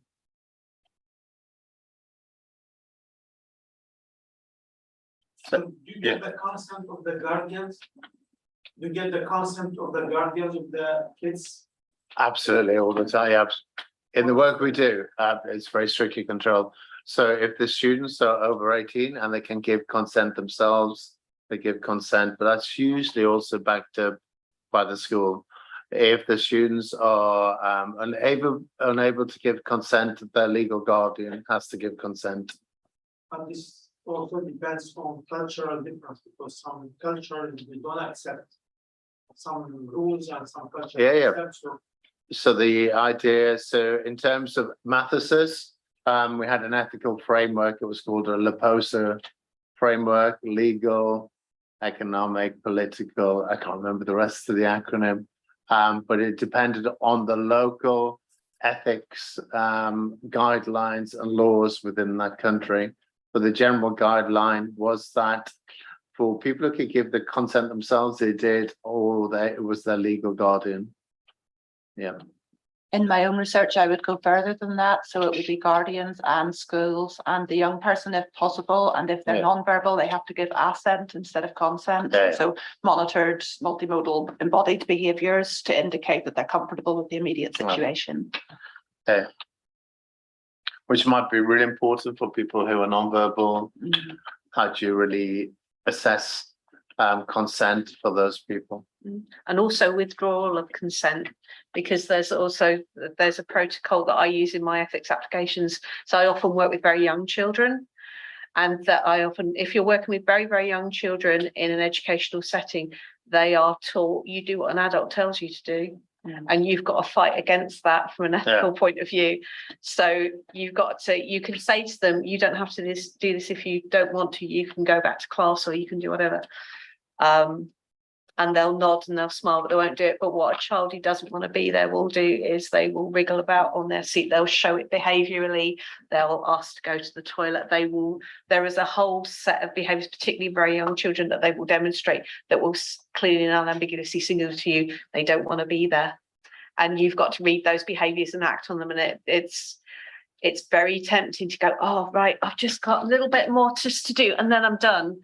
But that is a child saying to you, I'd rather be somewhere else, and you've got to respect that. So that's also got to be part of your ethics, is monitoring behaviour once you've got consent for withdrawal, signs of withdrawal. And that would apply double plus in this sort of context as well. And do you became guardian because, you know, in countries like the UK, Canada, US, you have multicultural, some people don't have background in these concepts, and so do you educate the guardians and then have the background required, or they refuse, and after you discuss with them, you explain to them and they accept? If parents, in my case, if parents refuse because they're either for cultural reasons or for personal reasons, so some parents are just fundamentally opposed to children being engaged in extracurricular research or anything like that, you have to respect that as the researcher. It's not my job to persuade them. I will prepare quite detailed briefing sheets. I'll make myself available to parents so that I can talk to them. If English isn't their first language, I'll make sure there are translation materials or there's a teaching assistant around who can chat to them in their own language, so in case there's something lost in translation with the paperwork.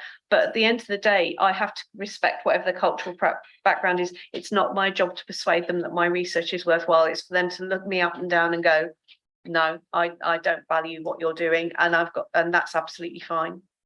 That's absolutely fine. It's very frustrating when you're trying to get a large data set and you're trying to get every child in a class and you're not getting every consent form back, and you get that, but it happens. It happens and it's fine. And the students I work with were students with intellectual disability. In lots of cases, they want to please you as well by saying yes. And so I never asked for consent myself. It would be a skilled facilitator or a teacher would be the person asking for consent. So as a researcher, it's the school asking for consent. You know the students much better than we do.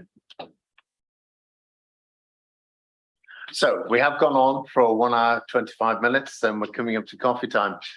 So there's the people online.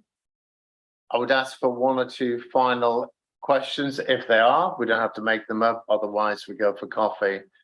We thank you for your participation. We're going to look at the transcripts. If there's anything which we need to pass around for you to correct what you said, or you want to withdraw, please do. Are there any final points or questions, Stefano? So, to conclude, can you hear me? Yeah. Yes, we can. So I'm an experimentalist, and I would like to conclude, to propose you a sort of Gedanken experiment. So let's assume you have a magic technology, a magic scan that can read out perfectly the brain, so that you can decode thoughts, you can decode everything, and vice versa. You can actually encode the brain whatever you. Yeah. Let's assume we are in this position. Okay. What we do? What do we do? Because of course, and it sounds very scary. Yeah. On the other hand, it is would be a remarkable way to cure people. Yeah. So I was very impressed when I was last week, at the International Neuropsychological Association meeting, and they were talking about their neuro rights framework and how then also you work with people with very skilled facilitators to understand their response to that as well, for them to make fully informed consent.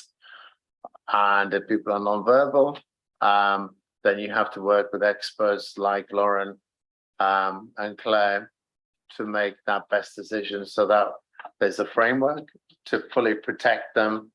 And that's worked with in combination with individual consent so that all risks and possible benefits are weighed up for that person and they make their own decision. Yeah, like it's back to that point I made earlier. I don't know if it was earlier on when you went with us, but it's about, you know, if you have that magic technology, then there's always going to be a whole bunch of personal and political agendas floating about that are going to try and drive that technology in different directions. Ultimately, if you take a participatory action framework approach, where you, whatever the group of individuals are that you want to help, you actually say to them, what is it that you want this technology to do for you? And you let them set the objective, you let them set the research question. Then I would argue you're on relatively safe grounds. And the answer to that question is going to be different for different individuals. It's going to be different for different groups of people. And again, a bit like the consent question, you have to respect that difference. But what you absolutely can't do is so for example, in the UK, let Department of Education decide what you do. You used the word cure earlier on when you were introducing your question. It's like some people don't want that and reject that. There are other people who would love that. So it's that thing of just being incredibly participatory from the outset. So don't even determine the research question without them. Don't even do it. And then set that agenda. And then because a participatory action research framework also ends with that call to action in terms of what are the sets of behavior, what are the sets of outcomes we want to see achieved through this piece of work. And that way you're I just feel ethically you're in a safer space. But that was enough. Yeah, there's a few. Marcus, you had your hand up and somebody else. On going to the dangers of the misuse of technology, whereas there is certain ability in the use of this technology, one could argue that the same principles driving this technology could be used, for example, to quantify the performance of a teacher and evaluator, how well they can transmit information to a class and keep students engaged based on that reward them. So you can, the same, for example, they monitor Amazon work, how many boxes they put in a, you could say, okay, your pay grade is based on your performance. Of course you could. Of course you could use that technology to do that, but that's not what we're trying to do. No, I mean. So that's with any technology, you can say it can have great uses and it can have not so great uses. So I think our job is inevitably we're very much into the development and fusion of, as we said earlier, a whole range of mixed digital enabling technologies. And I think our job as this team is to think of good and ethical approaches, but it can be obviously used for not so great. So the same way that, for example, facial recognition has received our pushback in the last years to kind of stop the development from the media. Incorrect.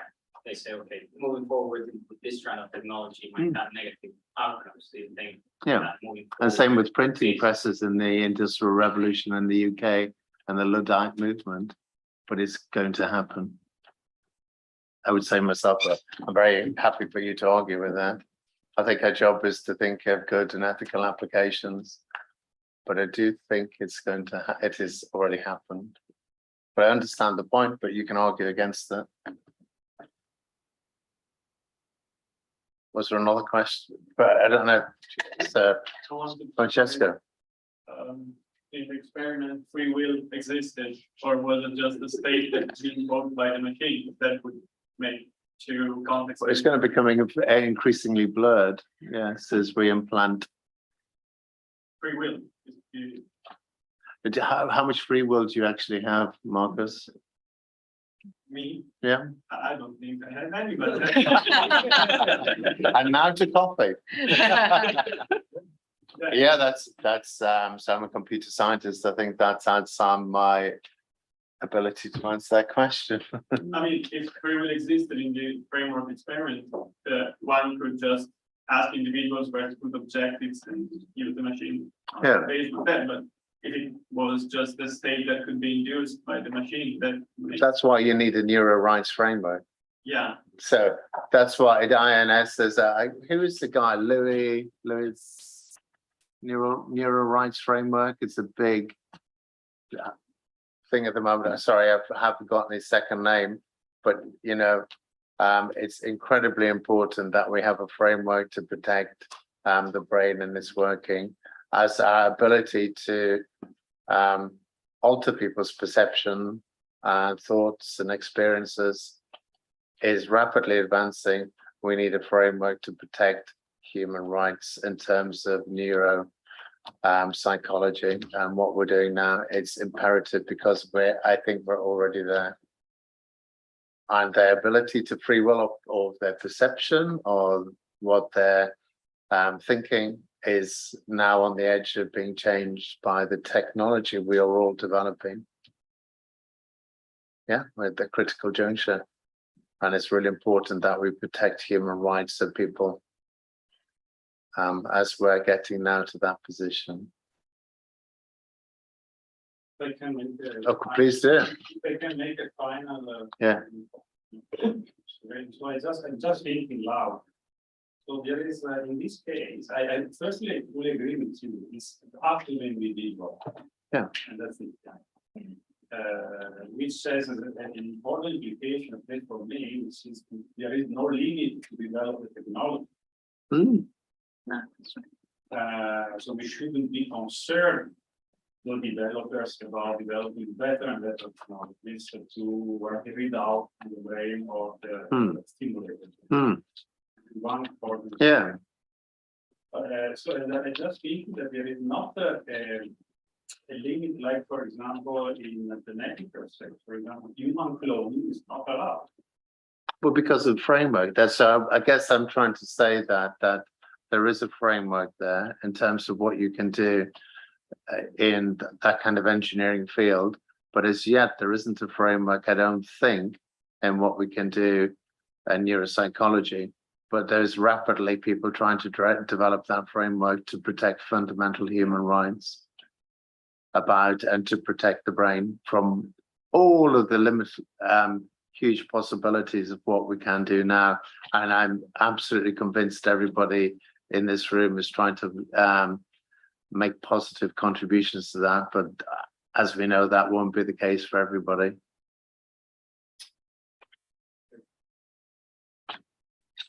So I'd like to thank, the audience, because you made such great contributions, and we really value those contributions. I'd like to thank Shaman and Carl online, and I'd like to thank Mufti, Lauren and Claire for their contributions this afternoon. And we will be in touch with the outcome and analysis of this workshop. So thank you very much.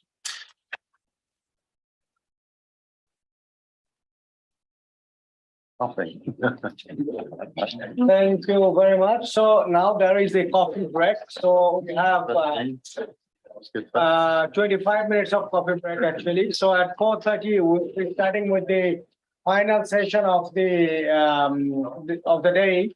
So it's yet another panel discussion. So I invite all of you to be back here by 4:30, which is 24 minutes from now. Thank you. Yeah.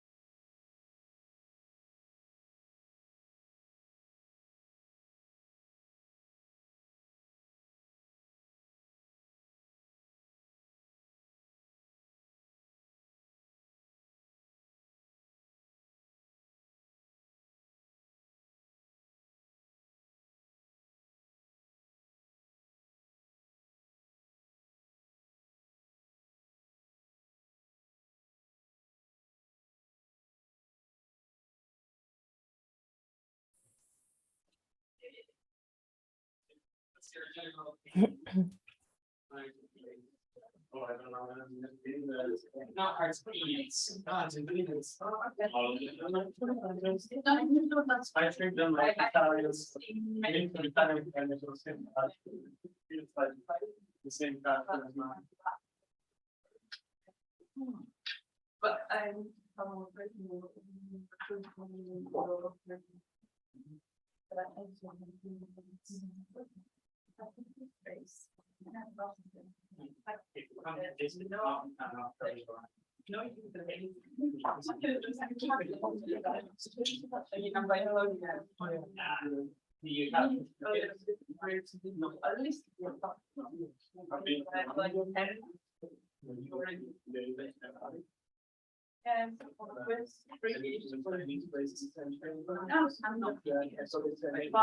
Stay away from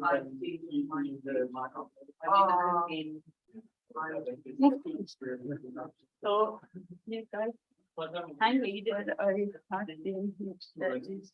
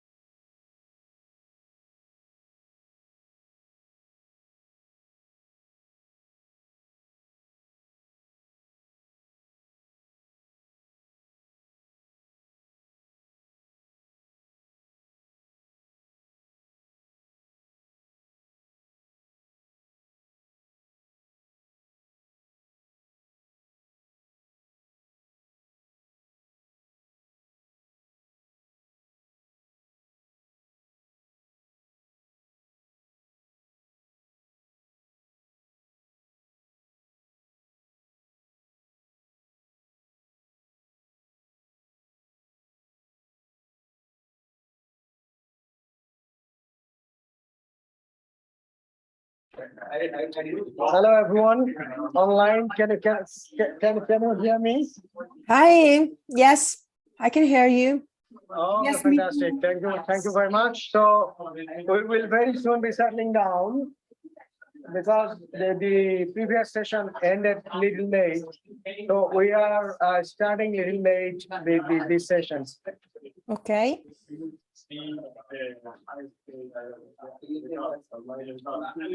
So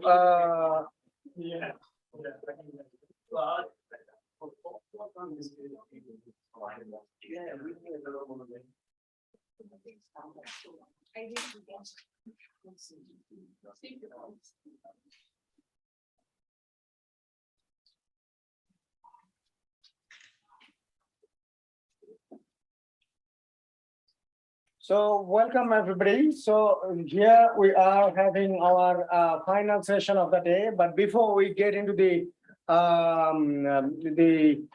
actual session, I would like to just do a couple of announcements. So this is something which has been asked a number of times, especially which is related to the local people here who are attending the conference in person. So tomorrow we have got technical sessions, and those technical sessions who are being present here in person, the expectation is that the presentations will be given live. So that is what has been the plan. But well, if someone has any difficulty in presenting in person on live here when they're here, please let me know, and we can probably look into that as a case-by-case basis. So that is that. And as for the conference banquet tonight, well, the conference website has been updated with the location of the banquet. So I can share that here as well. So can you see my screen, or my screen is not shared? Sorry, it's not shared. So I will just very quickly share my screen and show that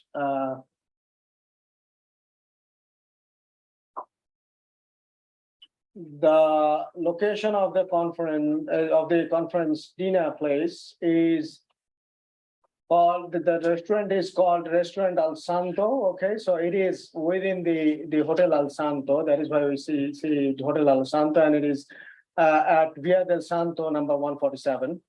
So if we click on the Google page, we can see that it's not really very far from here. So I think that, well, there we have the wrong link. But okay. If you want, I can offer to go together with the work from here. I don't know, it depends, maybe people are scattered. Yeah, well, because we have 2 hours of gap in between, so therefore probably people would be joining later on. Okay. So just showing them that that is something which, well, we are right now here. From here, if we go to Via del Santo number 147.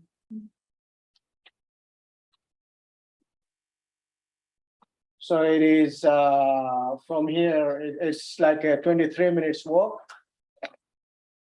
And it is also something which is along the streets to the city center. So here, this is the hospital, and this is the city center. So we are more or less like near the city center, but then we have the Prato della Valle here, very close, and then here is the Botanical Garden. We have the Basilica San Antonio here, so we'll be very close to the Basilica San Antonio actually. Okay. So yes, given that we already all know that where it is going to be, it's a pity for the online attendees that unfortunately they cannot join us, but well, probably in our next BI meeting, we'll be able to have something together. Okay, so this brings us to the last session of the day. So it's a panel discussion on open, explainable, and ethical approaches to brain research, and we are going to discuss about the opportunities and challenges. In that, I would like to request Professor Stefano Bassanelli to come to the dais, as well as Professor David Brown.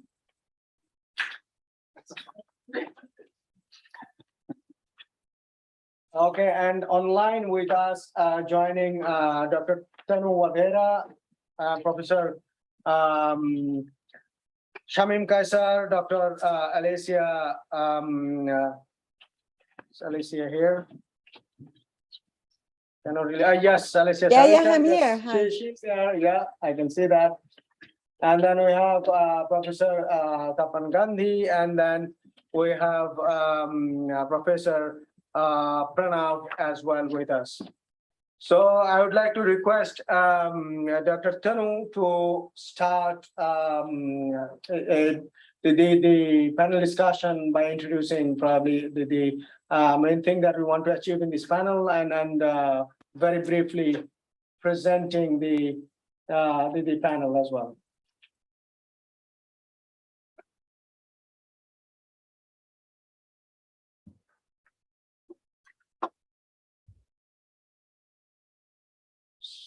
So before we get into that presentation, maybe it is worthwhile to just introduce the panelists themselves. So I am Mufti Mahmood again from Nottingham Trent University.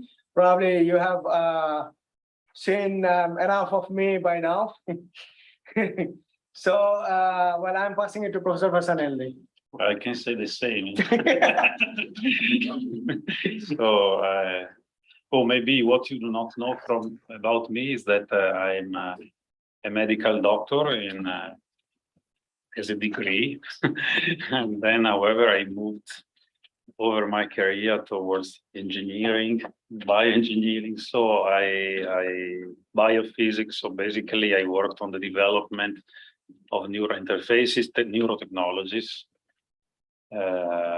trying to combine the two worlds, the medical world with the neurotechnology world, and so and trying to speak both languages, the medical language, which is very peculiar, and the engineering language, less peculiar, but nevertheless you have your own language. So and this was quite an effort, but now I'm more or less able to bridge the two worlds.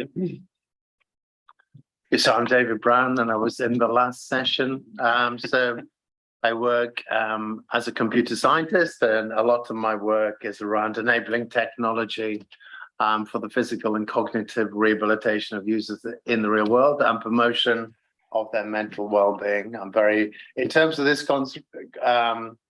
conference, I'm very much into effective computing and human-centered AI. Fantastic. Now we are going to the online panelists. So we have Dr. Tanu Wadhera. Tanu, do you want to introduce yourself? Thank you for the opportunity, sir. So myself, Dr. Tanu Wadhera. I'm currently working as an assistant professor at IIIT, Indian Institute of Information Technology, UNA. And as far as my research work is concerned, it is much more related to autism spectrum disorder diagnosis and early stage diagnosis, let's say. And right now with Mufti sir, I'm working much more on the explainability of the intelligent and like black box methodologies, which we are preferring these days for analysis of either, let's say, the electrophysiological signals or the multimodal domain signals to detect autism spectrum disorder and other neurodevelopmental disorders at the early stage and to unveil their associations as early as possible. So I'll next ask Tapan sir to introduce himself. Yeah, so now allow me to invite Professor Shamim Kaisar. I can see that, well, he might be still experiencing some technical difficulty because here in the list, I cannot see his microphone as a device, which means that probably his microphone is not detected. So he is still having probably some difficulty in getting the microphone working. So we'll come back to him later. So then I have here Dr. Alicia Sarika. Yes, thank you. Good afternoon, everyone. Thank you, Mufti, for your kind invitation to be here. So I'm assistant professor in applied medical technology and methodology at the Neuroscience Research Center of the University Magna Grecia of Catanzaro, Italy, directed by the Professor Aldo Quattrone. My main topics are, of course, explainability and interpretability of machine learning and artificial intelligence. In particular, I work on the classification of neurodegenerative diseases, for example, Alzheimer's disease or Parkinson's disease. And so for the early diagnosis and differential diagnosis of this kind of diseases. Well, I received a PhD in biomedical and computer science engineering. So I'm a biomedical engineer, and like Professor Vassanelli, I try to be as something hybrid between medical clinicians and engineers. So I'm very happy to be here because I strongly believe that we need to talk about this aspect, so explainability, and in particular about feature importance. So that's all. Thank you. Stuart's now asking if there's a link, so we could just link him to this project there. So next we do have among us Professor Tapan Gandhi. So yes, please. Hello. Good evening, everyone. This is Tapan Gandhi from IIT Delhi. This is the Indian Institute of Technology, Delhi, India. So I'm currently Associate Professor in the Department of Electrical Engineering, and I hold the Cadence Chair Professor in Artificial Intelligence. And also I'm the Joint Faculty in Indian Institute of Technology, Jodhpur. In the same time, also I'm research affiliate to MIT, USA. So the domain of the research in my lab, currently we are running we work at the interface of artificial intelligence and natural intelligence. So we try to understand the human brain in 3 different conditions. One is when the brain is developing. Second is if the brain is having some kind of problems or disorder, then what is happening to the brain? And third is in the adult brain, if we believe that the brain is normal. So we work on 3 different kinds of brain, and then we try to understand how the brain is working. And then according to the understanding, we are developing the intelligent model. So our research is in the 2 directions. One is we are trying to help neurodevelopmental problems, and at the same time, working with the neurodevelopmental problems, we try to find out that how the brain is working, and we develop the next generation AI system. So in the neurodevelopmental problems, we work with autism, blindness, cerebral palsy, and learning disability. This is the research, and this is the highlights about the research which we do at IIT Delhi in my lab. Thank you very much for this opportunity, and I would be happy to discuss more about this problem. Thank you. Thank you very much, Professor Gandhi. Now we also have among us Dr. Barbara Morsello, and I'm requesting her to introduce herself. Yeah, I'm here. Can you hear me? Yes, we can. Yeah. Okay. So thank you very much for the invitation. I'm Barbara Morsello. I'm a postdoctoral researcher at the University of Padua, the biomedical science department. At the moment, I'm a sociologist, and my field of expertise is science and innovation studies. In the specific, I'm focusing my research are focused on biomedical innovation, and at the moment I'm working with Stefano Vassanelli I'm involved in SINCH project, and in the specific I'm working on how the brain technology and AI are perceived by society, and I'm trying to investigate ethical and social implication of developing brain technology and with the application of AI. So at the moment, this is my field of expertise, and I hope to give my contribution to this session. And so, thank you. Thank you very much. So here we do have one more panelist, but I think that he's having some technical difficulties, maybe because I cannot see him among the current attendees there. So that is Professor Pranav Kumar Mandal, and as he joins, probably I'll be able to request him to introduce himself. So now back to you, Tanu, to continue with the session, please. Yeah. Thank you, sir. I'll share my screen. so that I can walk you through the topic and what are actually the expectations, plus what are the different titles we are actually binded to have our talk for the session. I hope my screen is visible to you all people. It is visible, yeah. Okay, great. So yeah, I'll just, okay, this was the initial plan for the session. I have sorted out the things with Professor Mufti.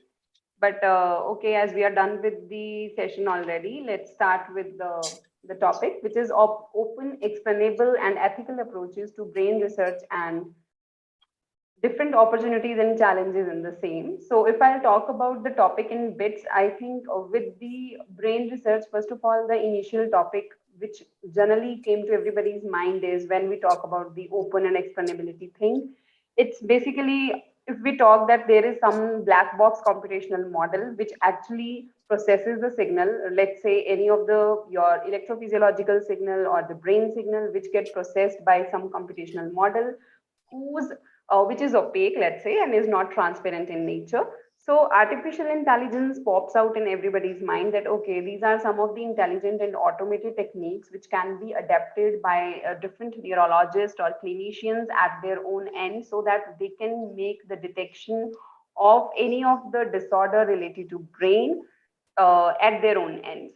So this also comes under enabling the different assistive technologies while we talk about, but yes, the topic is not limited to AI only. The explainability of any of the computational approach or mathematical model that we are actually applying to analyze or to decode or to decipher, you can say, or to analyze the brain signal. Then definitely the availability of the different mathematical models, they opened up the different doors and provided us the different opportunities while we are working in either basic or you can say fundamental or applied or any of the translational research. And they also not only helps us in diagnosing the disorder, but they also helps us in how to intervene with the disorder. So it's not the diagnostic department, I would rather say, but also the, let's say, pediatric department also, they are also deploying different of the models while they want to intervene into the treatment in either of the way. So to have the effective assistive neurotechnologies, they are directly related to how much open, how much explainable, and how much ethical we are while approaching any of the topic related to the brain research. So AI models, definitely they are the black box models if we talk about the artificial intelligence only, but yes, artificial intelligence could be in any form. So if we have the black box model concept with us, and for that to introduce different explainability approaches inside the model, then we need to work on the concept of the open and explainability. There are different challenges which are actually available while we work with the different models. One is definitely ethical issue is there. So if I'll talk about the neuroethics, it is actually appearing as a new area for intellectual and the social discourse, because we have different questions which need to be answered that arise while we work analyzing any of the signal. They could either be related to the philosophical analysis or in the medical practice, or let's say we are involving humans or animals in our study, then definitely we need to interpret the results and the outcomes legally, their health issues, and definitely the social policies that need to be reframed while we are considering working on such brain related data, since brain involves the humans and social, which involves social animal and the other animals also. So it goes with the two concepts, that is applied and the fundamental neuroethics if we consider. So basically both of them, it generally involves the study of the scientific findings of the brain that need the philosophical analysis, and by virtue of its interdisciplinary character, we can see that it is a topic which needs to be considered by neuroscience, by philosophy, or by, let's say, bioethics, depending upon which perspective of the data we are actually emphasizing while we are considering the ethical approaches. So this is one of the topic that is there, and then is the explainability. So a little bit on that, once we go into the word explainability, so there are two words actually which can be which are correlated to it. One is interpretability and then is the explainability. So both are different, although explainability can involve interpretability of a model, but the reverse is not true, because interpretability is generally what we do while we are answering any question or answering any hypothesis of the paper, or we are providing any information related to the performance of our model. So it could be either in the terms of different performance metrics, which can be calculated mathematically or can be reported quantitatively. Let's say accuracy is there, or the model accuracy, the model sensitivity, the model reliability or reproducibility, they also come under the category of such interpretability. And if I'll talk about, let's say, if we are modeling or if we are proposing the intelligent models, then interpretation of the model could be through various parameters that can actually tune the model. Let's say, what is the learning rate of the model, how the model is learning actually, or whether it is able to interpret how the humans can think, so we can actually measure its performance in that way. Whereas when we talk about the explainability, that means how open our model is, open to the layman, so that, let's say, if we are deploying anything for the neurologist or clinicians, because since brain research is involved, then definitely they are the end products who need our help to interpret or to explain or to provide any of the model. So this includes interpretability, while we have to work on the different parameters. Like I've just listed one approach here, which is ELI5, that is explain like I'm 5. So these are the different methods where you can, whatever the features are there for the model, and we need to work on those features and how those features are the winners, how it has come as a win-win approach, and how they are losing the race of becoming the good features at the end product. So this is how the explainability thing works. So the panel goal would be rather to articulate the ideas and their role in advancing the development related to open, explainable, and ethical systems, so that we can acknowledge what are their historical roots and how we can emphasize those concepts to face the biggest challenges and opportunities while we are moving forward for the research in such domains. So these are the indicative panel topics, which involves major ethical issues related to the different phases of neuroscience experiments, which definitely involve the ethical committee clearance, because if we don't have the ethical clearance from the ethical societies of the institute, then it's going to be a big hindrance or a big obstacle or a blunder from our side if we are not approving all these approaches while we are doing the experiments related to humans or animals. Then what are the different challenges that could be foreseen in the openness and while explaining the different brain related like artificial intelligence, definitely in the brain research. Then the augmentation of the brain function through different implantable technologies and AI based chips are there just to trace or to make an artificial brain, let's say. And then what are the different necessary and obligatory actions that needs to be done towards the ethical AI and neuroscience research. Now I'll hand over the mic to the panel members to start discussing on the topics so that we could have a much more and a bigger point of view related to all the topics in the brain research. So Tanu, maybe keep that slide on, last one, so that probably it will be visible for everyone. Yeah, thank you. Great.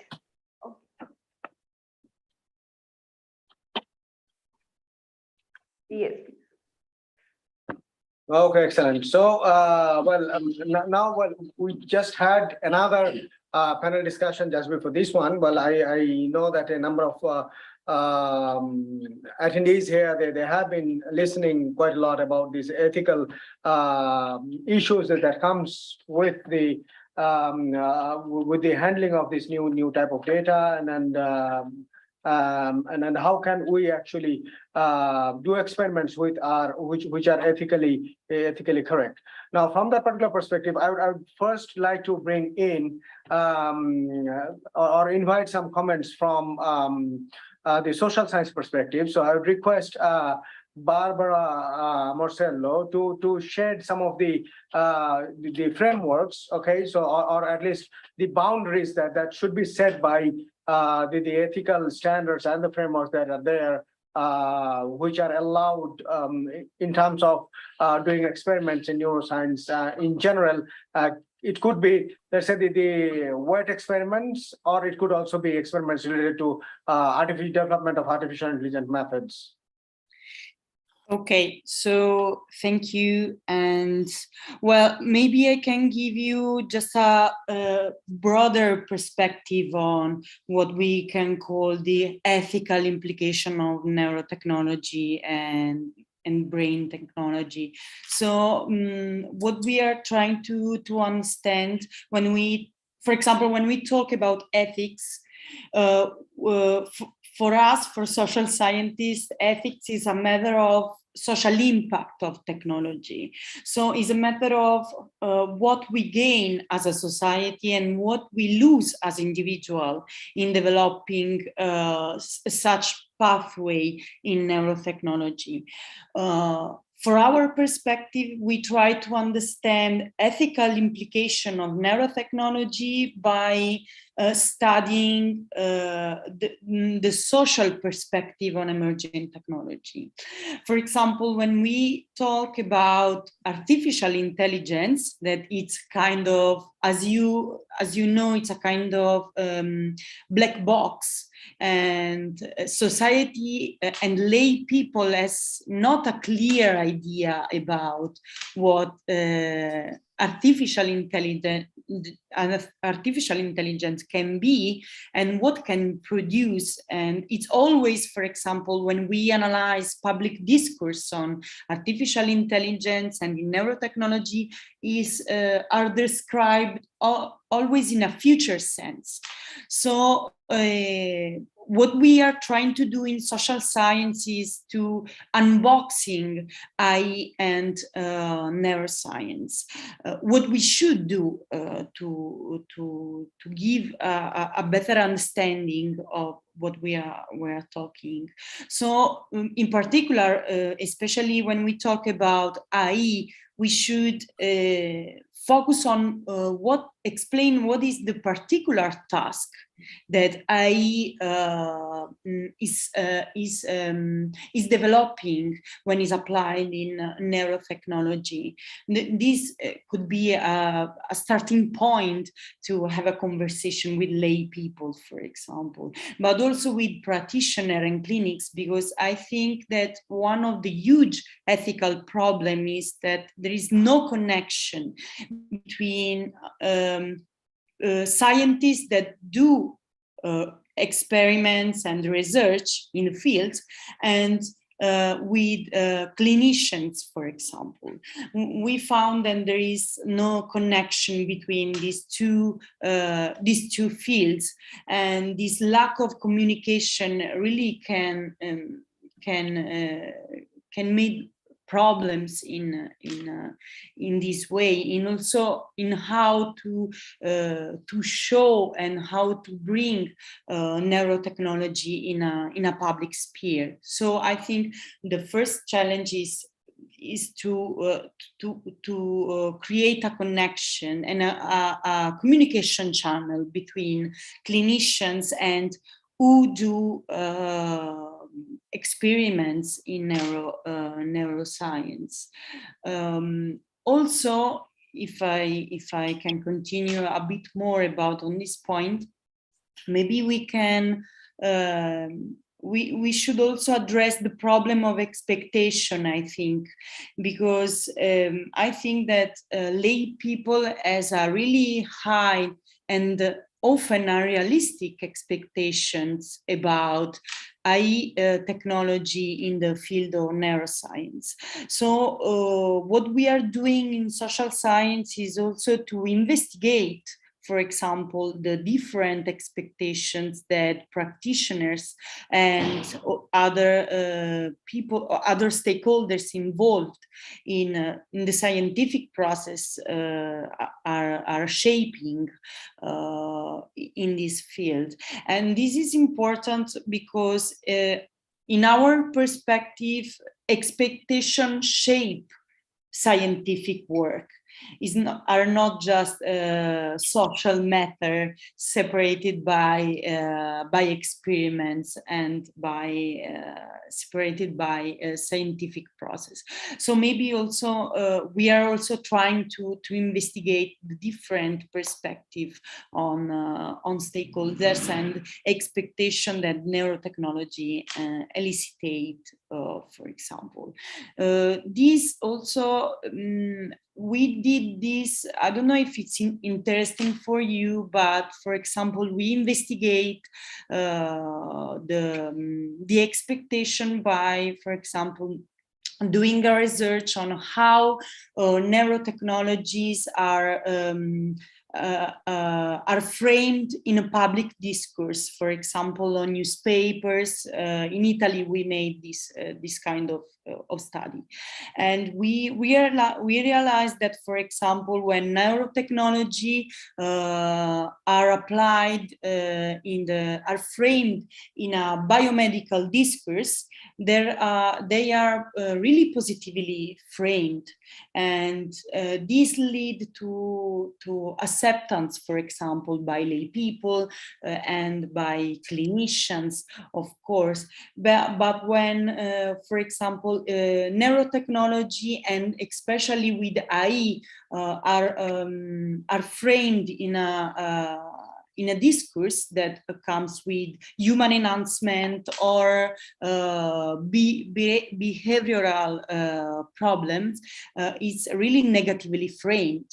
For example, this is really important in social perspective because give us an insights about which scientific directions are more tolerate or are more accepted by society. When neurotechnology are dealing with biomedical problem, or for example, when are dealing with uncurable disease, such for example, Alzheimer or Parkinson disease and so on, they becomes kind of miraculous knowledge, miraculous technology. And so also financial aids are really well accepted by government and so on. On the contrary, when they comes with when the scientific direction of research, it's going to brain technology for human enhancement for cognitive enhancement, it's really negatively framed. It's kind of risky or rushed technology. And this for us was really an important field to explore and to have an idea about the future direction of scientific research. So on that, I will come back to you because, well, there is the necessary actions as the fourth point. Yeah, as the last point, we will come back to you on the necessary future actions that you think is going to be relevant towards ethical AI and neuroscience research. So we have a couple of other experimentalists here. So, for example, Professor Vassanelli, who has been leading an experimental lab here at the University of Padua and has been part of a number of different very successful European projects, which has dealt with creating new technologies, new methodology for experimental brain research. So I would like to request Professor Vassanelli to share his opinion on what are the major ethical issues in the different phases of neuroscience experiments.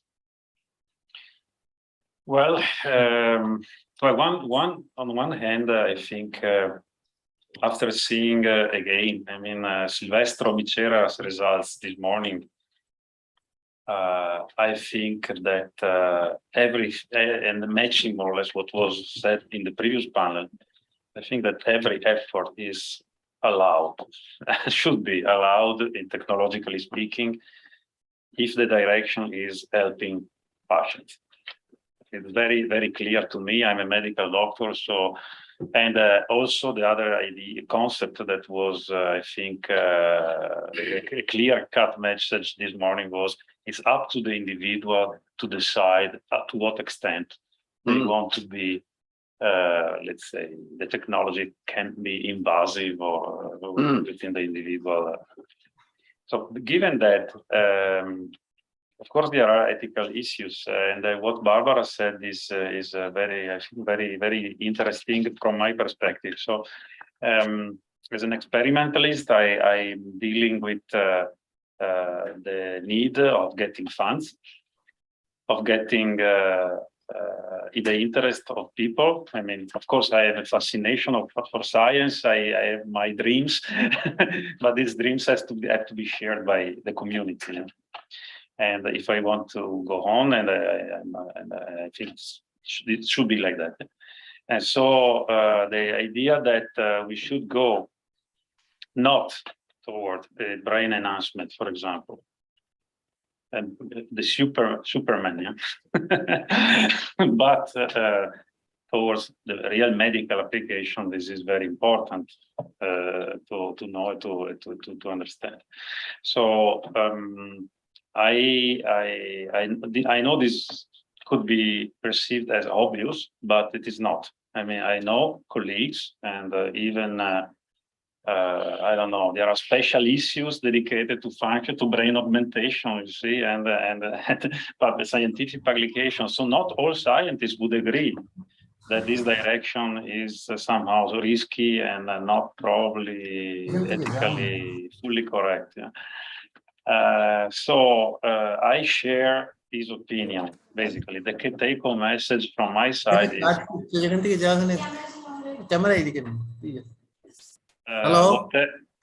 Whatever goes in the therapy direction, I'm fine with it, ethically speaking, should be done. Whatever goes into brain augmentation, modifying the natural behavior of human beings, shouldn't be done. So this is my very personal view. Then, of course, talking about ethics in neuroscience, we shouldn't forget that another big topic is animals usage.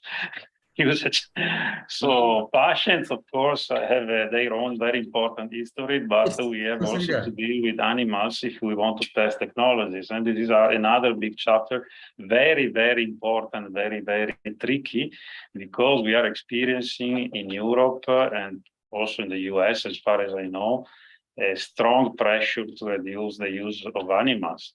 And this, I can tell you, really hampers the possibility to do experiments in Italy and also in Europe. I mean, I know stories that are really incredible, also in Germany, and probably you know that.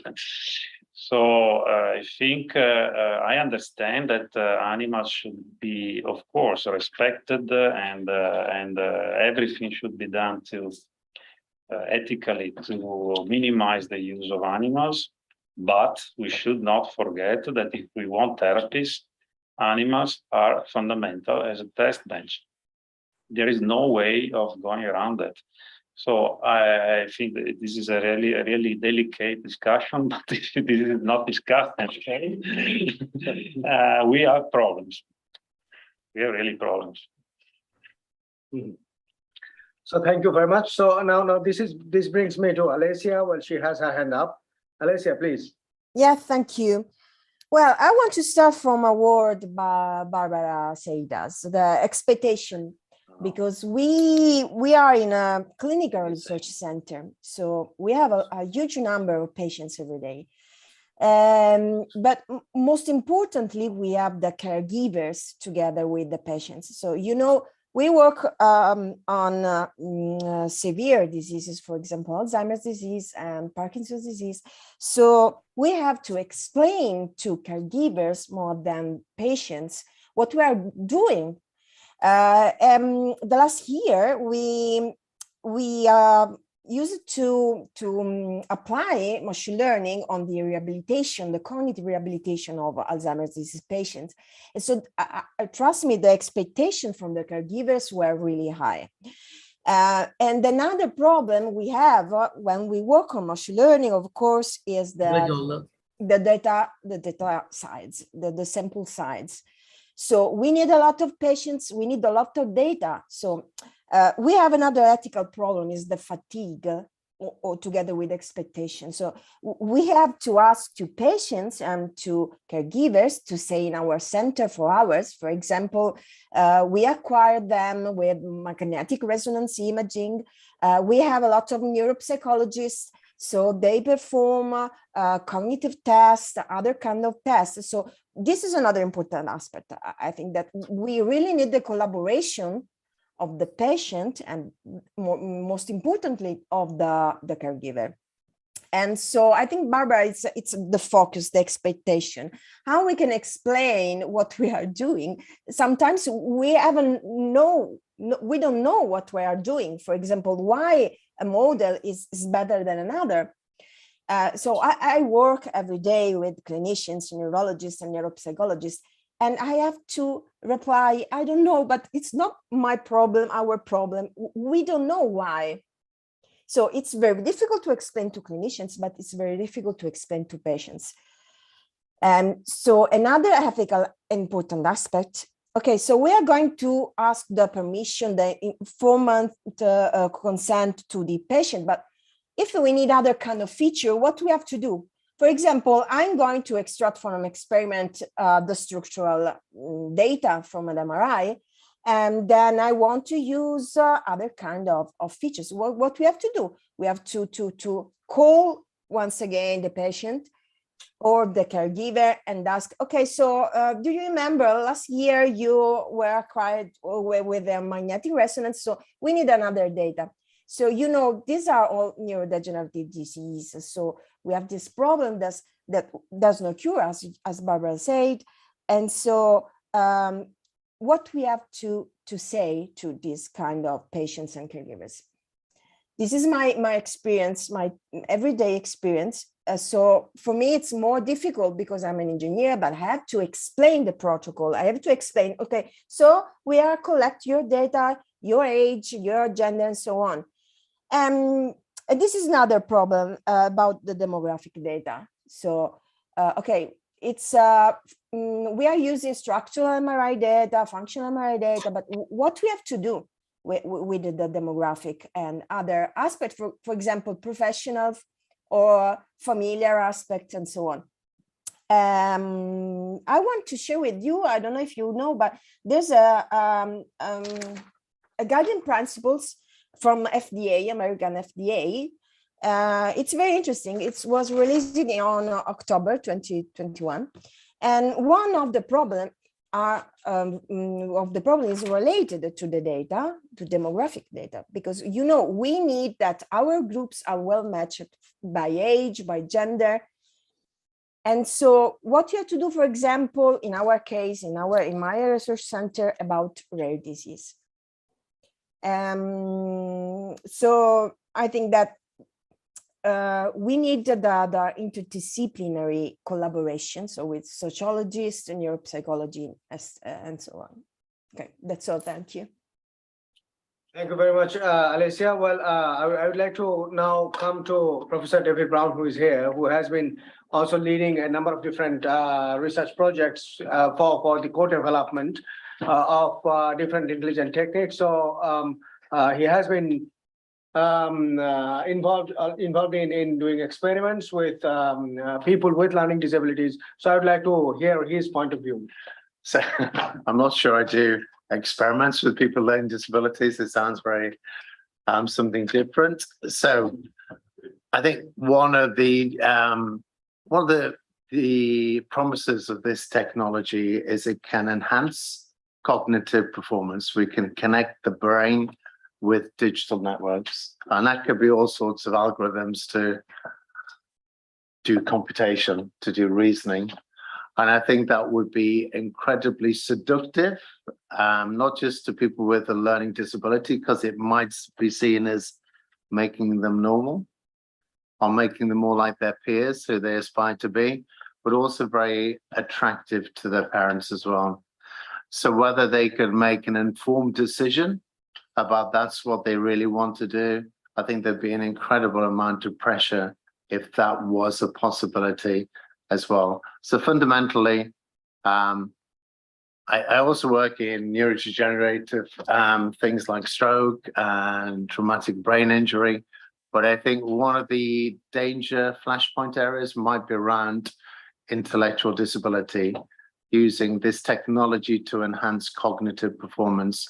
And there'd be lots of pressure on young people to make a really informed decision about that. And I think that would be one of the big ethical issues. I think it would really question what it means to be human.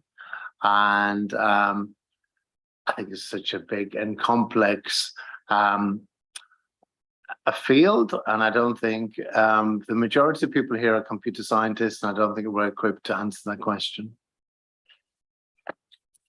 Thank you very much, David. Well, the experimentation, I didn't mean that you have been experimenting with. Well, yes, we do use those. No, it's absolutely fine. From so the, that's the kind of so we're doing, yes, yeah, exactly. But that's the language we do use.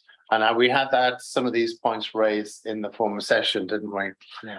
And I agree that we have huge amounts of abilities. So it must be, if you were a young person with an intellectual disability, and you said this, I would be attracted to lots of people if you had, you're great at arts, but not so great at maths. Well, I'll just link my brain to this nice little error here, and it'll make me a calculator. And if you're a person with an intellectual disability, I don't think it would just be you who'd have the pressure to link to that. I think it might be family and parents as well. And how could we really ensure that was an informed decision for those young people? I think it's really going to question what it means to be human. Thank you very much, David. So we also have here Professor Tapan Gandhi here. Well, I would like to go to him and request him to share his views on this particular thing of ethical issues in neuroscience related experiments. Yes, this is really a very good discussion, and all these eminent panelists already shared their views. And here, I don't like to take much time. I'll just focus on three important things. One is ethics, second is neuroscience, third is AI with explainability. These are the three most important issues what we are discussing today in this forum. Coming to the first issues, that even Dr. Tanu also mentioned that medical practice, legal interpretation, and social policy, which are the three most important things in the ethics when you do the neuroscience research.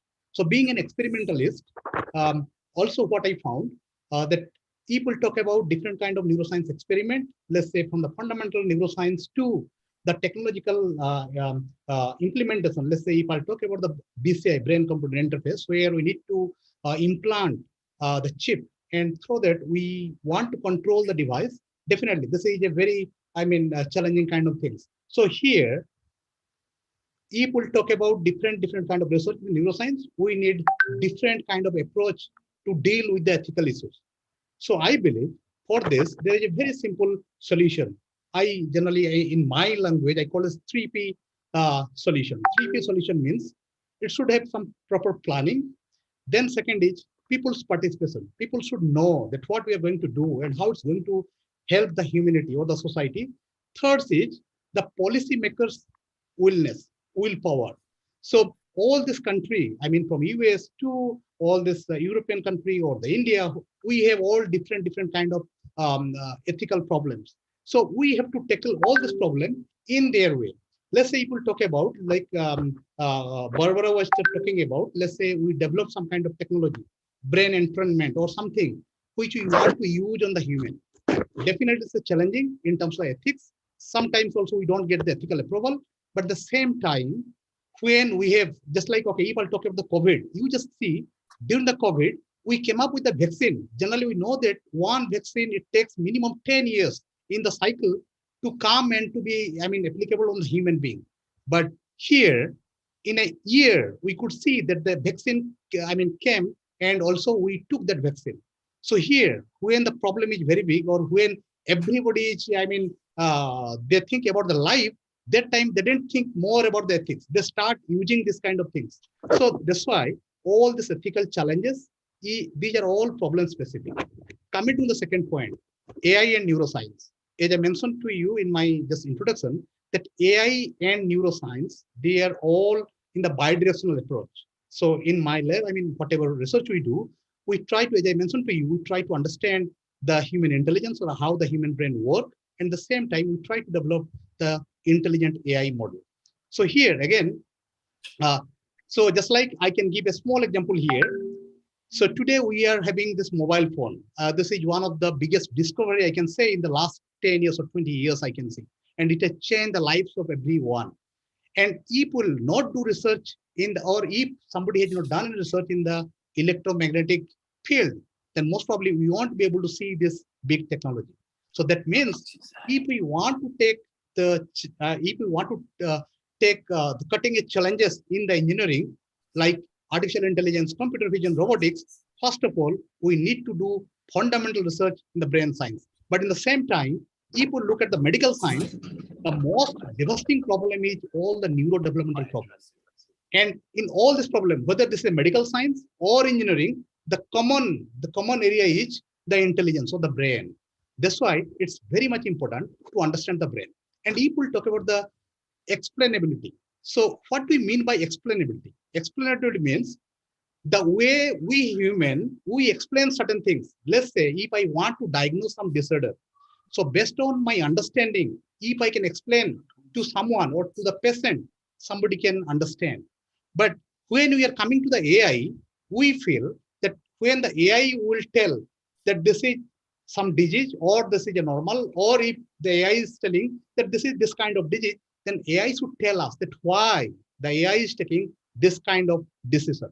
And now, as you know, that AI is one kind of AI, the model which we are using, let's say deep neural network, this is one kind of black box. Because until now, whatever we have understood in the brain science, that how the neurons in the brain work, so we know that we have just understood only 10% of how it works in the human brain. And accordingly, we have developed this deep learning technology. And that's why we don't know that how many layers are there. That's why we are calling it a deep neural network. Deep, we don't know how deeper it is. So most probably, I mean, the way we are moving forward in the domain of neuroscience, and when you learn or when you understand more about the neuroscience or how the brain works or how the dynamics of this neuron, I mean, they create all this interesting orchestra in our life. If we can understand, most probably we can create the right kind of AI which can explain just like the human being. So we just using the AI, though we can do certain amount of explanation, I mean, we can give, but not all, not everything. So all this thing depends on our understanding, both the neuroscience, fundamental neuroscience, how it works, and then on top of that, if we develop some technology, then definitely it would be the next generation AI, I can say. So out of all this experiment, just I'm highlighting one of the experiment or one of the study which I do. This is a very big, interesting project I do with MIT USA. So what we do, we restore sight to the blind, those who are born blind and have not seen anything. So we restore through some clinical intervention, and then we try to understand how the blind person learns to see this world. So not only, I mean, definitely, I mean, if I talk about the ethics, there are many ethical challenges here, but somewhere you have to compromise in something and you have to take the lead. Otherwise, you cannot find out the solution. So this is where we are restoring the sight to the blind, and then we are trying to understand how they learn this visual world. And again, the way they're learning, we are trying to implement those kind of models. We create the mathematical model, which we can call it a next generation AI model. Thank you very much. I hope that I'm clear on these three things. And if you have any questions, I'll be happy to answer. Thank you. Okay, thank you, Professor Gandhi. So here with us, we also have Professor Prabhat Mandal, who joined slightly late. So I would like to request Prabhat Mandal to also address this issue of the ethical issues related to the different neuroscience-related experiments, because he leads the National Neuroscience Research Center in India. So I would like to request Professor Prabhat to share some of his thoughts. Okay, thank you very much. It's a good platform to talk before you. we have a very good success story. India, in the center, we have made called Swades database and data analytics, which is data from the normal, healthy, young, healthy, old subjects. All are neuroimaging based data, neurochemicals, functional MRI, diffusion tensor imaging data, and Alzheimer and Parkinson. And this is the unique in the world where the neurochemical data are there. So it is a culmination of 15 years of work. From this center data was generated. So these data, there are a lot of ethics part, and also BBC came here to highlight this kind of work and how we are successful of getting a high-end outcome from the Alzheimer disease. That's what highlighted in many foreign press in US, Australia, and other places. Now, this is been up and going to be up and running. So anybody anywhere in the world can get the data, and also not only data analytics also in place in our dedicated servers in National Brain Research Center. So people will come and they will log in and they'll get the data and they will be able to analyze in our center. They don't have to go for any other places. So having said this, all this, we are also have made a model for artificial intelligence and early diagnostic for Alzheimer's disease. And this is one of the work has been US patent. We got a US patent, and another one is under process. And some of the works are coming in different international competition journals of artificial intelligence and model building and application in the system. So here we are dealing with so many Alzheimer patients. I actually joined first, but due to technical glitch, I had to be off for some time. Again, I'm happy to join back. I also, one of the speaker was saying that Alzheimer disease, we have about 400 Alzheimer disease good data has been created. We also have created the data which are already filtered and tested. We may scan 700, 800 Alzheimer patient, but we are going to put it in the system which is actually validated data. That is a national program has been developed called Gangotri that will actually available for anywhere in the researcher in our platform so that they can test the data of their data or our data. So ethics wise is very critical. I work in United States in Department of Psychiatry and Johns Hopkins. So I'm trained from there how an ethics part in the part of neurology and psychiatry and radiology. So ethics part, we are very stringent, and here we follow the rules. And then there is a question of how can we give the data of a person where their identity is there. We have taken a special program where all data, nowhere it will be in who is this person. Either it will be male, female, date, and the clinical status. So nobody can get this one about their information. So this is why ethics wise, we are pretty much online any part of the world. And there are other issues that whether the prediction, whatever we are doing, previously deep learning and other models has been developed. And now we have published a paper of ACM computing in one of the prestigious journal in the computer science recently about the model. What we found it out that the data is the mother. If the data is good, sometimes we don't work on the model. Even simple model can tell us many things. So whenever I'm giving talk in Melbourne and other places, then I see that people are asking that how can you be so little data can give you all this information. I said that we don't need 10,000 MRI data and putting the high-end all computers on the side, and ultimately prediction may not be that much because many of the information what we have collected and published in various top journals like a brain communication, biological psychiatry, human brain mapping, and ACM computing. These are the journals which have actually published our work. It shows that the root cause of the disease until unless identified, nothing can be possible. So in this our database, we are not only working on Alzheimer's disease, we are also planning very massive program for neurodevelopmental disorder, neuropsychiatric disorder like schizophrenia. So all types of data will be there in the server, and anybody can make a comparative analysis. Because please see your literature that nowhere somebody is working in an aisle of neurodegenerative disease, they only work on neurodegenerative. There is no matching or comparative analysis of other disorder. So this center is going to give all these things in a very span of 2-3 months. We are going to upload, open up our system. So ethics part, we take care. We are also going to have a clinical trial with an antioxidant biomarker, which has shown a profound result that early diagnostic marker like glutathione is depleted in the hippocampus. The person is identified as a early Alzheimer. There is no here and there, with a sensitivity and specificity about 85%.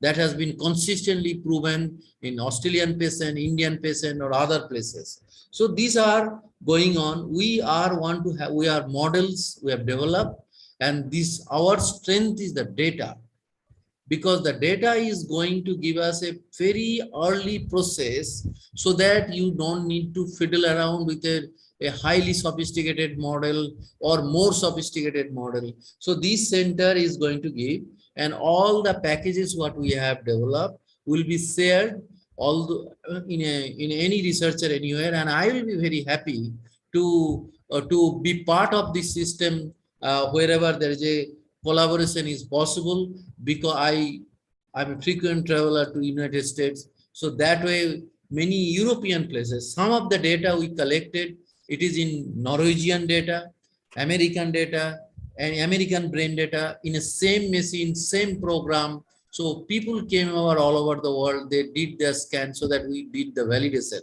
You can see the commitment in that range. And I'm sure from this meeting, I will be expanding our collaboration, and any way we will be able to help. And National Brain Research Center is one of the leadership role in India. So I'll thank you very much. It's a great opportunity. I'm open for any question you may have. Thank you very much, Professor Prabhat. Well, now allow me to bring Professor David Brown. So yes. On the question of neurodevelopment, do you want to probably invite, we do have Mr. David Swart here. So David, can you hear us? Are you there? He's in mute. Are you on mute, David? No, maybe he just moved for a minute. So okay. I'm not in front of the computer. Okay. So maybe we'll come back. Okay, sure. Yeah. Okay, so well, at this stage, just being conscious of the time. So now we are thinking of let's say methodological development here, and now when we think of let's say this experimental neuroscience experiments, and then well, these are all very important and wealthy data. Okay, so not many of these data are available outside the existing labs now. So, well, we have also been thinking of the openness of the tools, the data, and then sharing of this data, and then how we can develop methodologies in terms of explainable and intelligent methods for brain research. So allow me to come to Professor Shamim Kaisa to shed some lights on the necessity of openness of data and explainability in the AI-based methods for brain research.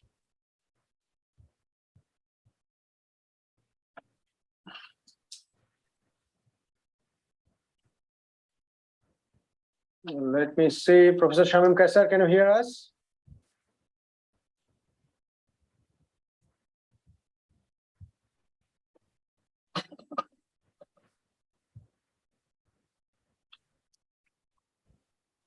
Okay, unfortunately, his mic seems not to be working. So, well, he's talking. But well, if you sort your mic out, maybe join from another device. Okay, we have Mr. David Stewart here. David, are you there? Oh, yes, I'm here. Brilliant. So, David, welcome to the panel. I'm really sorry that it's taken us a while to get through to you. So I'll just explain to the audience. David is a champion of the rights of people with intellectual disability. We worked together for at least 5 years, probably 5 times that, in terms of both environment, serious games, effective computing and technology. David, we're talking about brain informatics, how you could connect, and you could possibly augment the cognitive skills of students with learning disabilities, but just what ethical challenges that might raise for the students themselves, their parents and carers. And from your expertise, would it be possible to make a comment on that? Good afternoon, everybody. And sorry, I was late coming into the discussion. I think really from what I was hearing, and I heard David earlier talking about this, is there are such ethical issues for working with people with learning disabilities. Now, obviously, learning disabilities covers a wide range of people, with those with more moderate learning disabilities to those with profound and complex needs. And one could argue maybe with the more able people, they could make reasoned decisions. But certainly with those with the more profound and complex needs, it would be very much people making those decisions on their behalf. And there is a real danger, because of the history of learning disability, of people being experimented on. And this is across the whole world, where in the past, people with learning disabilities have been the subject of experimentation. And it raises all sorts of issues, I think, for us. So whatever way we go forward, what I would advise is there's always got to be more and more discussion about this, never to rule anything out, but to be very, very aware of when you're engaging in this, all the things that will rise to the surface, because people will have that whole association of experimentation and people with learning disabilities. So I would definitely urge caution. Yeah, that's what I would think myself, but I think you put it more eruditely there than I did. I'm going to ask some other people in special education. Lauren, would you like to come back and comment on that? Not that specifically. I don't know. Can I return to something that Stefano said? Yeah. So yeah. Stay there, David. Just come closer. I'm not sure I can hear. David, Lauren's going to come up to the microphone so you can hear this discussion. Okay. Yeah. Do I need to be on the camera? Oh, no, I don't. Yeah. Okay. No, that's. Yeah, I think I understood you correctly, just saying earlier that it's generally positive to push ahead with the development of new technologies, because once they're out there, people can make the choice to engage with them or to reject them and say, no, I don't want that to be part of my life. I suppose that's not quite my worldview, and I see things differently, because I don't see the emergence of any technology as a neutral matter. You know, if you think of something like cosmetic surgery or prenatal screening, they don't emerge in a neutral moral vacuum. They end up shifting the Overton window. I'm not sure if that's a term that's used outside the English-speaking world. The window of policy and belief that is palatable to the general public. So the emergence of cosmetic surgery could be said to shift that window in a direction so that some people are regarded as not sufficiently aesthetically pleasing and surgery is a legitimate option. Similarly with prenatal screening, we know certainly in the UK that's not presented as a neutral option to parents. It's presented as something that ought to be done by any responsible parent, probably leading to termination, which is the responsible option, and that's become an accepted discourse within the medical community. So yeah, I guess that's just the way I view things. The technologies are not necessarily bad. I'm not necessarily anti-technology, but maybe we need to own that they have consequences. No, I was thinking cosmetic surgery as well, in that if you're saying for good reason, perhaps for certain types of cognitive disability, and that might not be intellectual disability. Some people have problem with maths. It'd be very much like we've made these advances for Alzheimer's or for intellectual disability, and then people might start to pick and choose these boxes, these tools, in the same way as people will choose cosmetic surgery. Was one of the thoughts I had recording with you. But I would, David, my thoughts were with you in terms of the pressure that people with intellectual disability, perhaps severe intellectual disability, might face in terms of cognitive enhancement as well. Yes.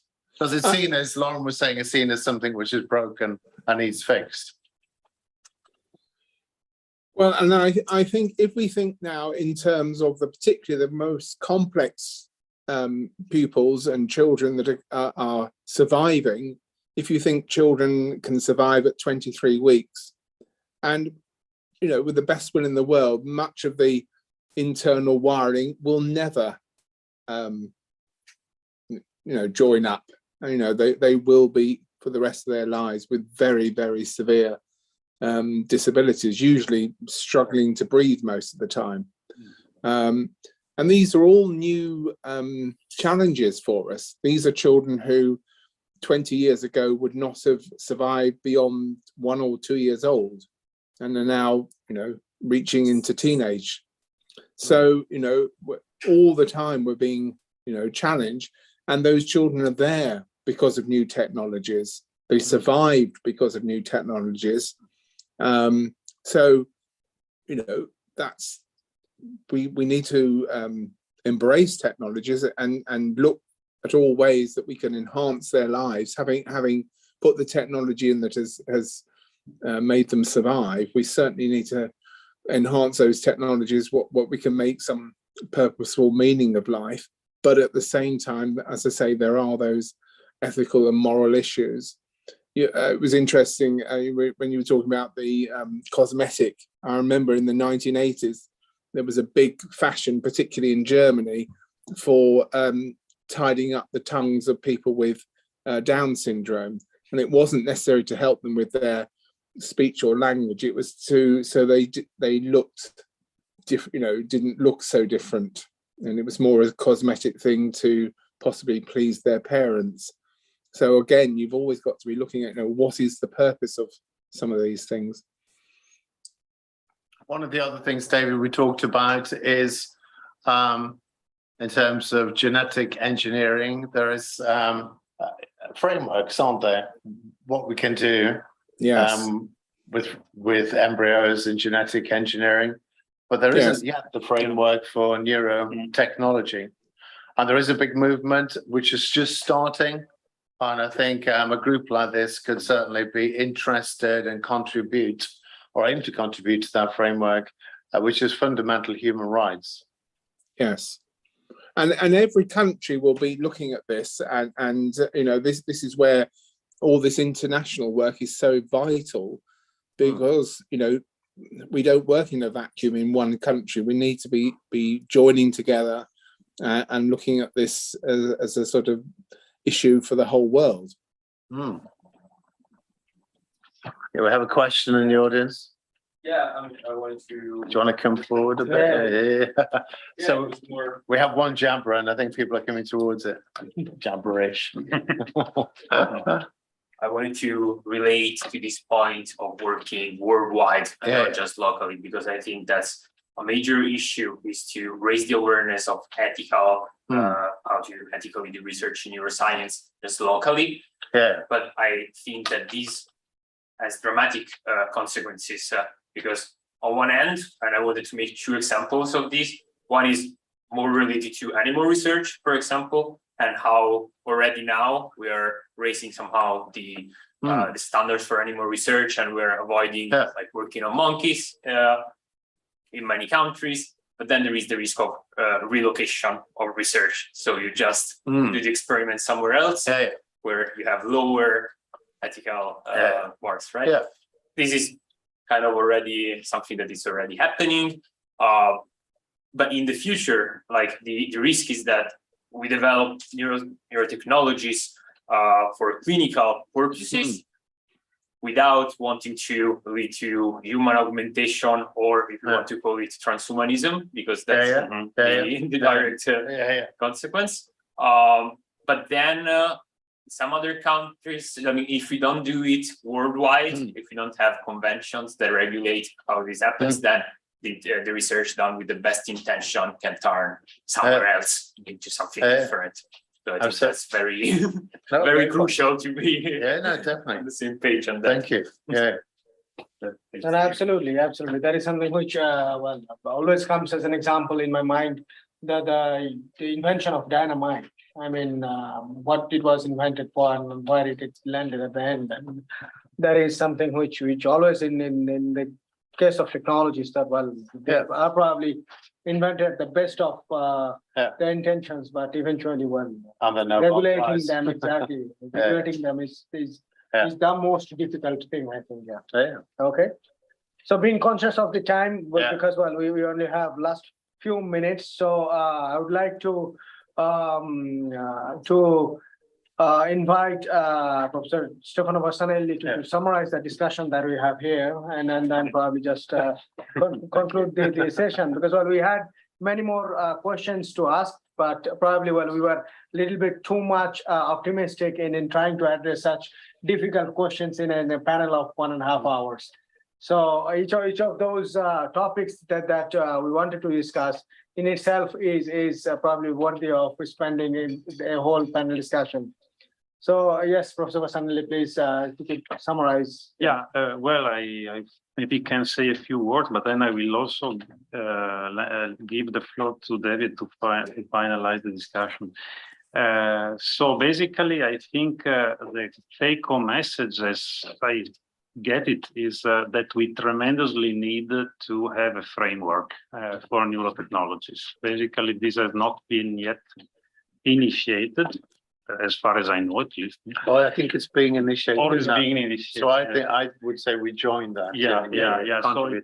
So as David correctly said, there are initiatives, and we should definitely do as much as we can as a scientist, talking about myself, colleagues, to take care of this very important aspect, because we are there. Yeah, I mean, these ethical issues are rising now.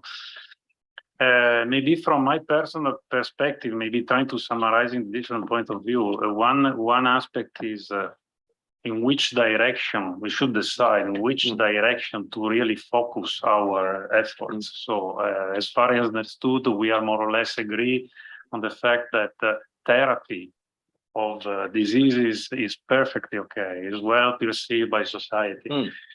Instead, transhumanism, I mean, improving the normal brain, this is not okay. This is something scary, or that should be further discussed.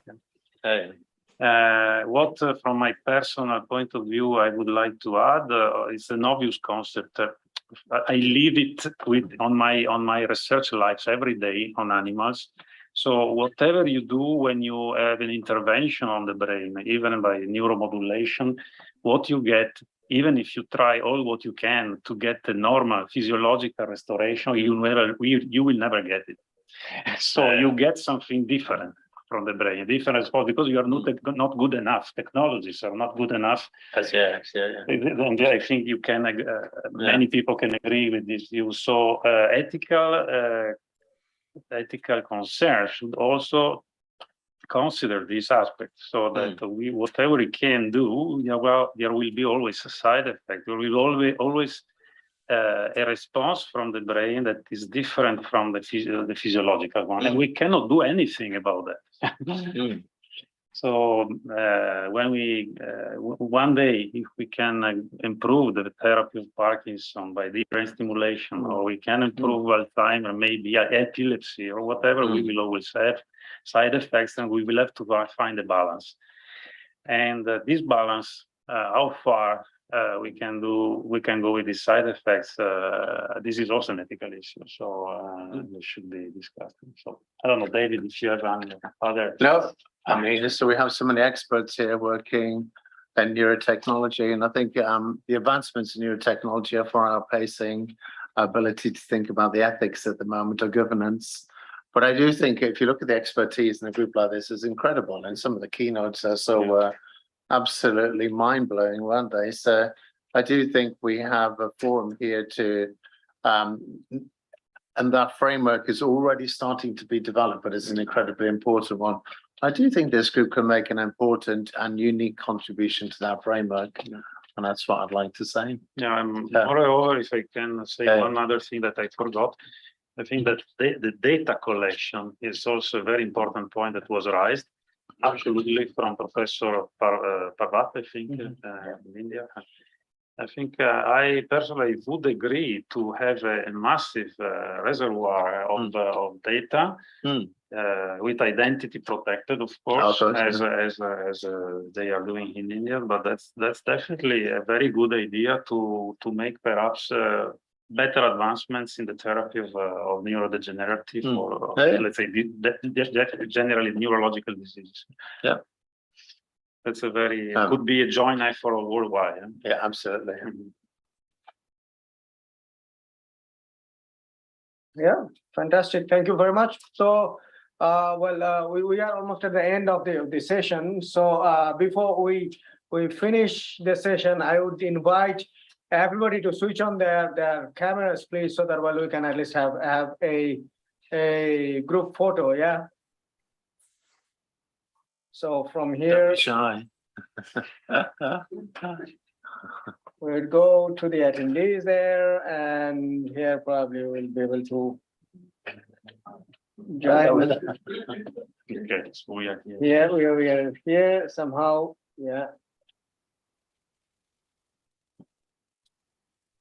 So whoever can switch on the cameras, please do. Let me just close this. It's a virtual selfie. Yes. Actual selfie, yes. Oh God. Okay. We have some 3 selfies, okay. So yeah, thank you very much, everybody. And all those who are online, we are sorry that we are unable to have you in the dinner that we have, the conference dinner. And I wish that you all could have joined the conference dinner. That would have been really great. And otherwise, I will now close the session, and we will all meet tomorrow again at 9 o'clock in the technical sessions. Yeah. So just again to reiterate one of the things that created a little bit of a confusion, that those attendees who are in person present here, they will be presenting their presentations in person. So that is absolutely okay. But if someone has some issues, please do share them with us, and we'll probably be able to find out alternative solutions. Okay, with that, I thank you again for your contribution to this conference and staying the whole day with us. We had fantastic keynote speeches, and we had fantastic 2 sessions, 2 panel discussions, and I look forward to welcoming you to the parallel sessions tomorrow. And we do have another keynotes tomorrow, actually, just before the closing session. So there will be a keynote and a closing session tomorrow as well. So thank you very much again, and have a great evening. Thank you.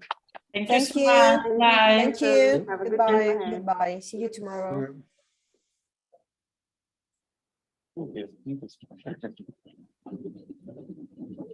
Yes.